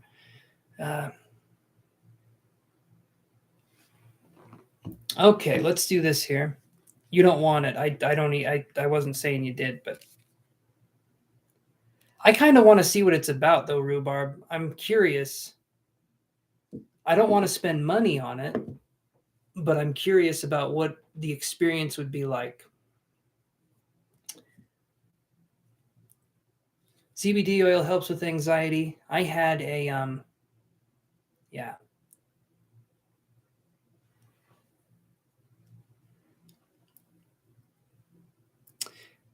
Yeah, CBD oil definitely does help. It doesn't cure it, Amira. It helps though. It does help. It's kind of like because I have a CBD vape pen, Binoid THC 8 CBD something. It helps. It does help to kind of calm the nerves. CBD pills help, capsules. I've tried it all. I've tried it all. And especially, yes, Delta 8 rhubarb is awesome. Binoid has a Delta 8 variant that's really good. And they came out with a THCP, which I was going to try. But yeah, I need to try that one. I'm probably going to do another order from them. Okay, so no Paul Meeks. Paul Meeks, are you there, buddy? Yeah, yeah, Delta 8 is really good. I tried, so there's Delta 8 and there's Delta 9, and then there's THCO, which I don't know if it's related to Delta 8 and Delta 9.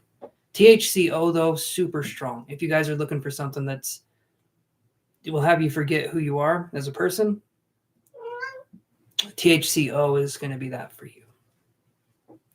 I do the vapes, though. They're non-nicotine and all that stuff, and I do the vape, and it's helps me to sleep. You good there, bud? You cooning? All right.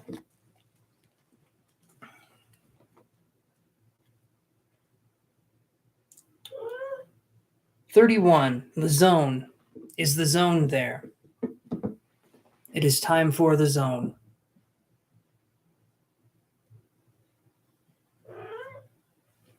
You can't jump up on my lap, buddy.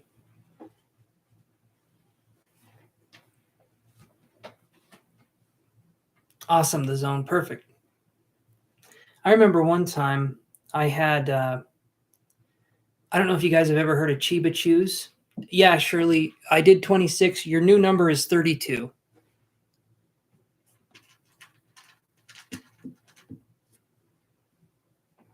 D8 is mellow and has what I like from D9 without too much of a head change.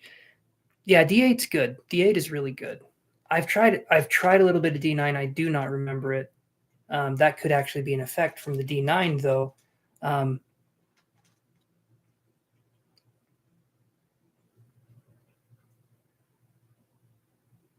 Okay, so Zone A says, will me and A reconcile in March this year? Let's look at that.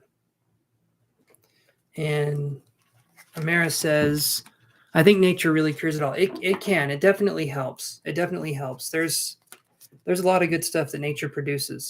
I have this thing where I like to breathe, and nature makes a lot of that stuff. Been a lifelong subscriber to oxygen. So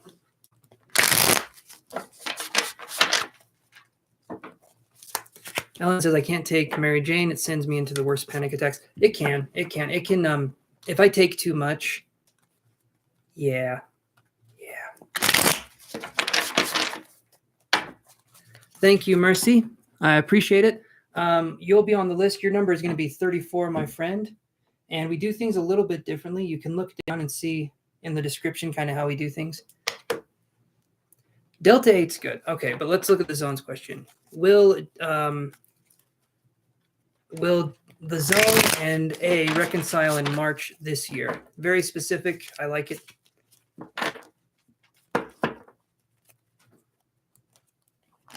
Understood, Ellen. I understand. It's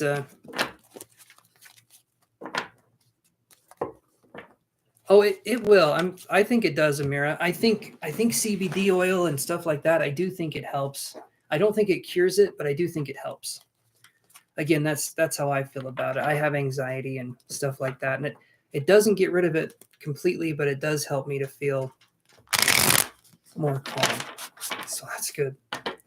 All right, let's do this here for the zone. Will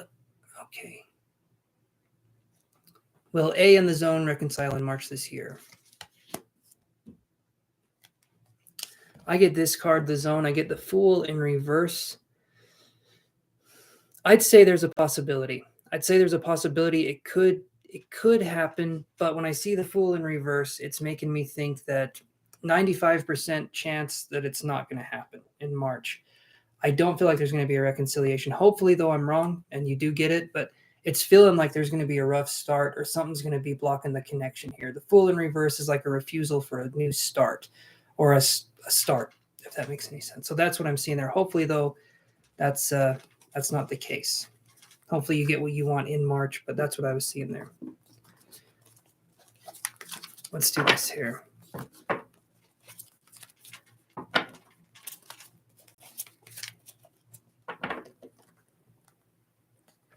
Hey there, H. How are you doing? If you don't want to like and subscribe, I can put you on the list here.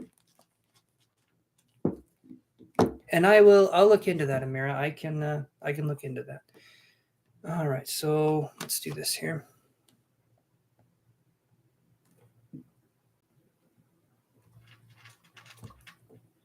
Yeah, let me know if you've liked and subscribed, H, and I can add you to the list here.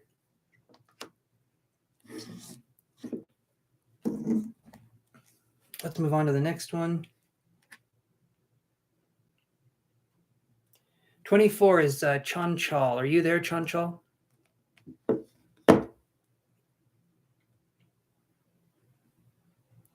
Thank you, H. Your number is 35. So you can look in the description down below. We use a random number generator, and that's kind of how we do things here. So sit around, hang out in the chat if you want to, and I'll let you know when your number is going to be called.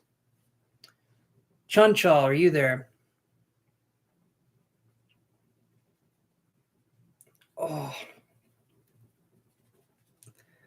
it'd help if I didn't have fleas. Okay, let's do this one. 23. I'm sorry, Naniki or Nanik 86. It's gonna come up. It's gonna come up. Your number's gonna come up. Tyra Rose, are you there? Tyra Rose. Tyra Rose.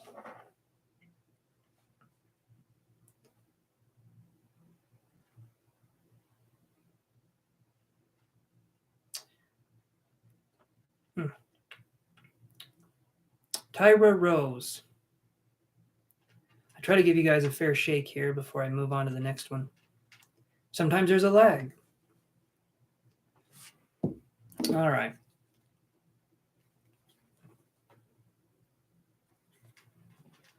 Jano, are you still there? Jano, Jason. Are you there, my friend?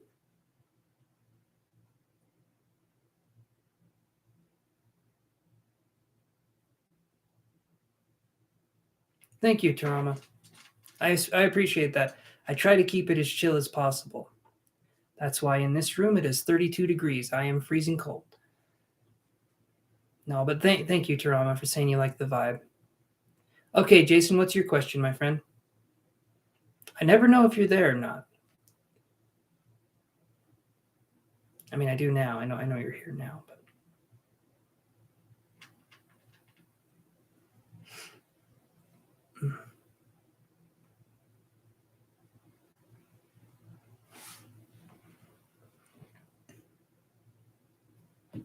yes, you are, Shirley. You're 32. We've already worked through some numbers, just so you guys, if you guys are wondering how far are you on the list, we've already done quite a few numbers. So I'd say half of the list is done anyway.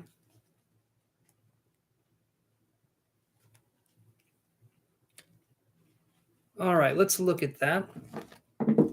So Jay says, will Elise and I be dating next? Will Elise and Jason, be dating next Valentine's Day? Just curious. Let's see. Will you guys be dating next Valentine's Day based on the current energies that you have now and projecting them forward? Let's look at that. All righty.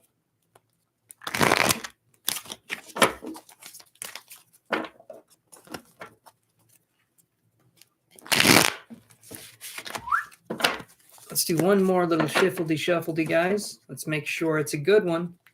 1, 2,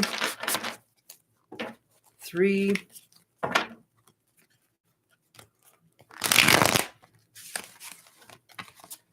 and 4. Here we go. This is for Will, Elise, and Jano be dating coming next Valentine's Day, taking their current energy and casting it forward into the future. The Hermit.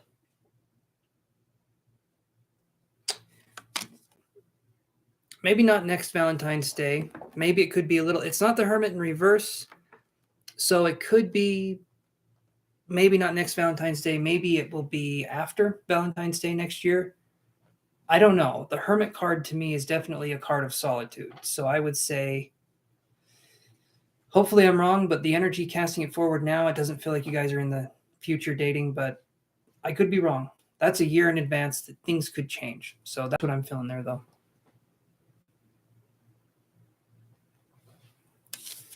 That's what I'm seeing there. Hey there, Samrati Patil. If you would want, you can like and subscribe, and I can put you on the list. Well, it's not really if you want it. It's how you get on the list.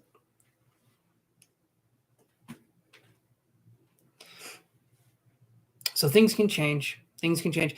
Whenever I give you guys a reading, do not think it is set in stone. It is not.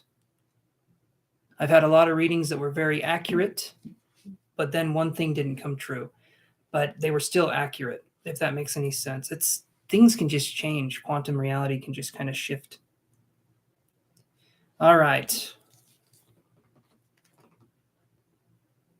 13, Solani Galati. Or wait, they went to bed. They told me to take them off the list. Number 5, All About Maine. Are you there? All About Maine, no treble. All About That Maine. No, it hasn't, Tarima. Thank you, Shirley. Okay. 8. Zaria's Tarot. Are you there, Zaria? Hopefully you're there, Zaria. Where are you, Zaria?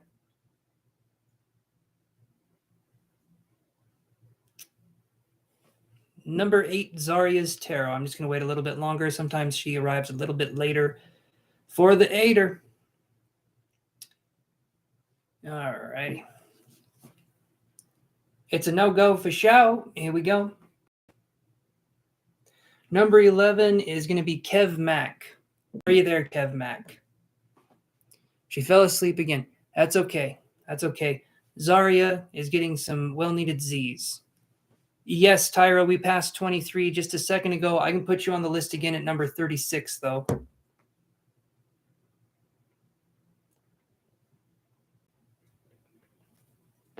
So you'll be number 36, Tyra.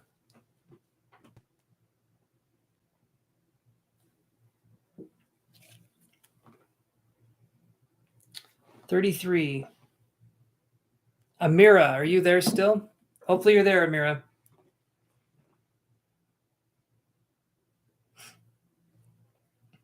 Yeah, if you guys want to pay, your name comes up right away.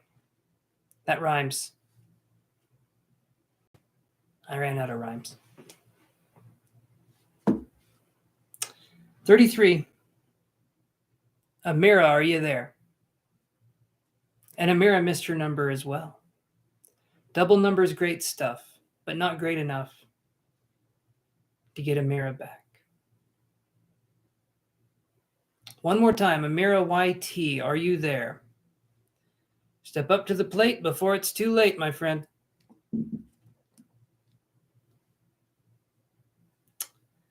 All right. Now we have to put the damn thing upside down. Number 52. I'm just kidding. That is 25. Number 25 is Yellow. Are you there? Yellow. That's their name is Yellow. I'm not just being weird. I am being weird, but their name's Yellow. Anyway. Are you there, Yellow? Your friend Blue wants you to come to the phone. To make green. Lots of green going on. All right, no yellow. Got that rhyme quality, my man. Well, thank you. Thank you, Toronto. I'm out of rhymes. I can't think of anything right now. Exina Maldonado. My dad used to answer the phone and say yellow. Oh, I love that. I love that. When people answer the phone and state a color right away, you know, I used to answer the phone and say red. I was weird. I was a weird kid. Are you a Kiwi, Tarama? I'm wondering too, Tarama, are you a Kiwi, either the fruit or the bird? Neither one of those are allowed in the chat, just so you know. I'm very discriminatory against Kiwis. I miss my daddy, passed away in 2012. I'm sorry to hear that, Shirley. That's good. That's good. I'm sure your dad is still with you and all those. Oh, a New Zealand person. Oh, okay. I don't know what you guys are talking. You New Zealanders, you can throw another shrimp on that Barbie because I don't understand what the hell's going on. All right, here we go.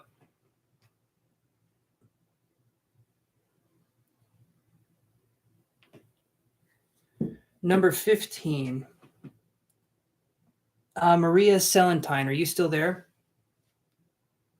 Kiwi is not a fruit. It's kiwi fruit.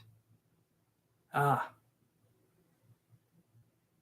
I know it is, Ellen. I'm trying to be funny, but it's not coming off. It's not coming off that way. All right. Let's do this here.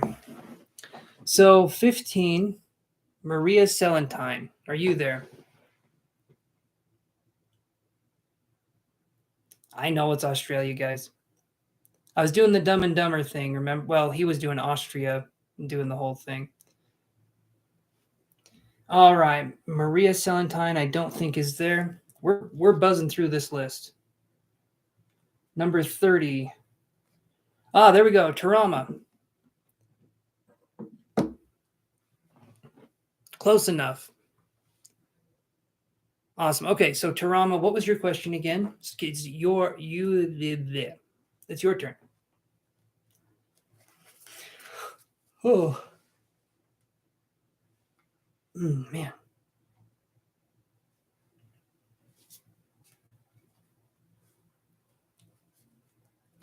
You tell me what's going on, Tarama, and we can do it. You're good. You're good, Tarama. Take your time. As long as you're here. Torima. Okay. Torima. Hopefully I'm saying it right that way. Is that a common name in New Zealand? Where the toilets flush different, I do believe. Roll the R, and no. I'll say it. I'll just call him Toe. I'll call him Big Toe. One of your native languages. I'm not good at rolling R's. I feel like I'm being pretentious if I roll. A white guy rolling their R's is so pretentious. I just don't know if I can do it.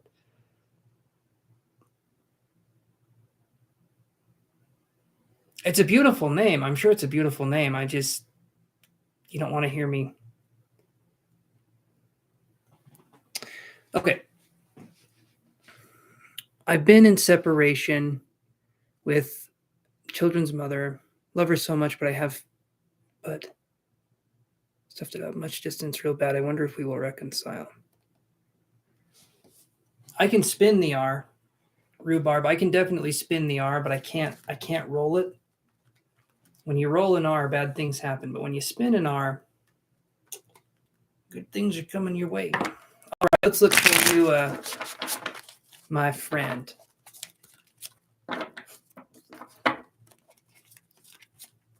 You can use a D instead if you can't roll your R's. All right, Todima. That's a great pronunciation. Okay, awesome.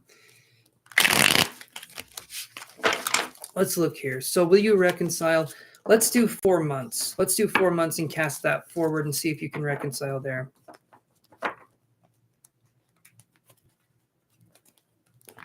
Let's do this here. Will you reconcile, Tarima? Is there any reconciliation happening in the next 4 months?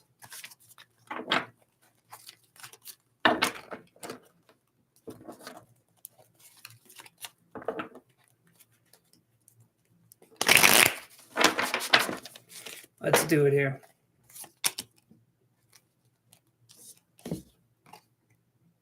So in 4 months, I'm hoping you get what you want. I get the 9 of coins here. Here's what I see. I feel like if you're wanting the connection back, I do feel like it could happen. I do feel like it could happen. Hopefully, it's what you want with the connection. Sometimes when we get a connection back, maybe it's not what we necessarily wanted. Hopefully, though, for you, it's exactly what you want and things can work through. 9 of coins is good, though. It is a good card. So I'll say yes. I'll say yes, but something is telling me that it's going to need more work than just like a yes. It's going to need some working through. So within 4 months' time, hopefully there's a connection. I'm feeling like there could definitely be a connection within 4 months. So yeah. So hopefully that helps you, Tarima, and that, or Todima. Crawford. Hopefully that helps you, Crawford. Just going to go with that. I can just go with the last names, guys. What the hell am I doing here?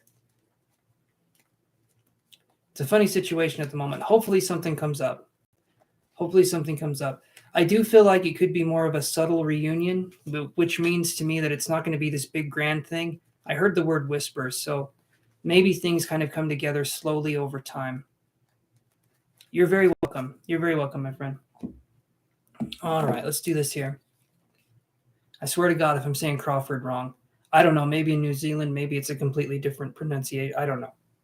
Like Cluford, I don't know. But let's do this one. 36. Tyra Rose, are you still there? Like very tense. Now, I figured that's what you meant. I don't think you meant ha funny. It's more like a peculiar situation trying to. I get you. Yes, Tyra Rose. Let's do it.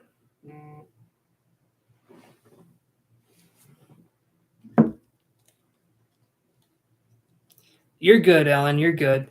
If I'm saying it wrong, again, I get the white guy card where I can just pronounce any name that isn't Greg wrong.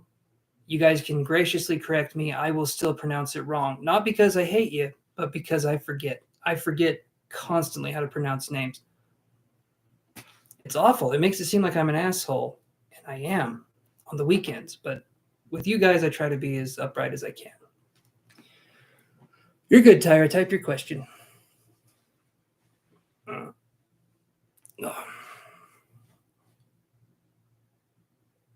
Trying your best, and that's what matters, and it sounded way better too. Well, thank you. Thank you. Everyone's number is going to come up if you guys are watching now. We're starting to burn through numbers pretty quick, so everybody's number is going to come up. And yeah, let's see, what time is it? Almost 10 o'clock my time.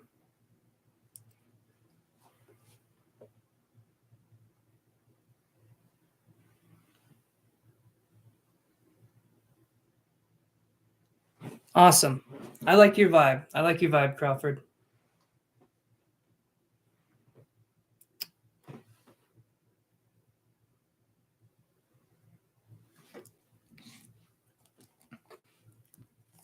You've been seeing 1111 nonstop too. Okay, so Tyra, you said, will they come back even though you blocked them from everywhere? I would imagine that you blocking them had a reason or a purpose. A lot of people say twin flame. So I don't know if it's a sign, but it's driving me crazy. Just take a step back. Take a step back. Sometimes when we want to see a number, we will have it pop up. We will literally think about it. Subconsciously, we'll just think about it. It'll pop up. I'm not thinking there's any meaning to it. In a lot of ways, if you feel a certain something and it's not necessarily about a person, situations can sometimes happen from divine numbers. But for me personally, whenever I see numbers, I'm seeing numbers, at least for me. If you guys want to think of it differently, you can feel free to do so. I feel like seeing 333 everywhere, I don't feel like, to me, it means anything for me. For me. No, Mercy, you haven't missed your turn. But if you guys want to believe in numbers, by all means, if it means something to you, if it helps you, go for it. Okay, but what I was going to say, Tyra, was he kept coming back but not committing, so that's why you blocked him. So you're wondering if this person who keeps coming back but not committing will come back and not commit?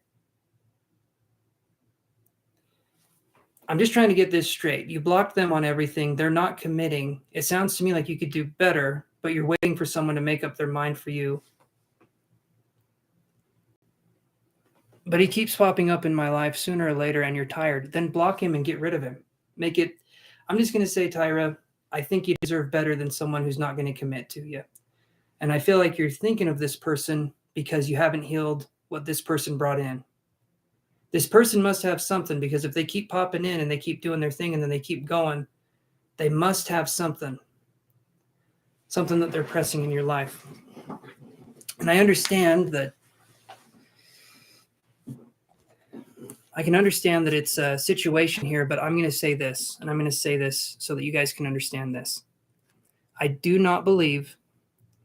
I personally do not believe in the twin flame concept, and I do not believe in the soulmate concept. I've seen a lot of people stay in very shitty relationships because they feel like this person is their twin flame when really they're narcissistic or they're not a match at all. But people try to make it work because they feel like if they can do this one thing, everything else in their life will be solved, okay?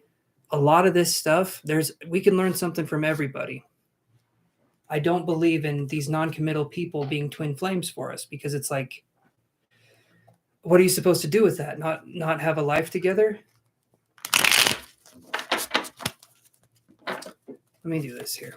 And yes, you do deserve better. Absolutely what Mercy's saying there. I'm sorry if it comes off as me being crass, but I feel like a lot of you guys that come on here, you deserve better than someone who's like, yeah, maybe.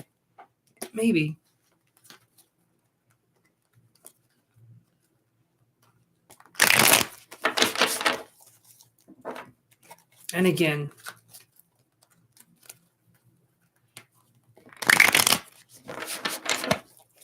do I see new love for you soon, Tyra? Let's see.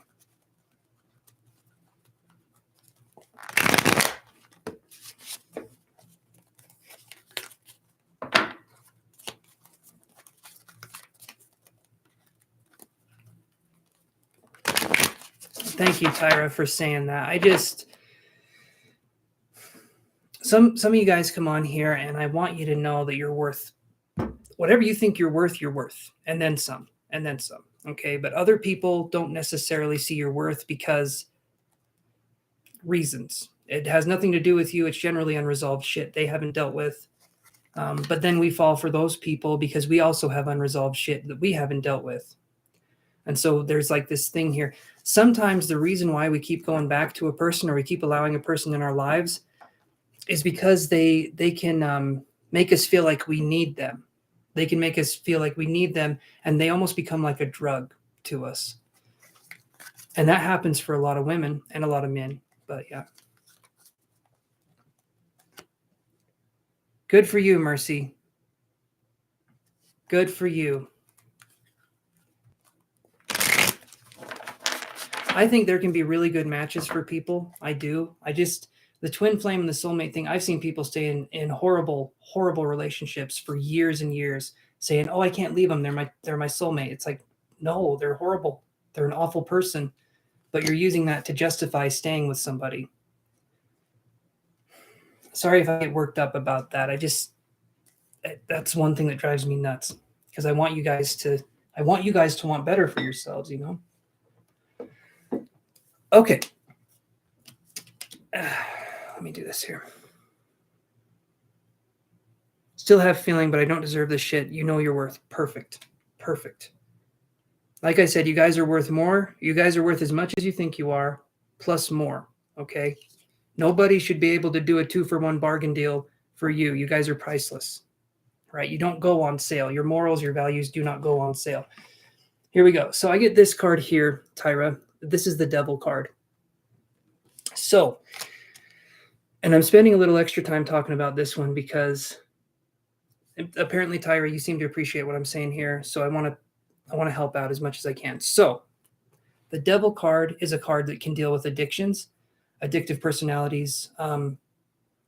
It can deal with anything, really, but it's more in an addictive way.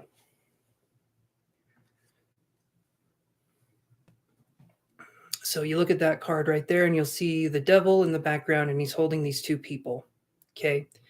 It's showing us that we're being held through our vices. Something that we can do if we're thinking of this person, we're dreaming of this person. Like I said, they came into our lives and they knew how to traumatize us just right to make us feel like what they had for us was love, when really it wasn't. We put love with trauma, we mixed those two things together, and we felt like there was something there when there wasn't. And it's not because we're stupid or anything like that. It's just society rewards these kinds of people to come in to do whatever they want to do, and then we're told that we're the ones asking for too much when we're really not. So the devil card could be that I feel like we need to work through things. And I'm going to say it like this too, and hopefully Tyra, you can understand what I'm saying here, because this is going to sound like I'm being an asshole, but I feel like why would we need to have another relationship come up like right away if we broke up with somebody, or if there's someone going, and I don't know when you guys broke up, but I would say give it some time, do some soul searching for yourself so that you don't keep attracting the same kind of person again and again. Because I feel like this person here is trying to show you the areas where you can do better by showing you the areas that they're not doing enough. And I feel like you can do better. And if you can heal from the trauma that caused this person to be in your life in the first place, then you're not going to attract more people like this person. But some people want to do the work, and some people it's hard for them to start. And I understand it's a difficult journey, but is what I'm saying making sense? Hopefully it's making sense, and I'm not busting your figurative balls here. Or literal. I don't know. But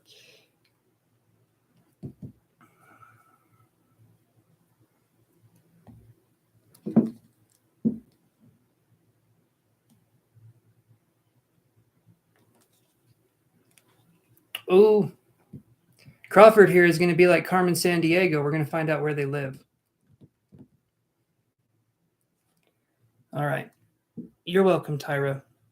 Look into self-love and development, and look into people that talk about loving yourself and setting boundaries through narcissistic relationships and stuff. There's people on YouTube, Lisa Romano, Dr. Romani, Patrick something. Anyway, there's a lot of people that talk about this. When you do that, you'll attract the right people in your life. And I would say my last thing I'm going to say here, look for love when you feel like you are already complete yourself. Don't look for love for someone to complete you. And don't look for love as a way to escape your own problems. Look for love as a way for you to embrace someone in a whole way. Because sometimes we look for relationships to fill a part in our lives that we feel is lacking, and because we're running from something. So, yeah. All right. I'm going to move on to the next person here.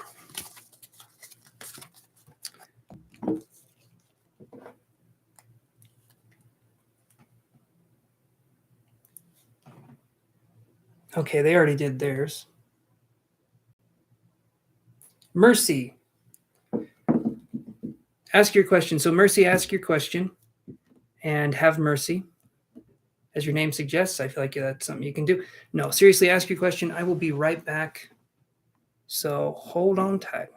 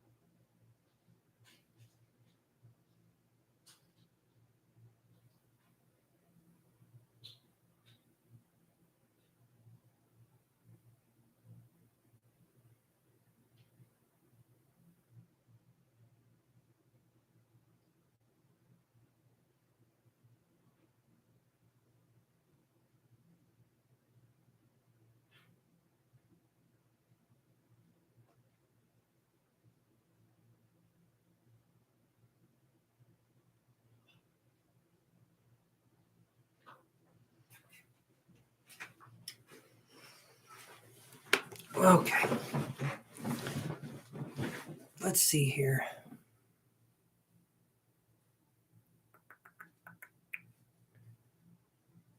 Okay. All right. Mercy says, will they get money to cover their loan? Will Mercy get money to cover their loan?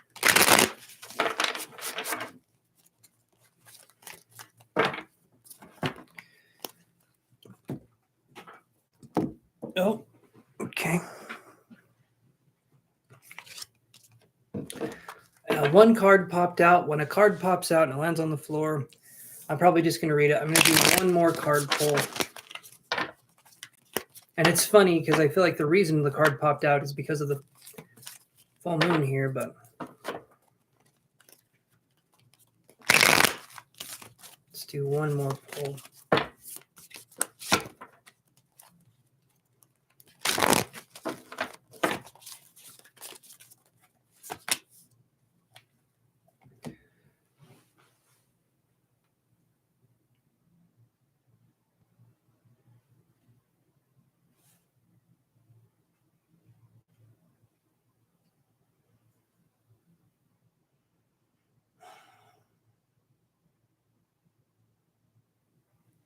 The only way I can see this, Mercy, is I don't feel like you'll have enough money to cover the loan. I'm hoping I'm wrong with that.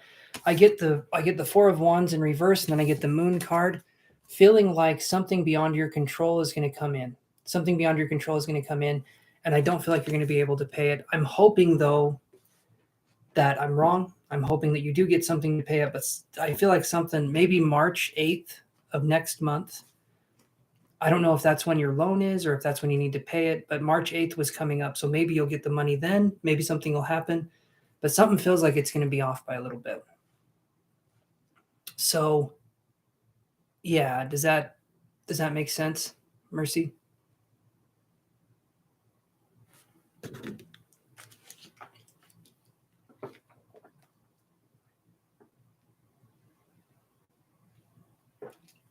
Oh.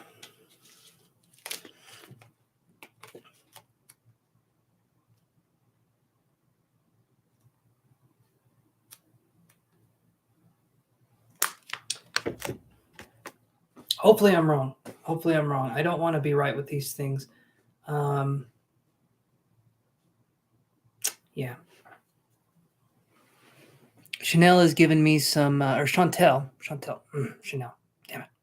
Chantel is giving me some chocolate chip cookies there. Those do look good. I'll take some animated cookies here. Mercy, is what I'm saying resonating? If not, that's okay. I'm going to move on to the next person, though, just because we got to move on. All right.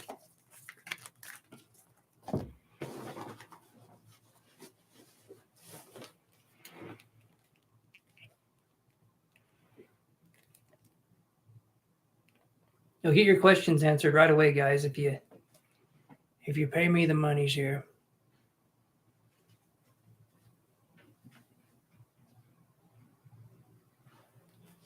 Chanel bag. Those are pretty expensive, aren't they, the Chanel bags? Okay, let me do this here.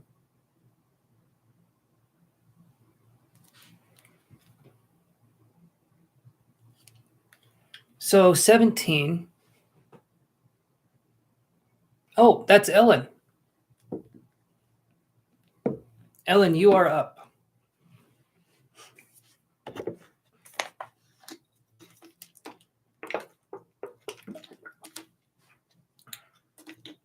Yeah, there we go, Ellen. It is you.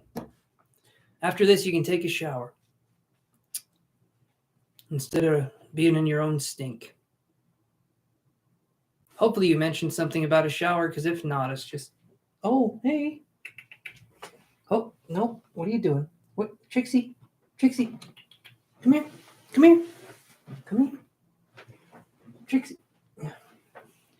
I want to show her. She is so cute. Okay, so Ellen says,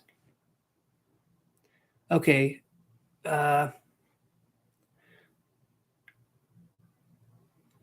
she wants to know if you do no contact, will they apologize or treat you better? Let's look.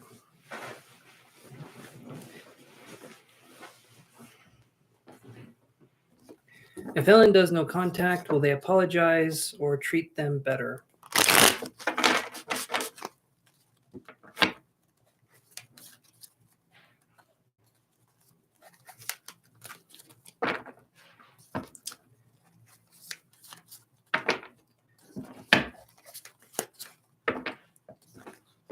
Let's see here.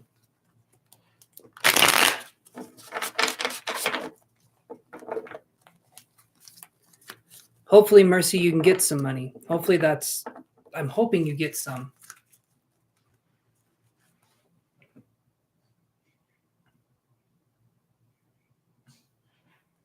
I hope so too, Mercy. I hope you get someone to cover it. He's not getting any energy from me at the moment while he's being a douche. So why do we want this person who's a douche? Why do women want douchebag men and then they want them to change, and then when they don't change, they get upset? But douchebag. Someone's being a douche. Let him go. All right. Let's do this here. Let me read Alan's question again. Will he apologize / treat you better? Let's look at that. I do too, Mercy. I hope you find another way. I hope something comes up. Okay, so I'm getting this one right here. I get Page of Wands in reverse. When I see Page of Wands in reverse, I'm not getting a good feeling with this card because to me, we have fire energy, we have the Wands. The Wands is kind of a novice or an inexperienced person or someone who can be immature. But when it's upright, it shows someone who's wanting to gain experience.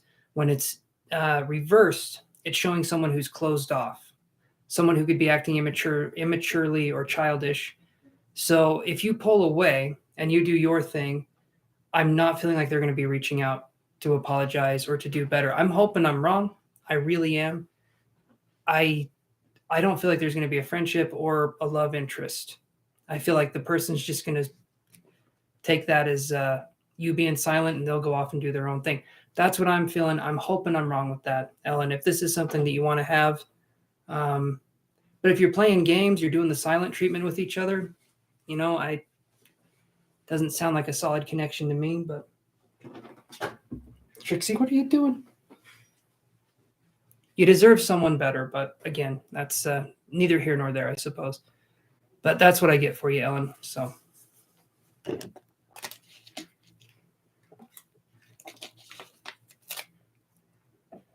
not playing games, you're just taking space. Okay. Well, then hopefully, all right, hopefully, Ellen, it works out. Hopefully there's something that goes in there. Time will tell. Yep. Hopefully I'm wrong, Ellen. If this is something you want to have, I don't want to block you from having it, I'm just telling you what the cards are saying at this point in time. So, all right, let's see.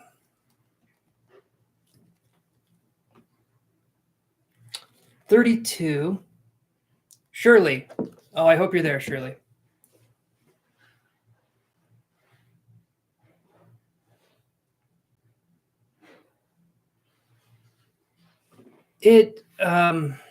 So Crawford, the Nine of Pentacles could represent reconciliation. I feel like it definitely could represent reconciliation, but if it's as bad as you say it is, unless there's something that comes along to level the playing field for you and to help you, it could be more difficult. Like I was saying, I feel like it could happen. I do. But if there's boundaries, if there's all this kind of messy tape going on and there's stuff there, it might be best just to do space. I'm sorry. I wish I could tell you something else. I feel like there could be something. But sometimes people are just in a situation where they're just going to be distant. And I felt like in the 4-month time frame, hopefully you get something. I said subtle, if I can remember correctly. So I wouldn't feel it's necessarily a full reconciliation, but it feels like maybe there could be a start of something. It feels like a subtle connection. It doesn't feel like a full reconciliation. So I smelled lemon. I smelled lemon as I said that. So to me, that could be, it's like a cleansing experience. Maybe give it time, give it space, see what happens. And then I'm just going to say this out of my own curiosity. Are you a Sagittarius, or are they with their sun sign? If not, that's okay. I just heard Sagittarius and I was curious. It could just be a more symbolic interpretation than a literal one. Do you think there's hope? I do. It's not like I don't think there's hope. It's just it feels kind of messy. You know what I mean? It's not like I wouldn't say there's no hope. I would just say it feels dicey, I suppose. She's Libra. Okay. Sagittarius came up, so that was interesting. So it could just be someone who's okay. I'm still learning with my psychic stuff, but the Sag energy came out, and so I was just curious if that meant anything, and that's okay. I feel like there can be something. I do. I'm going to go to Sagittarius, Minotaur. Yes. Yes. Okay. I'm going to go to Shirley's question here. So let me go back up.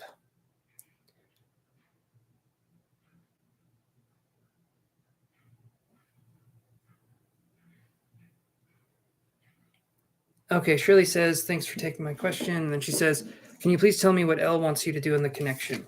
Okay. Let's look at that.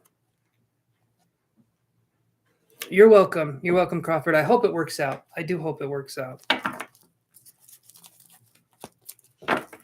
All right. What does Elle want you to do in the connection? Shirley, let's look.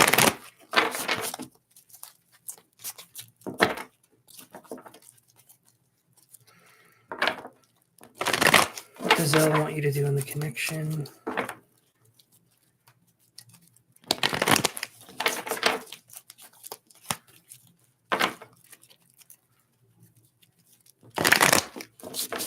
She was already here and had her reading, Chantel. She was here kind of a while ago. Her number was 6 on the list, and so she was almost at the start of the video. Okay, and then her number came up not too long after. Well, I did the paid readings anyway. So, what does Elle want you to do in the connection? You're welcome, Shirley. You're welcome. Like I said, after a certain amount of time, you don't get any more numbers, but if you're in the time frame, you do get another number. Okay, so contract right here. What do they want you to do? I'm not feeling like there's a lot you can do right now in this situation, Shirley. Maybe wait and be patient, because if I see contract right here, it's making me feel like we're kind of bound, or we're kind of in a situation where we don't have as much movement as we would normally have. And then I'm seeing a cast. I'm seeing a cast on my arm, and I'm feeling like this is limiting my movement options. Not like you have an actual physical cast necessarily, but it's like I get a sense that I just don't have as much movement options in this situation as I normally would. But contract card, I'm feeling like just waiting and being patient might be the best course here, because I don't think there's anything you can do on your end. If that makes sense. It just doesn't feel like there's anything you can do on your end. So yeah. Padma had her reading already? Yes, she did.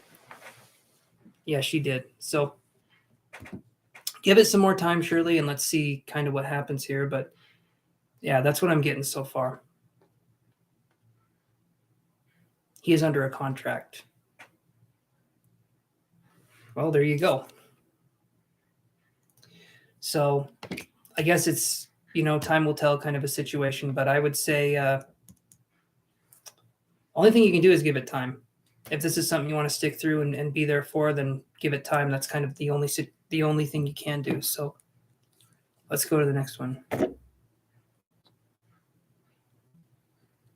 Does that mean someone wants to be in a contract with you? I don't see it that way. So this card here, in your situation, I view it as limiting options. I view it as limited options. If you look at it like this, she has a blindfold on. She's holding the scales. But anyone could come along and do anything. I mean, she's blind. She can't see what's going on. So I view it as like limited options. Would that mean he wants to give it time while he is under a contract? I don't feel that way either. It's kind of like,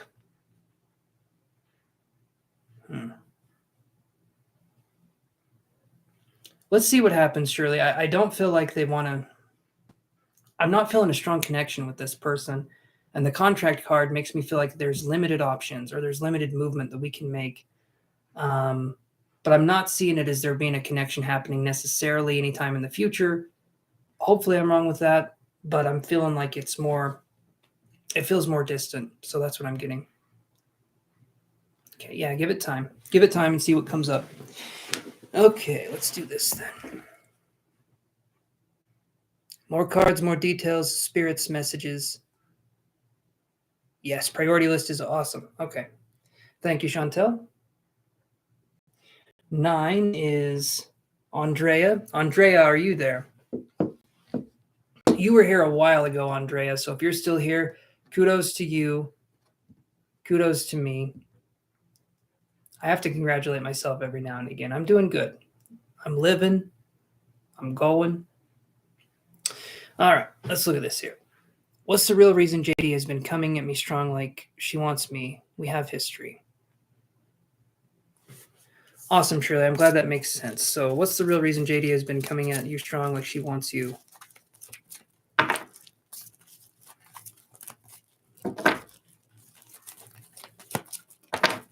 What's the real reason JD has been coming at Andrea strong?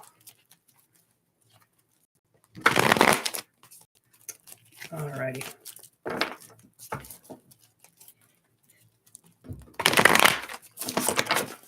Let's see here. So this is the card I get, Andrea. I get the patience card in reverse, and then I saw a vision of a ladder. The ladder looked like it was empty, and it wasn't going up to any place in particular, but it looked like there was steps on this ladder. So I would say when I see patience in reverse, it could be trying to start something. I'm wondering, and if I'm wrong with this, I'm wrong, but I'm wondering if if one of you or both of you has gotten out of a relationship and are maybe trying to do something in the meantime. Maybe it's like a buffer or like something to do. I'm not sure. I'm not sure what's going on here, but it feels like when I see patience in reverse, that's impatience. That's someone who's wanting to do something, wanting to start something. And it could possibly be in a selfish way too. So that's kind of what I'm seeing here.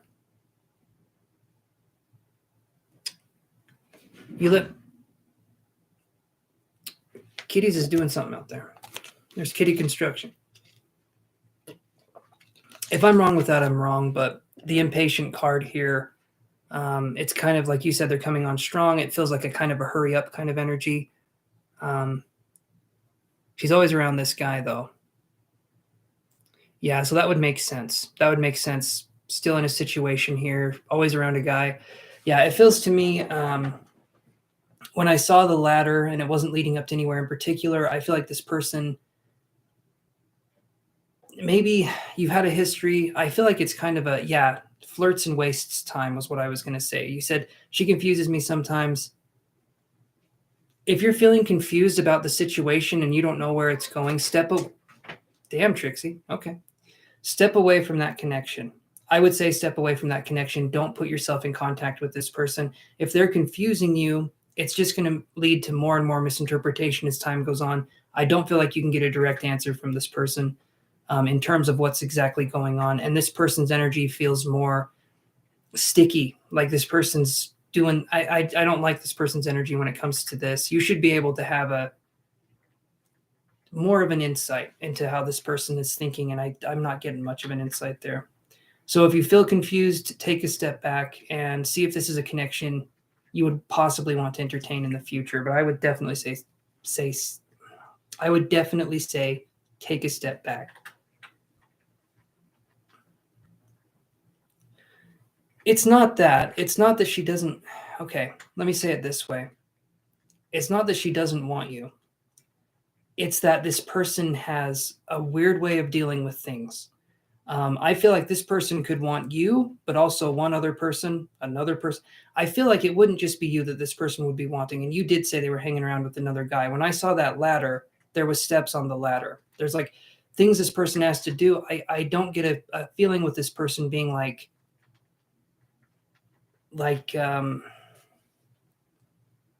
I don't know, maybe they're impulsive. Maybe they're, I don't know what I'm feeling with the energy here, but it feels very rapid and quick. And then we got the impatient card. So it's up to you what you'd want to do. I do not feel like this person has good energy or good intentions at this time. So if you, I don't know, I would say stay away. I think there's feelings here, but it could be more of a lust thing, or it could be more of something like that. I don't feel like it's a love kind of thing. Something feels like this person's confused. Maybe give it space, see where this person is. But that's what I'm feeling right now. I feel like your intentions would be good. I feel like you would be straightforward and you would be more pure with your intentions. And because you're a good person, you probably think other people are good people too. I'm not saying this person's a bad person, but some people are very, very confused. And then you're feeling confused too. And so if you want to be wrapped up in that, be my guest. But I would say take a step back. But you guys can do whatever you want. You're adults, I think. I don't know. I had a 12-year-old watching me the other day. I don't know. But I think you're adults. Hopefully that made sense, Andrea.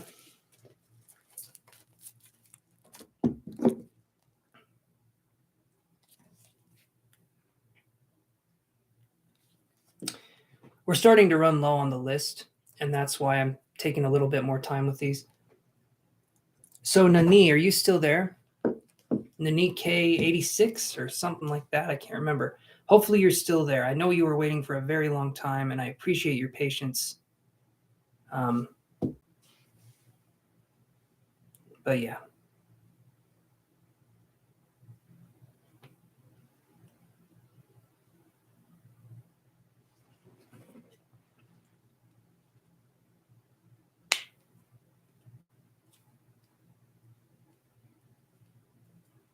Nanike, are you still there? Nanike, Naneek 86, I believe was the name. Are you still there? I wish you the best, Crawford. I do. I wish you the very best. Have a good one, my friend, okay? All right.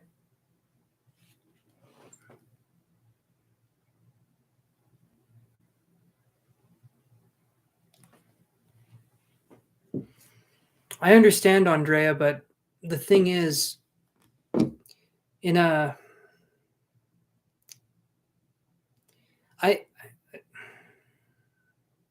it feels confused, and it feels like it's not just a you experience, if that makes any sense. I feel like there's other people involved, and I feel like this person needs to make up their mind on how they want to go. You get to decide what you want to do, but that's what I'm seeing. Awesome, Crawford. I look forward to it. You bring up the chat a lot, and I enjoy having you here. So you're welcome here anytime. All right. 16, F. Just the letter F. Just one letter, and it's a capital letter, and it is F. I feel like this is Sesame Street. First, the letter F introduced by the color yellow. And there's a hexagon in there somewhere. I don't know. F, are you there? They were here a while ago, so. Number 4, Grace Requena, are you there? I think I wrote your name right. Sometimes you're there and you're hanging out in the back of the chat. Grace Requena, are you there?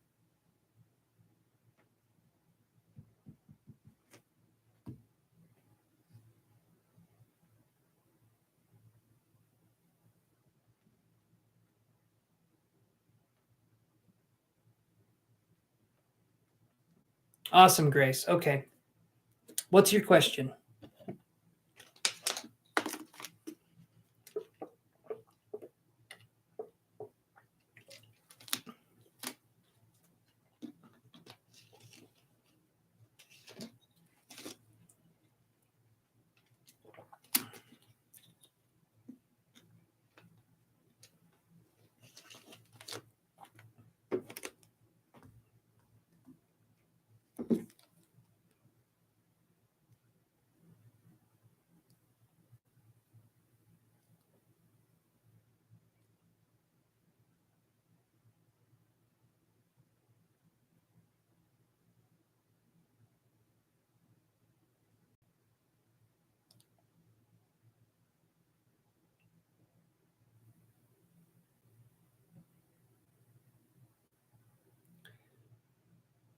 Hold on 1 second. I had a weird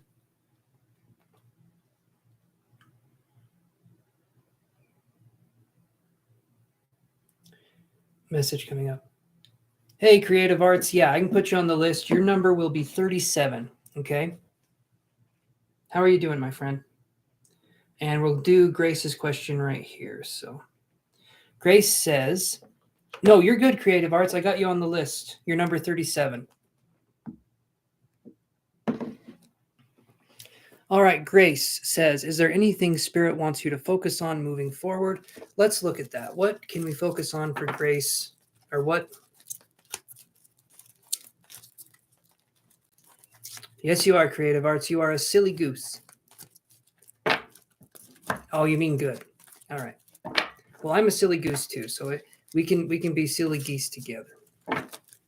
Yeah, your number's 37, okay? So let me do this here.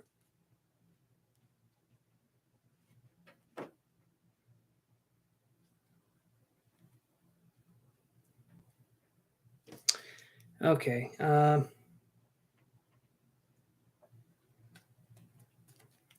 1 second here. Let me update this. There we go. Alrighty.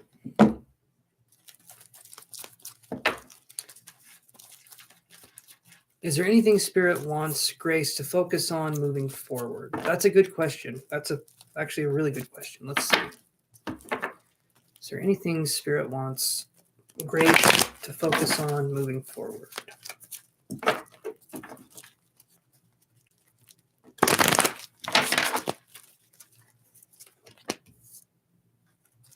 Okay. So here's what I've got here. We need to heal the solar plexus chakra, or we need to focus on healing the solar plexus chakra. Now, we can do this ourselves, okay? So third chakra, Archangel Shamuel in reverse. This is going to be a chakra of willpower, of kind of putting out your desire to manifest or putting things out there. There can be a tendency for us to hold on to things and to not be expressive or to not feel like we can have permission to live the life that we want to live. When I see third chakra, Archangel Shamuel in reverse, it's like our willpower, our strength seems like it's being drained. But we just need to fix our solar plexus. We just need to focus on the solar plexus area and what we can do to make that better. And the best thing we can do is what drives us, what gives us purpose, right? Those kinds of things are good. If we have a hobby, an interest, family, whatever it happens to be, those are going to be things we can use to help to fix this. Like, there are kind of ways that we identify with the world around us, and the solar plexus chakra is the I will chakra, or I have chakra. It's the purpose chakra, basically. And so if we have a purpose, if we have something we like doing, something we enjoy doing, or something that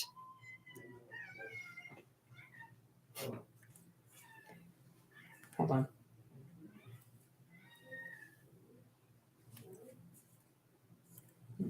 Okay.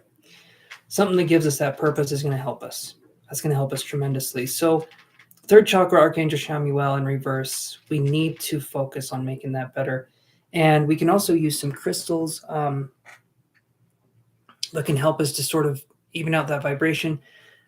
Citrine, even though it's orange and it's more sacral based in a lot of ways, citrine can be kind of a good one to use. But any kind of yellow stone is going to be good. So you have a little bit of the citrine. Someone was mentioning honey calcite, honeycomb onyx. I know a ton of stones, but for some reason I'm drawing a blank on the other ones. I think there's I'm trying to think. Give me just a second here and let me think. I think there's yellow topaz as well. I think topaz can come in a lot of different colors. So let me yeah, so basically, Grace, if we can do something that inspires us, helps us with our willpower, that's going to be something we can use moving forward or going forward. Basically, also, it's saying that we need to state our intentions and go after what it is that we want to manifest. If we're waiting for something to happen, I don't think it's going to happen. We need to have it happen. We need to make it happen. What can we do? What can we plan? How can we do it? Taking action, taking initiative is also what this card is saying now. No, creative arts, read the description. Read the description down below and you'll see what we do here. You've been on here before, but we're doing it a little bit differently.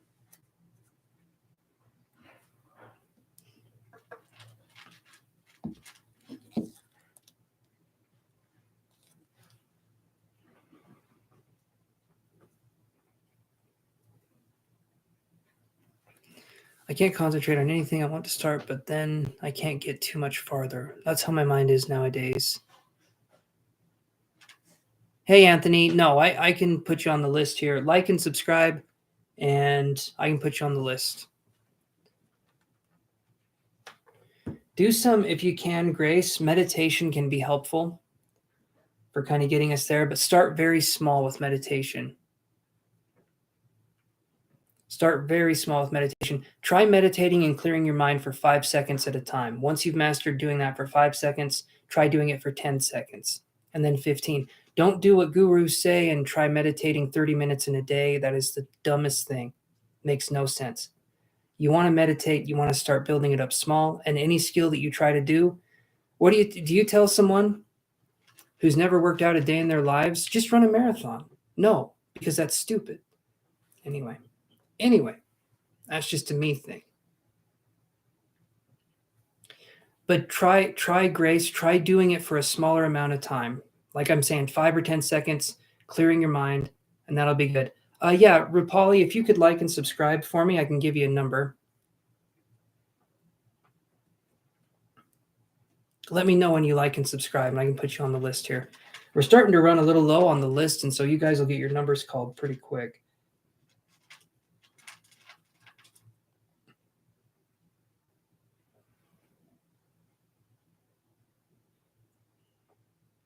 And Anthony's on the list here. So Anthony, your number is 38.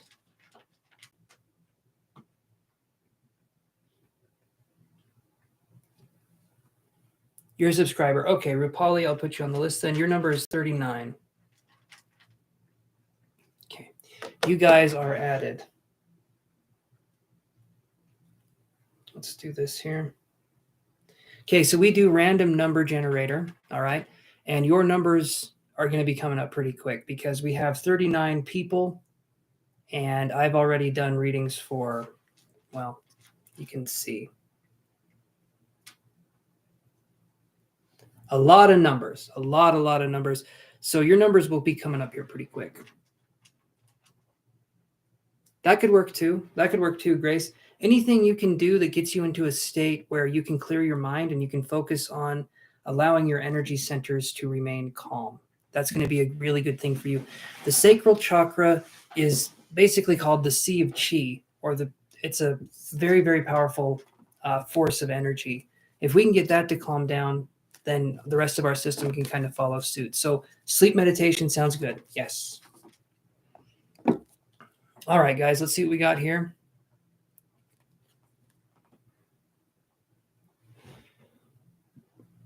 They already had theirs answered. H, are you there? H?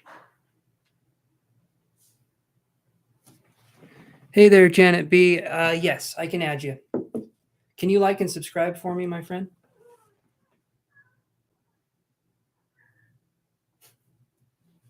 Never heard a cat make the sounds that Trixie does. She is a character. Oh, H, you are here. Awesome. Okay, what's your question? What is your question?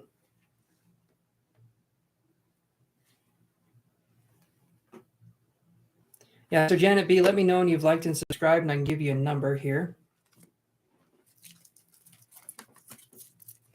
So what is his feelings towards me? We're not talking distance. All right, what are his feelings towards you? H, what are his feelings towards you? Let's look at that. Awesome, Janet, your number is 40. And that doesn't mean there's 40 people ahead of you. That means your number is 40, and we're doing a random number generator, and you're actually pretty likely to come up because we've done most of these numbers. I think there's like 5 numbers left on the list, so there's not that many people left to read in here. So, Let's do this here. All right, so H says, what are his feelings towards you? Let's look at that. You're welcome, Janet B. What are his feelings towards you? Yeah, turn on notifications, guys. Hit that bell icon, and you can be added to the list when I go live. Old subscribers get answers too, so do you guys want to come on? Come on. All right, so let's do this here for how are they feeling towards H? Okay, so I get this card here. I get Blossoming Abundance in reverse. I don't know what happened. I don't know what's going on. I don't feel like this person's in a good place when they're thinking about you at this point in time. Again, not sure what happened, but the connection feels like it's definitely going to need some work here. So I'm sorry that's the case, but that's what I'm getting here. Nothing. I don't feel like they get the warm and fuzzies. So I feel like they'd rather not think about you, if that it probably doesn't make you feel any better, but that's what I'm getting. I'm just being honest. So yeah. All right, let's move on to the next question here.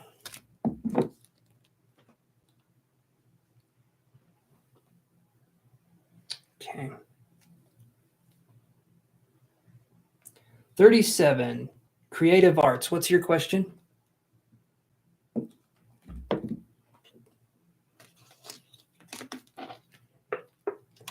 You'll get honesty with me, you guys, and sometimes, whether you have them or not, I will bust your balls, okay? And I'm sorry that happens, but they will be like yolky, runny messes sometimes, and I'm sorry. Probably looks like I'm being a jerk, but yeah. Okay. Will B make the decision to make me his girlfriend? Let's look at that. Once and for all. Let's see. Will B make the decision to make creative arts their girlfriend once and for all? You're welcome, H. I wish it was better news, but yeah, you're welcome. Will B make the decision to make you his girlfriend? Let's see.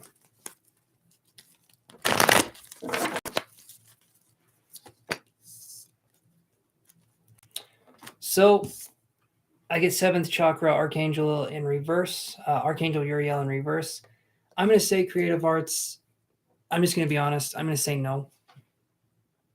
I feel like they're going to be missing out, though.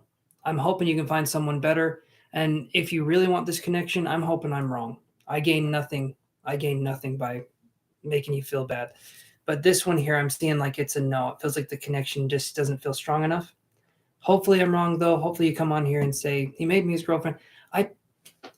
I want that for you. I do. But that's what I drew for you. So,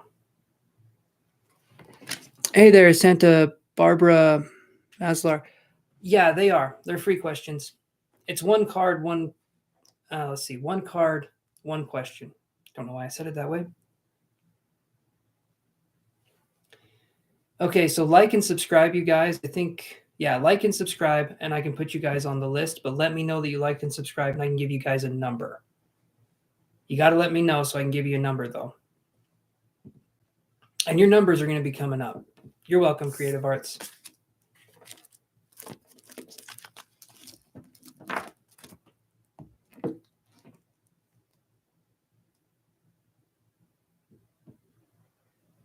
Okay, Santa Barbara.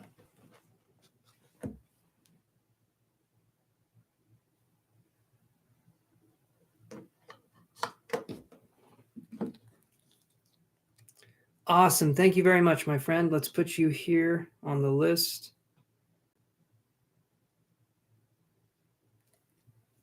Okay, Abe Brooklyn, are you wanting to like and subscribe as well? I know a Brooklyn that comes on here, but they have a different name unless you changed your name.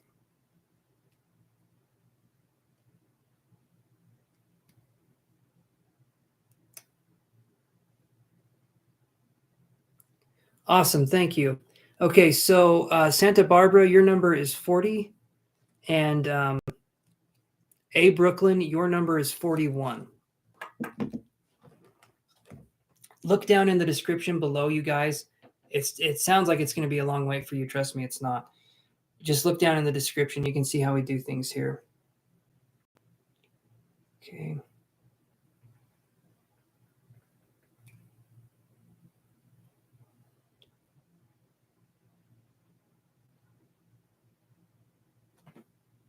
Wait a minute. Yeah, you're 40. Yep, you're 40, Janet B.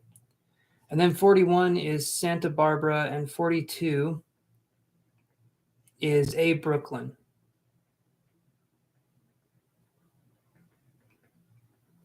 And like I said, it sounds like you guys are going to be waiting for a minute. You're not. There's not that many people left on the list. See, right there, 41. Santa Barbara. You're welcome, A Brooklyn. Thank you guys for liking and subscribing. Super appreciated. So Santa Barbara, what's your question? You just barely got here, and you're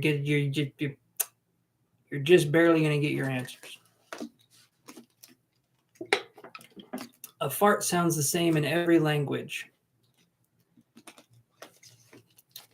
The more you know. All right. So Santa Barbara says, question, I'm wondering if my future partner will have exes, if they will be fully ready for me. Okay, so you're wondering, Santa Barbara, you're wondering if your future partner is going to be hung up on other people? I just want to make sure I understand the question.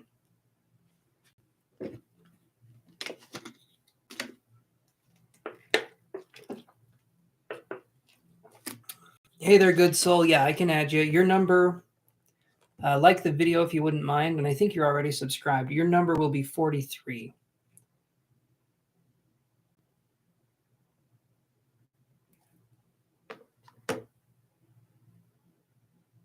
Oh, okay, I see what you're saying. All right. Yeah, good soul, your number is 43.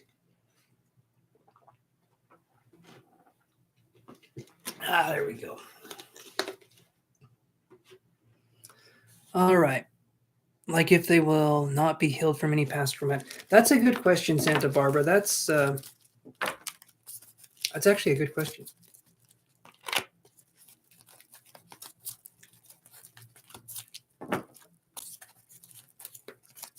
Look in the description, guys, to see how we do things on here, just in case.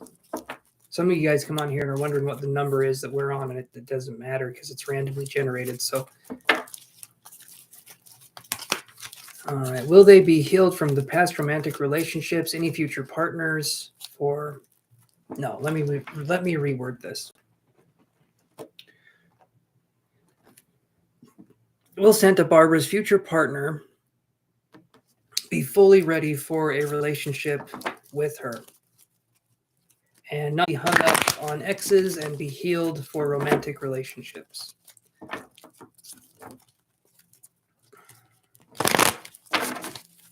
All right. Oh, that's a good card right there. That's man holding a heart. So I would say right here, yeah, so what I'm seeing here is you're going to be getting somebody who could possibly still be healing from something, but I'm not seeing it as being like anything that's really grave or anything that's going to be like really hard for them to deal with. There could still be some trust issues, or could be things that this person's going through, but I feel like they're responsible enough to heal themselves enough to get into a relationship and then, move into that. So I feel like, I feel like they're going to be fairly healed. There will be some hangups in the trust category with this person, but nothing that would be too overwhelming. That's what I'm getting right now. I do feel like it's going to be a while before you meet this person. I was seeing smoke. That to me feels like it's not materialized yet, and I don't feel like it's someone you've met before. So yeah, hopefully that helps answer your question, Santa Barbara. If I get psychic impressions, I'll tell you guys. If I don't be upset with me. I am just one person who likes a lot of pizza. Okay, so let's see, 43. Okay, let me do this one here. I'm just seeing how many numbers we got on the list. So let's do this here. 42. A Brooklyn, are you there?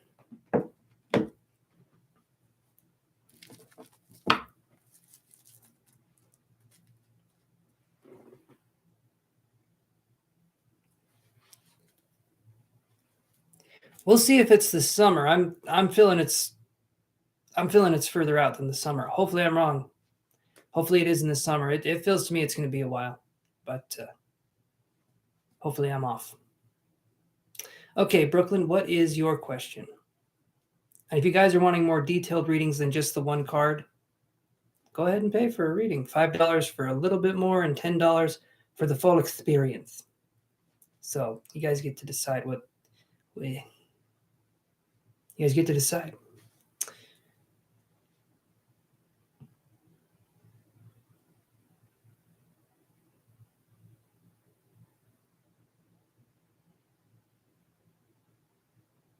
Hey, as long as they're coming to you. True. Anthony, you're just fine. You're just fine. Don't worry about it. Sometimes we have our finger right on the button and then something happens, we go, we send it. You're fine. I never get upset with you guys if it's like these one-offs and stuff like that. It's when it's constant, when someone keeps spamming the message. Had a person the other day, I gave them the reading and they still kept spamming the same message. That gets you upset a little bit. But anyway, don't worry about that. Yeah, you're fine, Anthony. Don't worry. Your reading will be coming up too. We don't have that many people in here. So A. Brooklyn says, would I be moved to a different department at my job? Okay, will Brooklyn be moved to a different department at her job? Let me see here.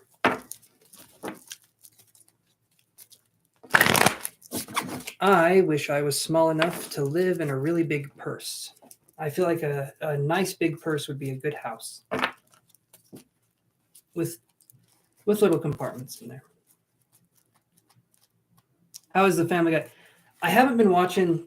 So Chantel, I've been watching Dragon Ball Super lately, and I'm on like episode 50, and I don't know. That's been kind of my thing that I'm watching in the background. Occasionally it's Family Guy, but lately it's been Dragon Ball Super, and I know it's kind of, for me, it's the junk food anime. It's kind of like, I've just watched it since I was little, and to me the plot's not the best, but it's not horrible.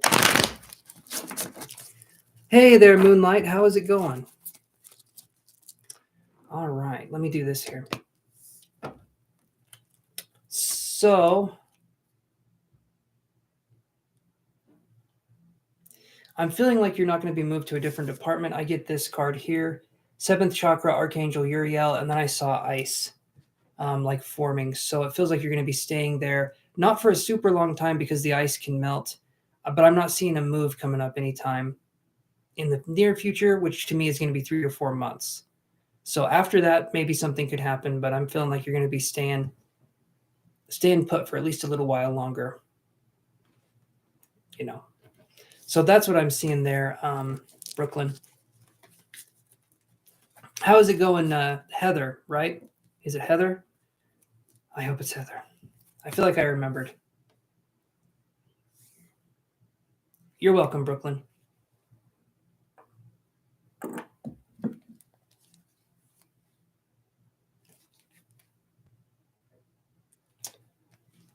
$39, Rupali. I haven't yet. So do you mean there's like 13, or no, there's a ton of Dragon Ball Z movies. Hey, Pratima Badnik. Okay, so Pratima and Kelly, you guys like and subscribe. And Kelly, I'll put you down as number 44. And Pratima, if you like and subscribe, I can put you down as number 45. Okay, you're probably already subscribed. I feel like I've seen you before. Okay, 45 for Pratima, 44 for Kelly. Look in the description down below. You can see how we do things on here. Okay, so 39 was Rupali. Are you there still? You meant Dragon Ball Super Broly. No, I haven't seen that one. I haven't seen the God of Destruction movie with Beerus or the 2018 one. I need to see it. I totally need to see it because it's supposed to be pretty good. You're here with your other account. Okay. Yeah, I haven't seen that one. I wonder if it's on Hulu. I wonder if because that's where I watch the Dragon Ball Super is on Hulu. Sound like an old man. That's where I watch the Dragon Ball Super. Have you seen the episodes, Chantel? It sounds like you're a fan, or you at least know this series exists. Okay, so they're not here. 43. Good Soul, are you there?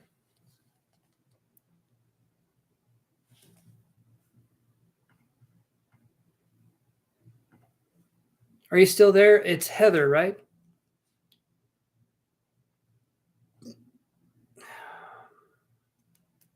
I'm thinking, you guys, I'm thinking I'm going to call it good. I am sorry. Pratibha, thank you so much for coming on here. I'm going to be on tomorrow, but that's going to be the last day that I'm on until next week. So if you guys have questions and stuff like that, feel free to come on tomorrow. I got to cut it off sometime, though. It's almost been 5 hours for me. So Chantel, free list is closed. But whoever is on the list right now, you guys will get a reading. Just stay with me. Just stay with me. All right, 43, Good Soul, are you there? If you guys are not here when I call your number, though, you will be skipped over. So realize that. I'm not going back and making exceptions. Good Soul, you've missed your turn a few times, my friend. If you're there, Good Soul, step forward so you don't miss your turn again.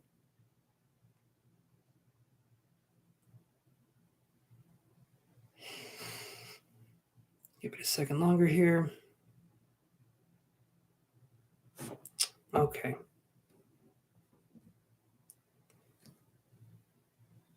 I already had that one come up.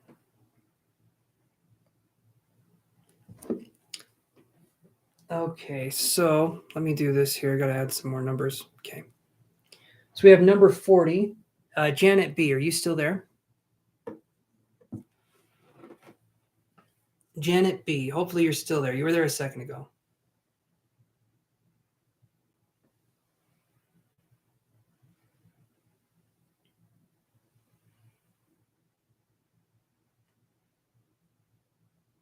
Awesome. Okay. What's your question, my friend?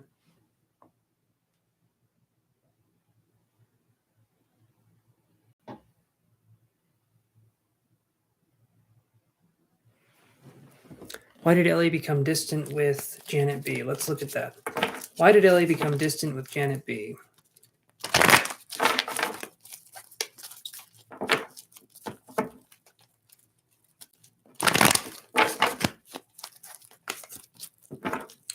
Why did Ellie become distant with Janet, with Janet B?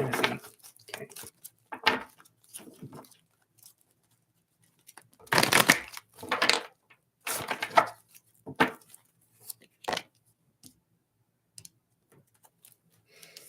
Okay, so I get this card here.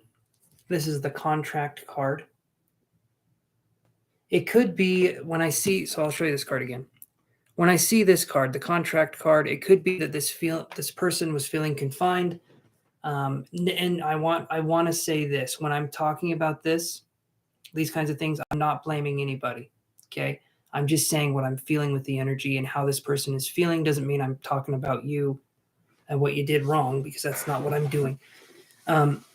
This is a contract card, and so it could be feeling that this person feels too confined or constricted in the relationship, or this person just doesn't understand how to be there in a relationship. So this person becoming distant, it could be this. It could be this. There could also be unresolved trauma this person's dealing with, and you can only help so much, and only if the person wants you to help them. So in this situation, I'm feeling like if they're becoming distant with you, I would say, don't try to get their attention at this time. Leave them be, leave them to their own devices, at least at this time, because it feels to me like this person doesn't want to feel confined or kind of in that way. But again, I don't feel like you're a confining person, but I feel like this person has intimacy issues or has some issues involving intimacy. So hopefully that helps. Again, I don't think you did anything wrong, just sometimes wrong person, right time is what I would say.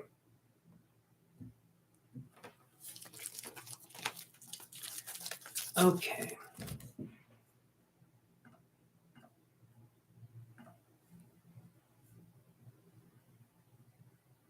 He has a prior marriage. Okay. Well, that would make sense then. A lot of times, Janet B., a lot of times people get in relationships. They get in relationships when they're not ready. They kind of go out from one relationship and they can jump right into another one. I don't know if that's the case, but I've seen people come on here and they got out of a marriage like last week and they're looking to date. And I'm thinking, good Lord, heal yourself, focus on healing first and then attract a partner, because that's not fair to the person you're trying to get with. If you're still dealing with certain issues, that's not fair to the person. It would be fair if this person said, yes, I'm having issues here, can you please help me? And then you wanted to help them. But a lot of times there's no call for help, there's just distance. So it makes it kind of difficult to work with that, doesn't it? Okay.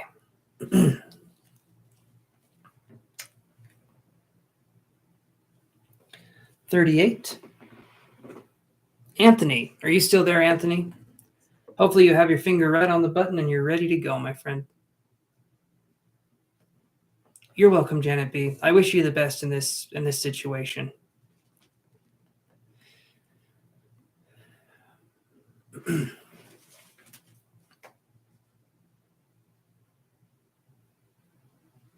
Okay, what is exact?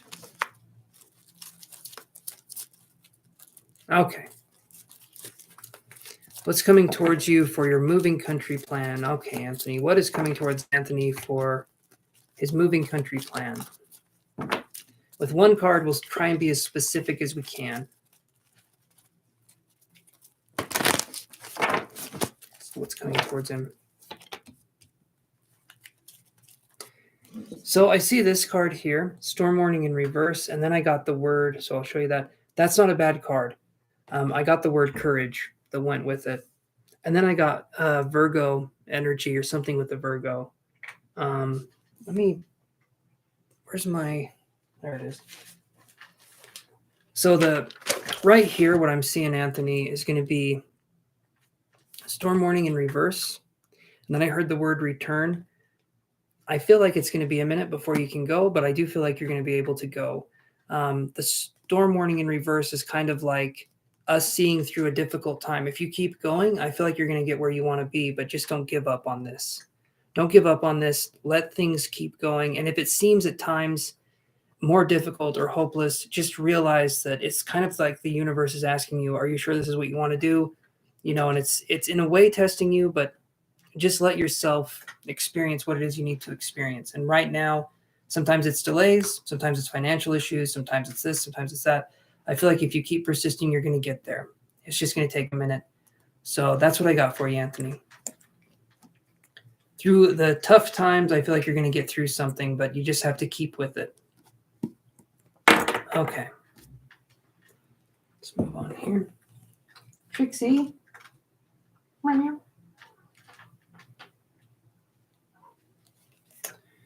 Alrighty. Okay, 44 is Kelly. Are you still there, Kelly?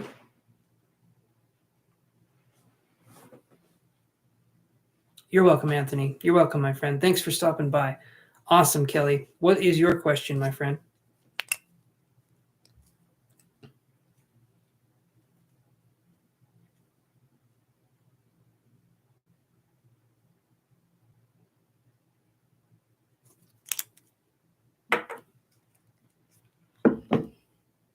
Okay, so Kelly says, will me and Rich see each other in March if I still... Okay. Hey there, Mary. How is it going? Hopefully everything's going okay. I'm not going to be I'll be on tomorrow though, Mary, and we can do a question if you want to do it that way. I'm just letting you know ahead of time, paid or free. I'm not taking any more questions at this time. Sorry, Mary. Tomorrow though, I'll be on tomorrow if you want to come on. I just barely closed the free list and I'm not going to take any more donations. Been almost 5 hours I've been on, so I'm getting ready to log off for the night. So Kelly says, my birthday was yesterday and I was in his city for a short time, but I was celebrating with my girls and didn't see his call. Now he feels like I stood him up and there is no contact now, but our chemistry is out of this world. Feel like he's going to walk away. And a lot of times, Kelly, right, in this situation, if this person wants to be childish and walk away, not a lot you can do, because I can imagine you trying to talk to somebody who already has wounds of feeling like they're not good enough. And it makes it so that you're, this person I feel like is more sensitive than usual. And if he feels like you stood him up, it could be some past wounding going on. So let me see here. Hey there, Raven. How's it going, my friend? Okay, so will you see Rich in March? Will you see Rich in March? Let me see.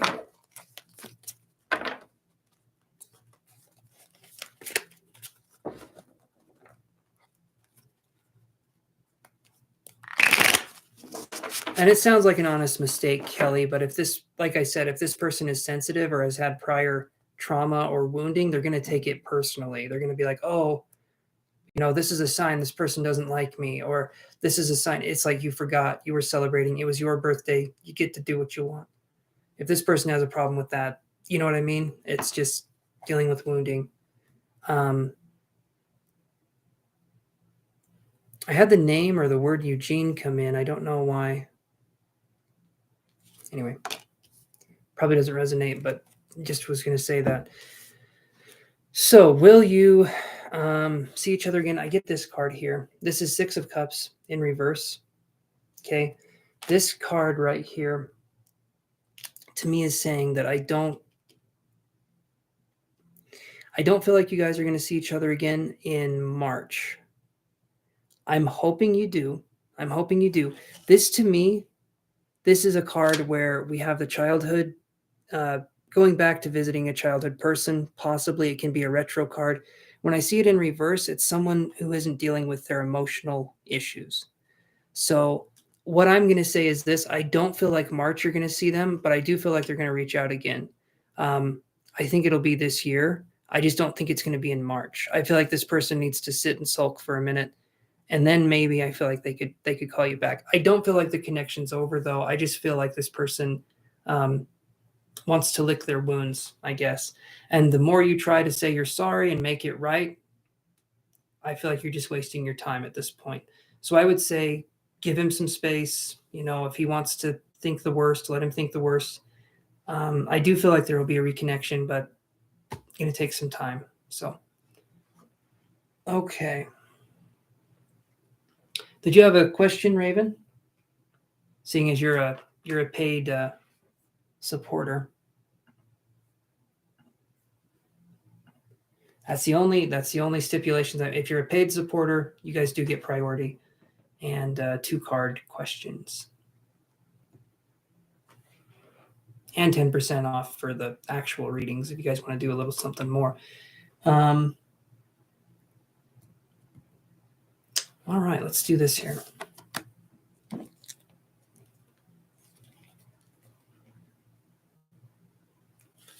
All right, 45. Pratima, are you there? No question this time. Oh, Lipsa. Okay, I remember you. Awesome, Raven. Well, next time, Raven. So I'm going to be on tomorrow, and then I'm going to have to be on a break again because my grandma's funeral and stuff. Again, I wasn't close with my grandma, so you guys don't need to give me condolences. It's my mom that was close with her. Can you hit me up for a PayPal?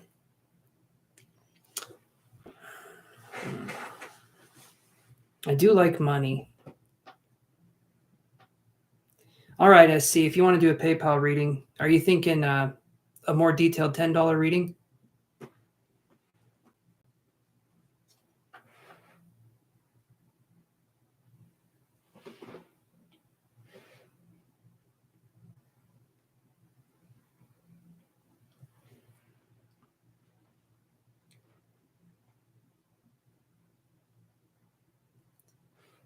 Okay. Let me see here. So any blessings, good news coming towards you in March? Let me see here.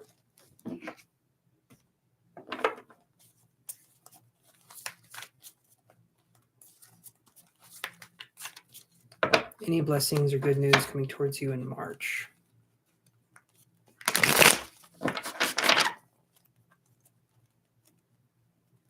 More like an action plan reading. Okay. Yeah, SC, if you want to do that, go for it. You've been a regular on the channel, and I think I can do that for you.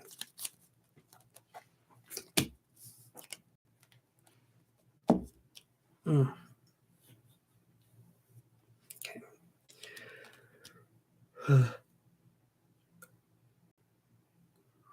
Okay. 8 of Cups right here. I feel like, Pratima, the blessings coming towards you in March, I feel like they're going to be more emotional blessings, or walking away from what no longer serves you. Because when I see this card right here, this is someone that's turned their back on the glasses of water or the cups, and they're walking away from what no longer is serving their purpose or their needs. So you could have something in March where we're getting rid of situations or relationships or situationships that are no longer serving us. So that could absolutely be something that's happening in March. You're just stepping away from things that are no longer serving you. So I feel like you're going to be getting rid of people or situations or events that will be wasting your time. And March is going to be a good time for you to do that. So that would be the blessings I would feel like coming towards you in March, is getting rid of obstacles that limit your own sense of self-worth or happiness, and focusing on building up your own self-esteem. But that's what I get for you. So hopefully that makes sense. And with that, we are done with the free readings. Yep, we're done with the free readings. There is no more. It says right there, all numbers have been rolled. You're very welcome, Pratima, or Lipsa. I'll try to remember your name. No promises. Hello, bad memory. That's what I do. All right, let me do this here.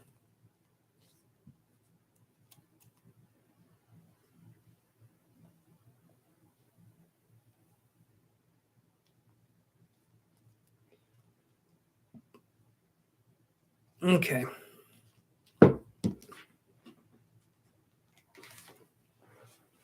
So, SC, if you want to, you can donate.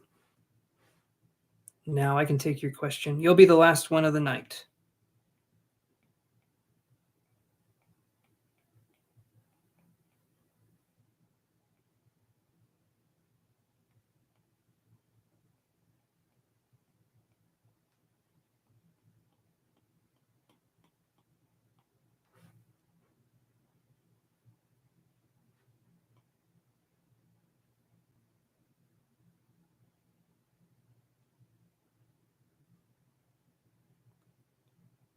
Okay.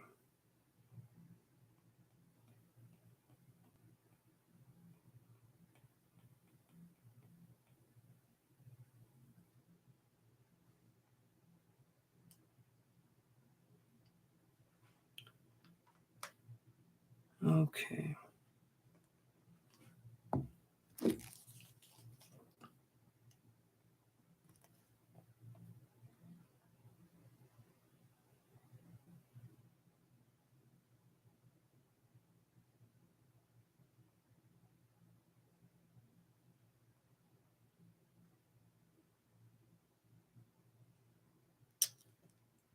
Are you there, SC? Hopefully you're still there. Okay.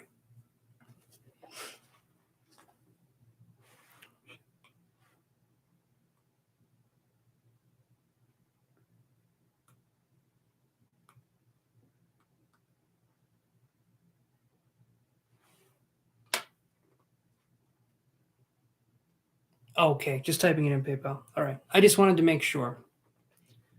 Make sure I wasn't left on read. Whatever that means. It's something the young people say. Oh, nice. Nice, Raven. So you got these ones? The Energy Card Oracle. What do you think of them? Be honest with me here. What do you think? I love these cards. I mean, I love them. You can see the lamination coming off on them for how much I've used them. And I hate that. I hate that. I need some. Yeah, you can see the lamination coming off on some of them. But hopefully you like them, Raven. I love these cards. They are awesome. And you said your mom had a deck, I think is what you were telling me.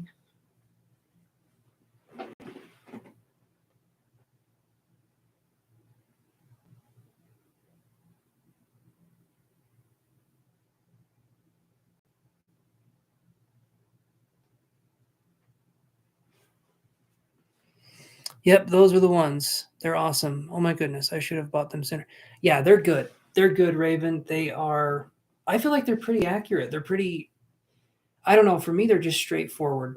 I like using them. They're just fun.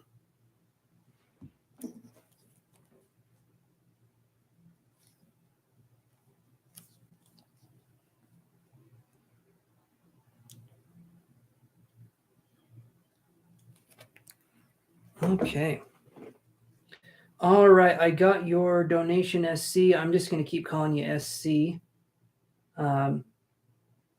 Just because sometimes we don't like to have our names revealed. So you'll still be SC, but I did see your name.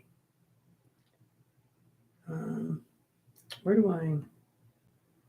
There it is.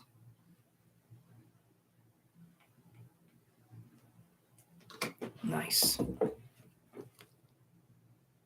I got it. I got your payment. I'm pretty sure it's going to come through.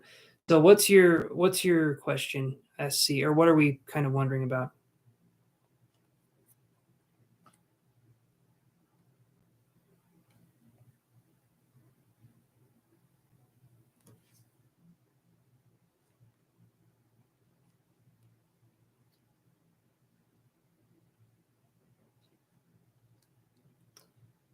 Okay, hold on one second here.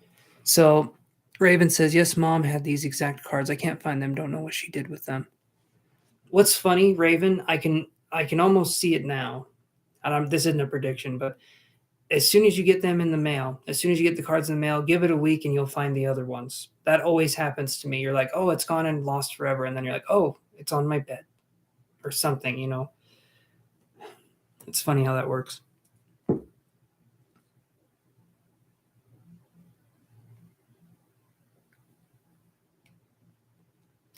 Hey there, Daisy. Not taking any more questions at this time.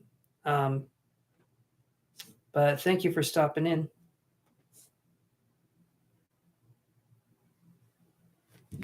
Okay, SC says, hey, TK, how's it going, buddy? SC says, hey, Chance, I've never mastered the art of money. I've always floundered and let opportunities slip through my fingers. I feel like my energy...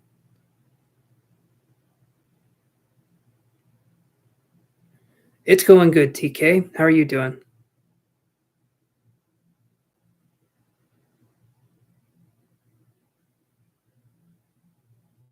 Being able to initiate something and finally see and what to stick to because I get bored, frustrated, and give up quickly, or I just don't believe in myself. Okay, so first off,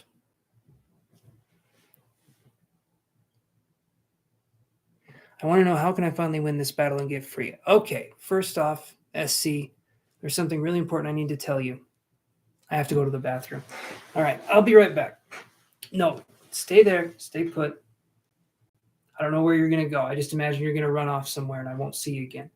But stay put. I will come right back and we'll kind of hammer out the deets. Okay, that deets is short for details. So hold on.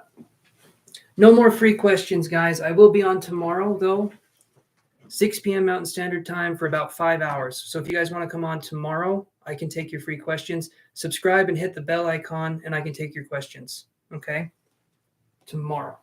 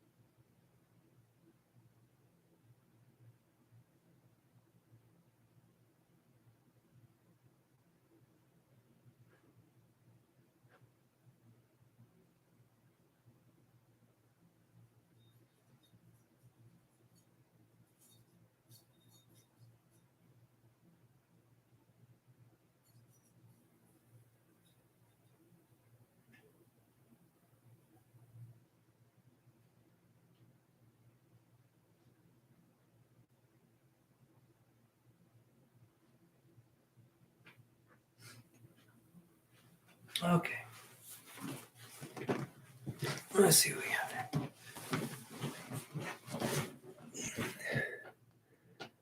Hey, demolition lovers. Hello there, everybody. Lots of people coming in here. So,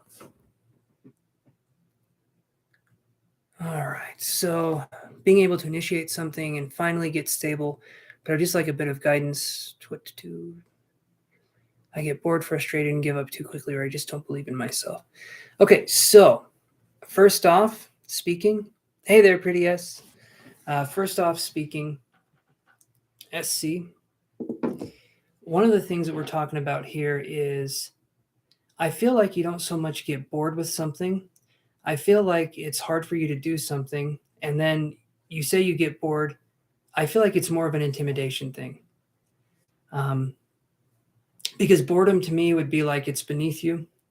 This right here it stems from confidence. It stems from the lack of confidence. So that's kind of what I'm feeling there. And I understand that when we start something, it's hard for us to do, especially if we have been raised to have perfectionistic tendencies, which a lot of us have been. If any of us grew up with parents, and a lot of us have, there is a possibility. There is a huge possibility that we could be having confidence issues because of the perfectionistic attitude, like I was talking about before. For instance, it's really hard to start something if right when you start you expect it to be perfect and you expect yourself to never fail or give up. Hey there, Power of the P, how you doing? But bear with me here. So when we're doing something and we're trying something out for the first time, we need to give ourselves grace to fail. I don't care what it is. I don't care what the skill is. I don't care what it is. Okay. I really don't care what it could be anything. But what I see here is that people do not try or even go out of their way to try because they're scared to fail. And instead of trying something new and failing, they would rather just not try anything and then sit there and say, well, I gave it a shot, which usually we don't. We hold ourselves back because we're too afraid to actually fail and be vulnerable with ourselves. And that's going to prevent us from doing anything because to be successful, you have to be vulnerable. You have to. You can't You can't hold yourself back. Is that making sense so far, SC? How are you doing, Power of the P, by the way? Haven't seen you last week, I think was when I saw you. Hopefully you're doing good. Yeah, I was a gymnast growing up. Perfectionistic toxicity at its finest. Okay, so no, that's where it comes from. Okay, and here's another thing where it stems from. So we have the spiritual part of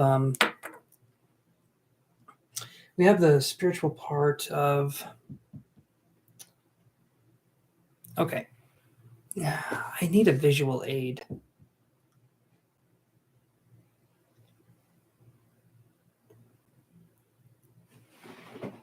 Okay, instead I'll just say it like this. So the solar plexus chakra, okay, and I'm touching my tummy because that's where the solar plexus chakra is. So we have the solar plexus chakra. It's about 3 inches from your tum-tum up from your belly button, okay? This right here is going to be where your willpower center is. Also, you use it with certain psychic abilities. But then we also have the heart and the throat chakra. These, to me, are going to be the ones that are deficient, if that makes sense. Let me put you down, Power of the P. After I get done with SC, we can do a little reading for you, okay? Thank you for the donation, by the way.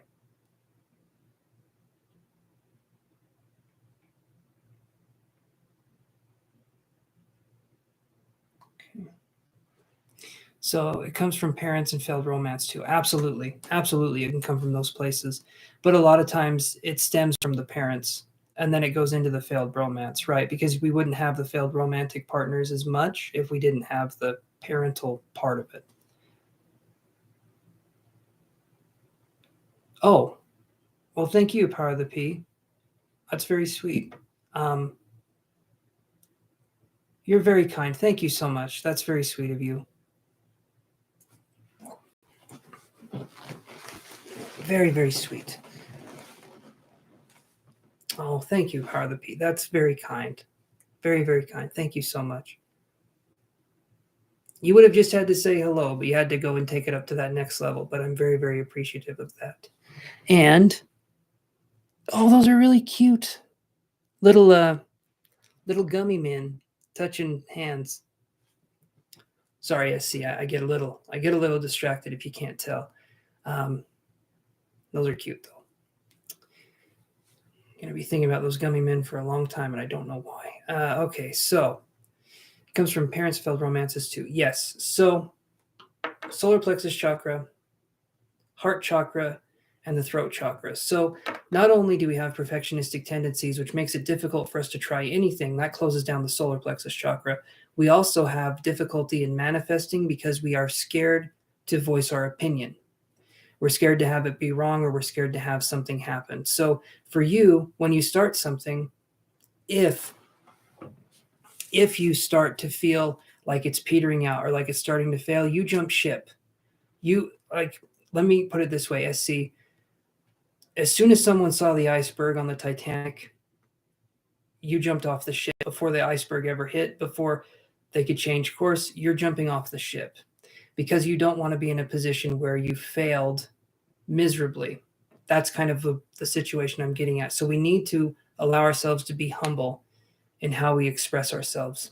And that takes self-love and that takes time. Best thing I can tell you is that whatever it is you want to try it. When you start to feel like it's failing, it's not failing. It just hasn't succeeded yet. Okay? If we keep trying and we keep doing and we keep going, generally it means we're going to have success.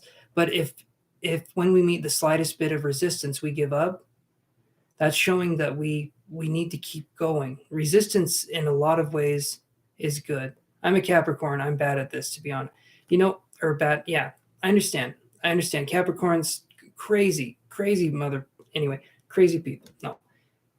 Capricorns can be perfectionistic. They can also be workaholics. But they can also, well, enough of the Capricorn stuff.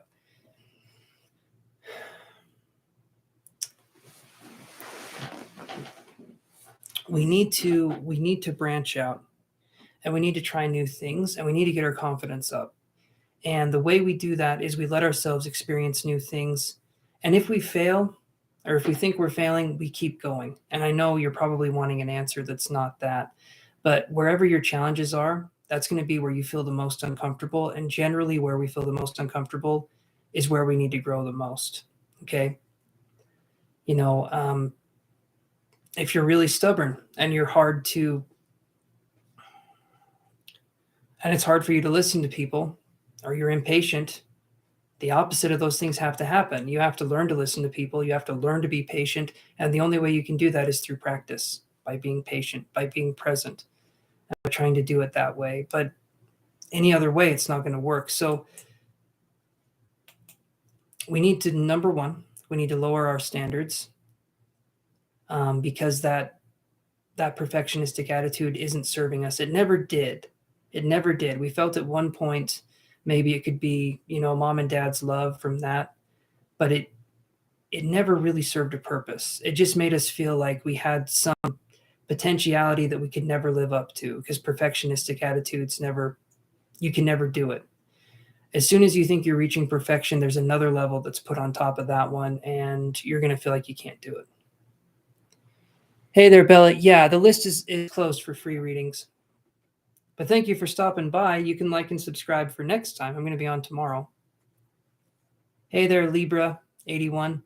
Yeah, free list is closed, but I'm going to be on tomorrow. If you guys want to like and subscribe and hit that bell down there, we can do that. I'm not taking any more questions at this time, so let's do this here. So, is it making sense so far, SC? Do you have any questions, anything you want to say?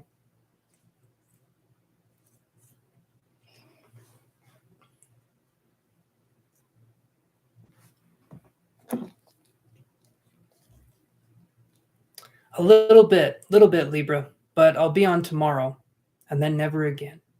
No, I'll be on tomorrow and then next week on Monday.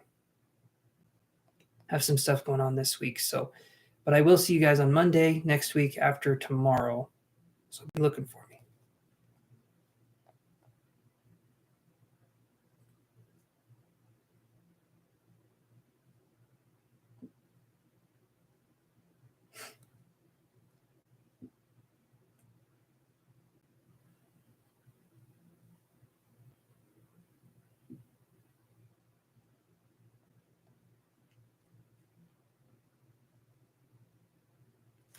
Gonna grab a tasty late night snack. Awesome, Raven. Have a good one. Have a good one, my friend. Thanks for stopping by, Raven. Appreciate your energy coming on here, and maybe I'll see you tomorrow, maybe not, but hopefully I'll see you next week, if not tomorrow. So have a good snack. Yes, it's ringing true. Those beliefs never did help. I guess I just want to know how to really believe in myself. I give other people great advice on how to do so, but I haven't been able to pull it off. Isn't that the way it is? That's totally the way it is, isn't it? Like, I've given people some really good advice, and then I literally get off of here and I'm like, forget everything I just said.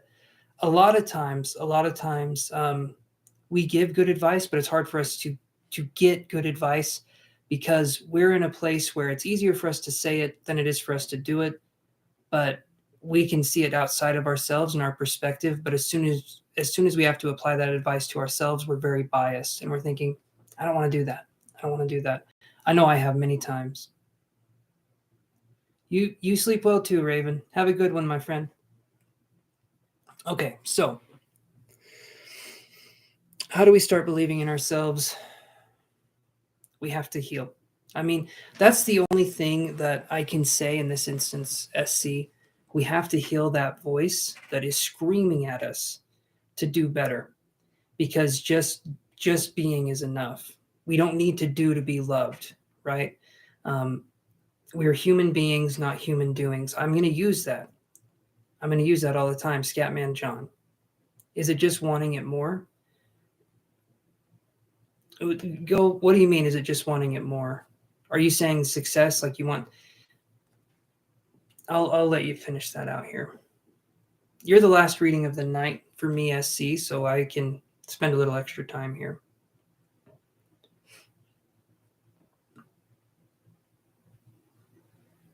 Ooh, gold list. I like that, Chantel. I like the gold list.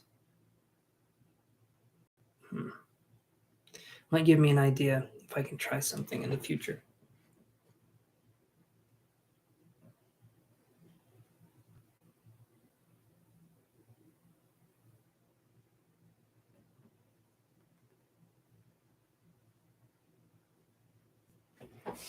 A lot of times, SC just wanting it more is gonna success. Okay, success enough to let failed be destructive.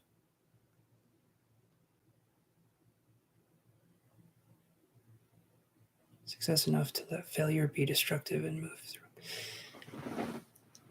So having a mindset of wanting to succeed is really good to have, but if that's all we're trying to do, we can kind of get burned out. If all we want to do is succeed, which I understand we want to have success, we're going to miss the big picture. It's kind of like taking a drive somewhere and it's like 10 hours. The drive's like 10 hours. You're going to be looking off to the side of the road. You're not going to be watching the road the entire time. You're going to be taking in other sites, other events. And when we're talking about success, it's the journey that's part of the experiences that we have and not the destination. So if the end result is you being successful, we're kind of missing the fundamental steps. What do you enjoy doing, right? What hobbies do you have? In my honest opinion, if we have something we really like doing, we do it. We can eventually turn that into a hobby. We can eventually turn that into a career, but we have to have something we like doing or something that we enjoy doing, because that's turning something that we enjoy into possible income. Like on here, for instance, I speak nonsense and people watch. So yeah, I enjoy speaking nonsense. But hey there, Kevin. Not taking any more free questions at this time, my friend, but tomorrow I'll be on if you want to like and subscribe for that. Just not doing any more tonight. What do you enjoy doing, SC? Hey there, Juliet. How is it going with you? It's going good with me. How was your weekend?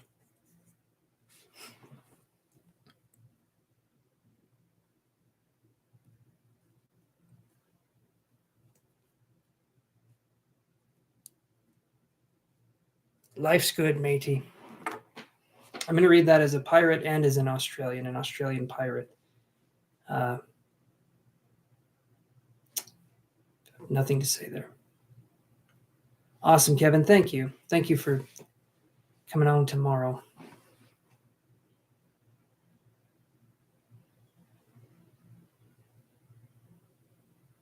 Feels like you never get real traction, even in the stuff you like. Are you okay? So, SC, are you coming at it from a perspective of wanting to make it successful and wanting to make money? Because that will kill the creative process faster than anything. If we're talking about creativity and wanting to start a business or something like that, we have to focus on the creative part first and the successful part last or later. But I understand not getting traction. I do understand that. Give me just a second here.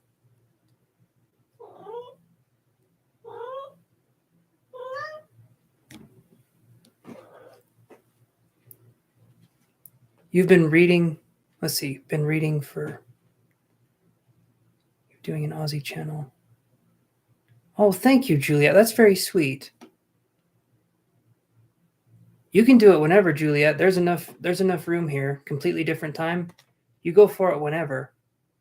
Whatever time works for you. In Australia, I think you guys have 26 hours in a day and 8 days a week, so you got more time than I do. But that's very sweet of you to say that, Juliet. All right. Well, I wouldn't copy your show at all. You're okay. You're okay. These kinds of things right here, you're more than welcome to take my cats. Leave the lava lamps, though, Juliet. So, SC, we need to heal those perfectionistic tendencies. That has to be the first thing.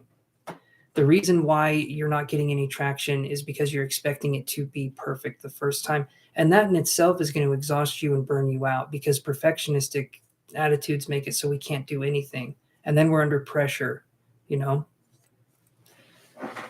That's a super kitty right there. Is it okay, I see, if I connect with your energy, though? We could try something here.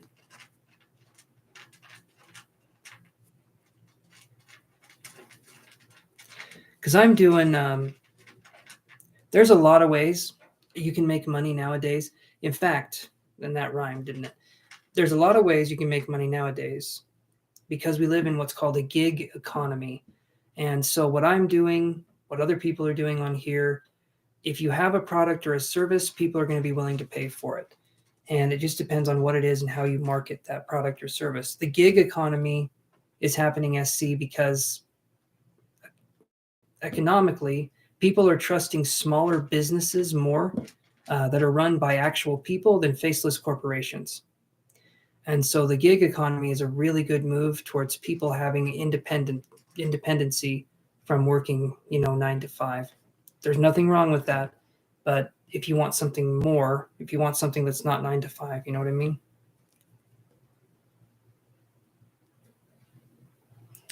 Okay, so let me try connecting with you. First thing I'm getting is I'm getting head pain, and it's over on this side on the right.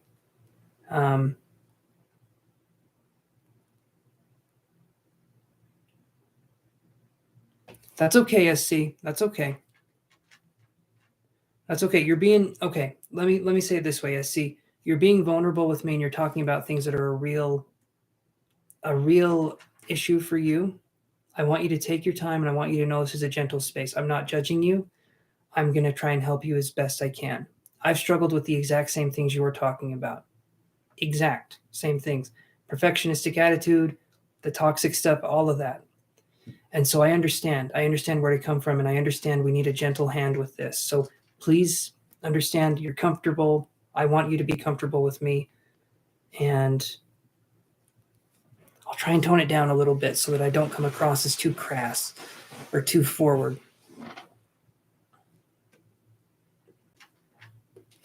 Okay, so let me do this here.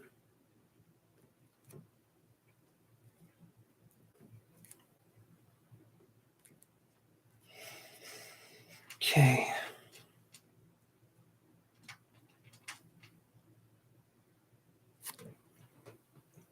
You're welcome, SC.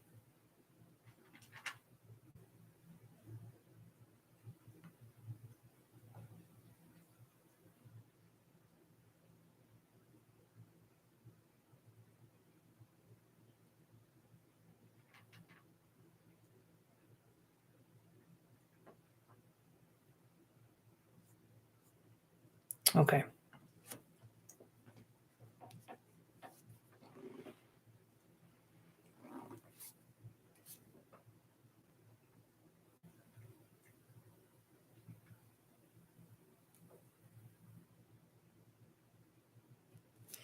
Okay, first thing I saw, SC. First thing I saw was a snake. It was kind of coming up, and it was going into what looked like a kind of a position where it was getting ready to strike, but it wasn't quite striking. And when I saw this, I feel like there's not only a fear of failure, I feel like there's a fear of success too. I know you want to be successful, but I feel like if you are successful in something, maybe you think, and I've thought this too, maybe you think you need to keep bringing that level to this job or to whatever it is you're trying to do, and you don't want to be locked into something. Um, contrarily, another point, though, is fear of success or fear of failure is essentially the fear of change. And it's something I have struggled with immensely. The snake, though, represents change, but because it sheds its skin, right? And so in this situation here, when I'm seeing the snake and it's getting poised to strike, you're wanting to change, you're wanting to do this, something is holding you back, okay? And it's your own inner voice saying that it's meant for other people, or that it's meant for this, that, or the other. No matter what our situation is, all of us can try our best and we can have success. We can. We just need to know kind of where to go, what to do. Okay. But I'm going to see what else I can get here.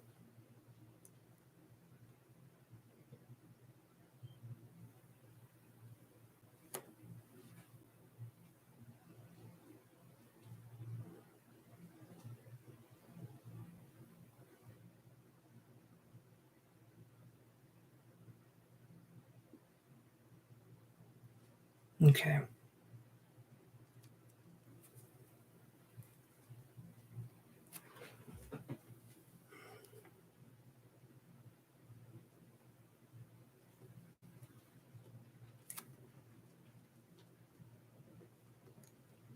Okay, SC.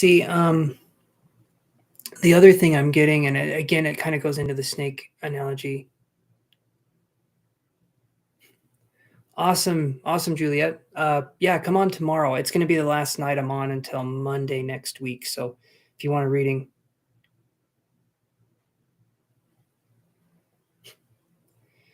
I think I've always been afraid of not feeling safe, even when trusting yourself.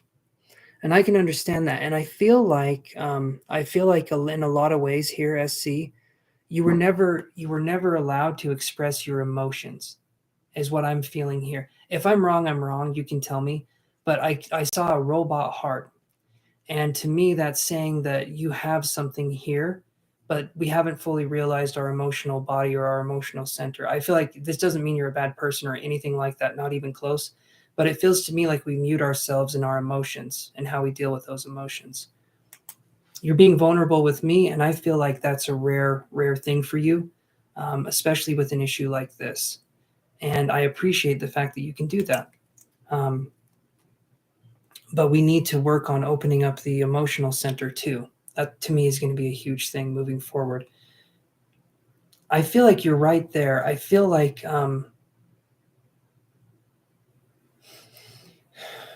you've done work. I feel like you've tried to understand yourself more and more, and I feel like you're understanding yourself more now, and you understand. But I feel like we focus on the areas that we're not good in, and we don't congratulate ourselves on the areas that we are good in. And so I'm gonna keep going here. Let me see.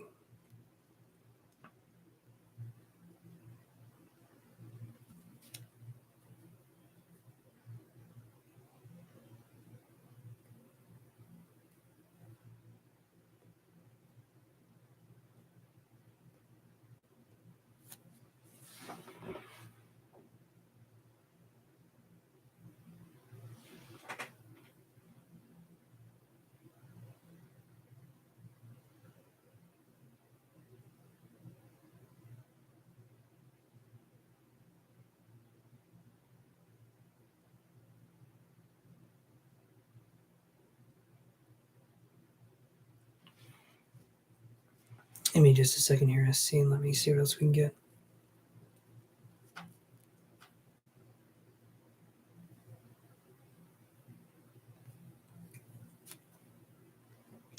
I'm almost seeing success for you, SC, is, and I can understand the lack of money or the floundering money mentality. To me, success to you feels like it comes in short bursts, if any at all. So it would be hard for you to maintain that over time. And maybe you put in so much effort and so much time into something, and when it doesn't work, it's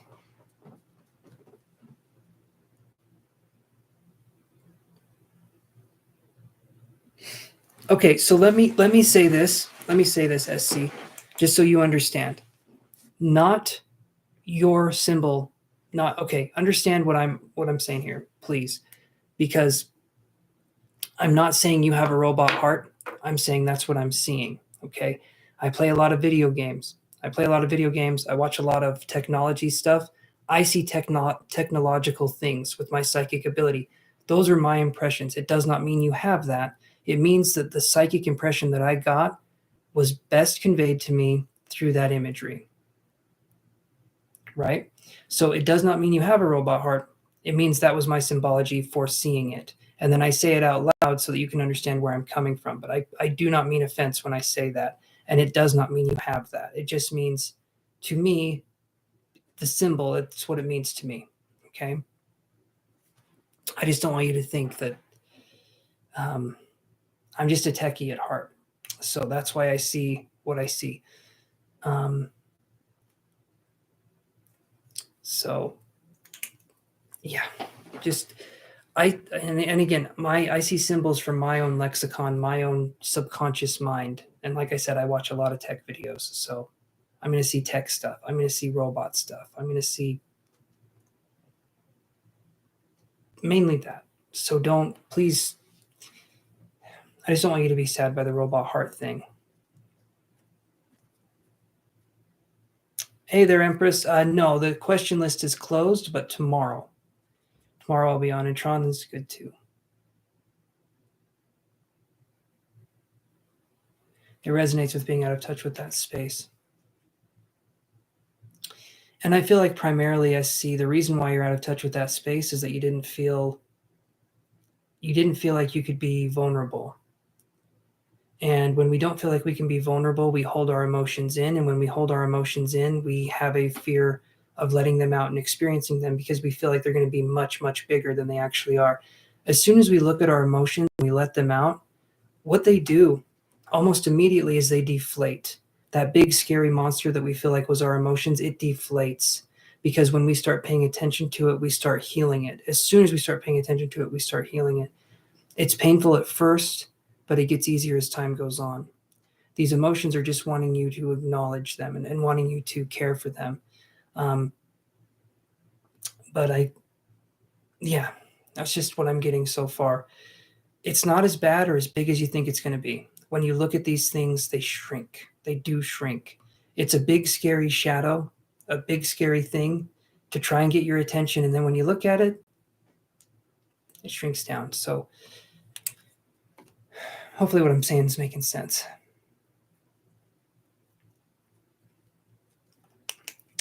And if we can give me a second here.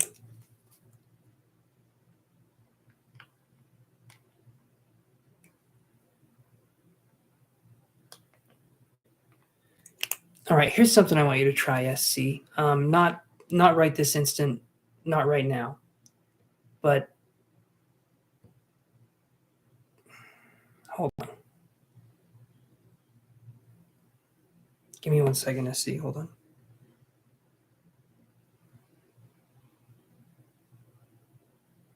Okay.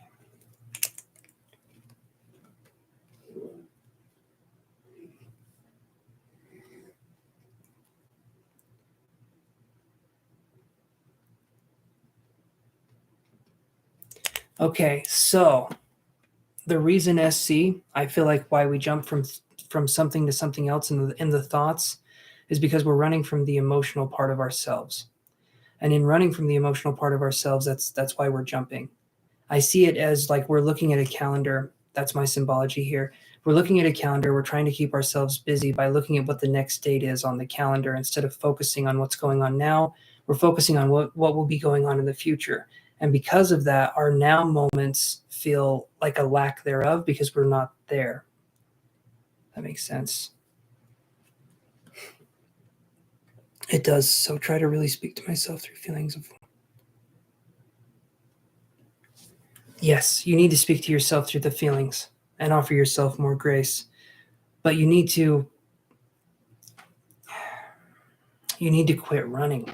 I mean, that's going to be something that I feel like you're capable of it. I feel like there's that feeling there. Maybe you feel like this is going to grab you and it's going to hurt you and it's going to leave you permanently damaged. It won't.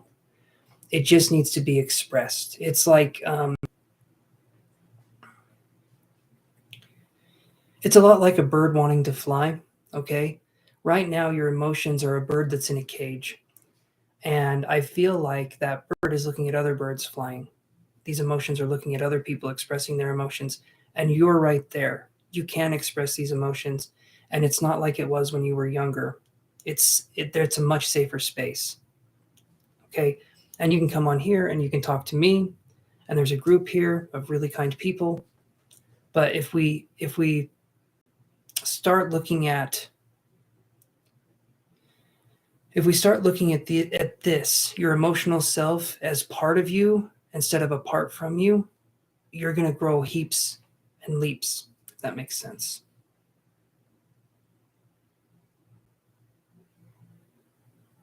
But that's what I'm seeing here. And yeah, Juliet, snakes can be a sign for that. For me, personally, my psychic lexicon, my subconscious mind goes to snakes being about change, because psychic ability focuses on my thing. If you see it as healing, then that's how you would see it if you saw that image. But for me, I see it differently. And it's not, yeah. Hopefully that makes sense, Julia. Hey there, Chanchal. Your turn came up a while ago, my friend. Tomorrow I'll be on, though, if you want to come on. I'm just doing a reading here for SC, and then I'm going to be logging off. Okay, so that's making sense. Not rejecting your emotions, absolutely. Absolutely. And coming from someone who thought for the longest time that emotions were for weak people, and I was in a horrible space. I was in a horrible mental space. And then I started to express my emotions, and it was a journey, and it was at times very difficult, but I wouldn't take it back. I wouldn't take back opening up and expressing my emotions, because it made me better. It made me feel more compassionate. It made me understand myself and understand others. And if we're not in tune with our emotions, we just further alienate ourselves, I just grew up rejecting myself so much that it's unnatural to do otherwise. And that's what I was going to tell you. That's another thing I was going to tell you. So you're going to be doing this, and on this journey, when you're first starting out, every single bone and cell in your body is going to tell you that you're doing it wrong, or that you're doing something that's horrible for yourself. That's because you're changing. You're trying to change a core belief, and the core belief, it doesn't want to change. It does not want to change, because you've grown accustomed. You're in pain. You are in pain, but this level of pain, you understand. It's a hell that you know. And so you understand where to go, what to do, even though you're not happy with it. But when we're focusing on healing, we have to let go of coping mechanisms that are older. We have to start healing. We have to start being there for ourselves. We have to start holding ourselves accountable for treating ourselves well. And a lot of times when we start that journey, it feels like you said, unnatural. Eventually it doesn't, but at first it will feel that way. And anything that we do that's really good for ourselves, when we haven't communicated with ourselves for a while, generally is going to feel the same way. You're going to feel disturbed. You're going to feel like it's not the right thing for you. But that means even more so that you should go for it, because that's the area that you can grow in. But I can understand it doesn't feel, because that's how I felt. That's 100% how I felt. It doesn't feel natural. It doesn't feel like, like I was saying, emotions are for other people. Emotions are something that get in the way. But for me personally, I had severe disassociation from my body, from myself. And I felt like I was watching myself in third person interact with other people around me. And the reason why that was going on was because I had emotional trauma, and my spirit, my energy, my consciousness did not want to be in my body because of the pain that it was experiencing on a daily basis. But when I started opening myself up more to integrating my own emotions, my own experiences, lots of tears, lots of pain, I started to get better, and I started to feel better, and I started to get in my body. Okay, because the spirit, given certain traumatic events, it can leave or be outside of the body. Hey there, Kelsey. How's it going? Holding myself accountable for treating myself well. I like that. I will take that with me. But that's something that's important, is that we need to hold ourselves accountable. And I'll say it this way too. So if we're ever having, and Kelsey says same, they're still healing. Yeah, it takes time. In fact, you guys, when you're not healing, I feel like we're doing something wrong, because we should always be working on ourselves and working to get better. And the only thing we should be comparing ourselves and our journey to is who we were yesterday and how we can be more kind to ourselves in the future. That's going to be a good comparison. I've had that disassociation. I only recently just been able to stay not being outside myself in that way. And it gets easier as you express more of your emotions, more of yourself, but you have to be open. You have to be open to being vulnerable with yourself. and I'm going to say this right now, SC, once you start doing this, every other area in your life improves. Stay present and in the moment. Yes, but yeah. You're okay. You're okay, SC. I understand where you're coming from here. But that's going to be primarily where everything will come from. Awesome, Juliet. I will see you tomorrow. Have a good one, okay? Don't let a spider jump out at you in Australia and bite you and then kill you, because they're super dangerous and they're huge and there's a lot of them.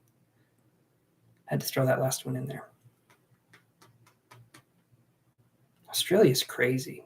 Australia is the Florida of the world. And Florida's crazy. Anyway.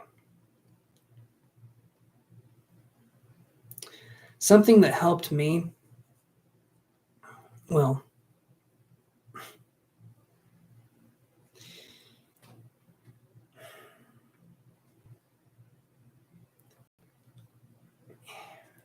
I was going to say something that helped me, but then it doesn't really apply to everybody. So I'm going to say this. The one thing that we can do, the self-love thing, is super important. Making that voice in our heads, if we can't have it be gentle, we can at least have it be neutral. And I don't want to see you doing this, okay? When I talk about loving yourself, I've had people come on here and they get mad. They get mad at themselves because they're not loving themselves enough. And then that creates a whole vicious cycle of like you're missing the point. You need to love yourself. You need to focus on being in the moment with that. But if you focus on the emotions, the expression of the emotions, and here's the other thing, don't judge your expression of your emotions. The judge part is the part that's the killer, okay? If we judge ourselves or we overthink before we do, we're not going to express ourselves, and that's going to hold us back even more. We have to let ourselves be expressive. Whatever that means, I don't give a shit. I don't care what it is. Let yourself be expressive, okay? Hey there, Yellow. Your turn was a very long time ago, but I'll be on tomorrow, and we can do that. This is my last one for the night. Mental illness is what I think was going through on my end. Hopefully you're doing better now, Kelsey. It's like I keep this trauma portal open and darkened forces are still energy. Let's see. Being even when I'm happy and peaceful, so when I'm stressed and doubtful. You get better. You get better at understanding yourself and understanding where it's coming from. A lot of this, you said a trauma portal and then it's biting you and it's in the dark. You're describing in a lot of ways how you don't know your own emotions enough to understand what's happening. This trauma portal, this darkness, when we get to know ourselves better, we understand where these emotions and feelings are coming from, and then we can start to fix those things. But a lot of our core self is tied to the emotion and the emotional body and the spiritual body. If one is out of whack, though, the other one is also going to be out of whack, okay? The physical eventually starts to suffer if we are emotionally imbalanced. And that's not to say that anything's going to happen to you. It's just to say that when we're emotionally flowing, emotion equals energy in motion, okay? And where our attention goes, our energy flows. If we're focused on things, you're welcome, Yellow. If we're focused too much on things not happening, we're attracting more of that to us. But if we're focused on being more open, if you literally have yourself say, I want to be open today. I want to have emotional experiences. I want to feel emotions. I want to do this. Literally state it out loud or in your head, but have it be an active statement. Have it be an active, I have emotions. I am open and in control. Whatever you need to say, but word it in a way that's an affirmation for emotions and you to experience them. And you will start to have experiences come into your life that will teach you to be open, that will teach you to be vulnerable in a safe way. And you need more of that, because when you get that feedback and you know you're not in danger, eventually it gets easier and easier over time and we can rewire the brain. But right now we're working through a lot of resistance. It won't always be that way. I want you to know that, SC. It will not always be that way. But it's the equivalent of going to the gym and At first you can't lift any of the weights, right? But then you keep going, you keep practicing, you keep doing whatever it is you need to do, and then eventually you can start to lift heavier and heavier weights. That's how it is at first with this too. It's like building a muscle. So it takes time, it takes patience, and it's going to be subtle and it's going to be gradual, but it's going to be progress regardless. And I feel like your soul at this point in time, it's wanting you to pay attention to it. And especially when we're talking about healing the inner child, the emotional part is a huge part of the inner child. And also, when we have our emotions, we discover much more of our identity as well, because our identity lies in that. And I don't believe in identity as being one solid thing, but I believe in identity as being this fluid kind of thing. And we get caught up on labels. But if we're more emotional, we can understand ourselves much better, no matter where we're coming from. So that's kind of what I'm talking. Does that make sense? Maybe I'm kind of being nonsensical here.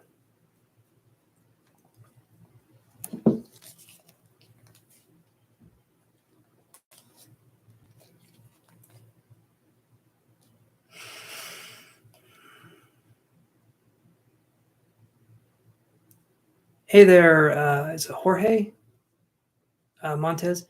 I'm not taking any more questions, you guys, at this time. I'm doing SC's reading, and then I'm going to log off for the night.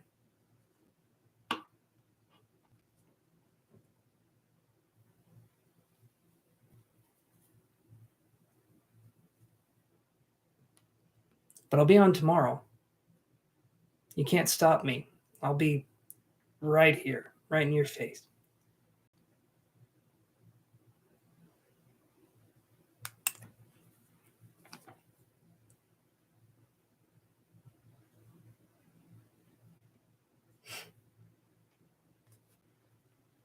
And I understand, SC, if it's hard to talk. I'm just giving some space here where I don't want to overwhelm you with just yakking. So if you want to talk, you can. You don't have to. Okay. This is a safe space, and I just want you to feel like, you can be expressive or non-expressive or whatever. Because we're not judging.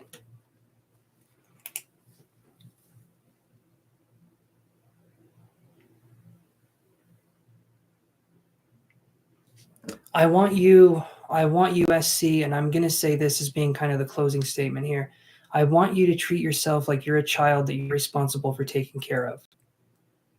Hear that again. I want you to treat yourself like you're a 3 or 4-year-old child that you are responsible for taking care of, and you would probably do anything for that person, okay, or that child. You would protect that child. You wouldn't let someone yell at that child. You wouldn't let someone do anything they wanted to do. You would come in and you would protect that child. I want you to do that with yourself, with your energy, with your own emotions.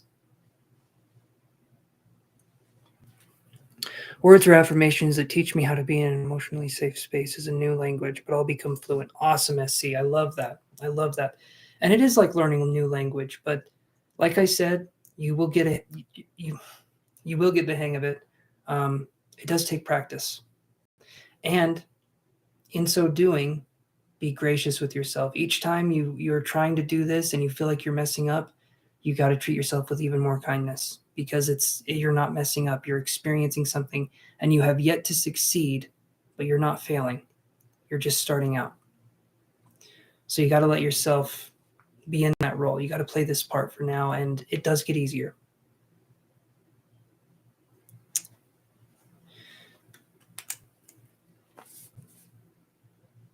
Hopefully that was helpful to you, SC.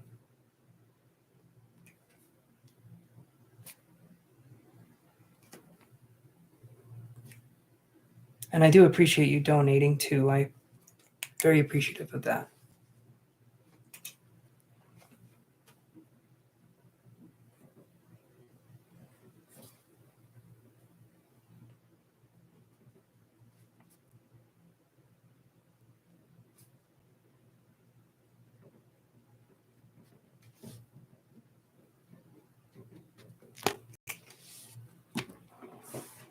Hopefully that makes sense though. Maybe have an outer cry once in a while, not just an inner cry. Absolutely. Absolutely. If you can. One thing that I do that helps me, and maybe this will help you too. If you can focus energy, and all you have to do to focus energy is just, you can take a feather or something really light, and you can stroke your palm with that feather, and you'll start getting kind of a tingly sensation. And if we take that energy, if we start feeling energy, because we're focused here, and we put that over our heart, I've cried many times when I haven't been able to cry because I was focusing on my heart. I was focusing on expressing that. So that's what I'm seeing there, SC. So hopefully that gives you some insight, and I'm glad that I could do that for you. Hopefully I see you tomorrow or whenever I'm on next, or whenever you're on next. So thank you, SC. I appreciate you coming on here and trusting me with this. And with that, you guys, I think I'm going to be logging off for the evening. So yeah, thank you, SC, again. And I will talk to you guys tomorrow. So everyone take care. Have a good evening, and I will see you guys later.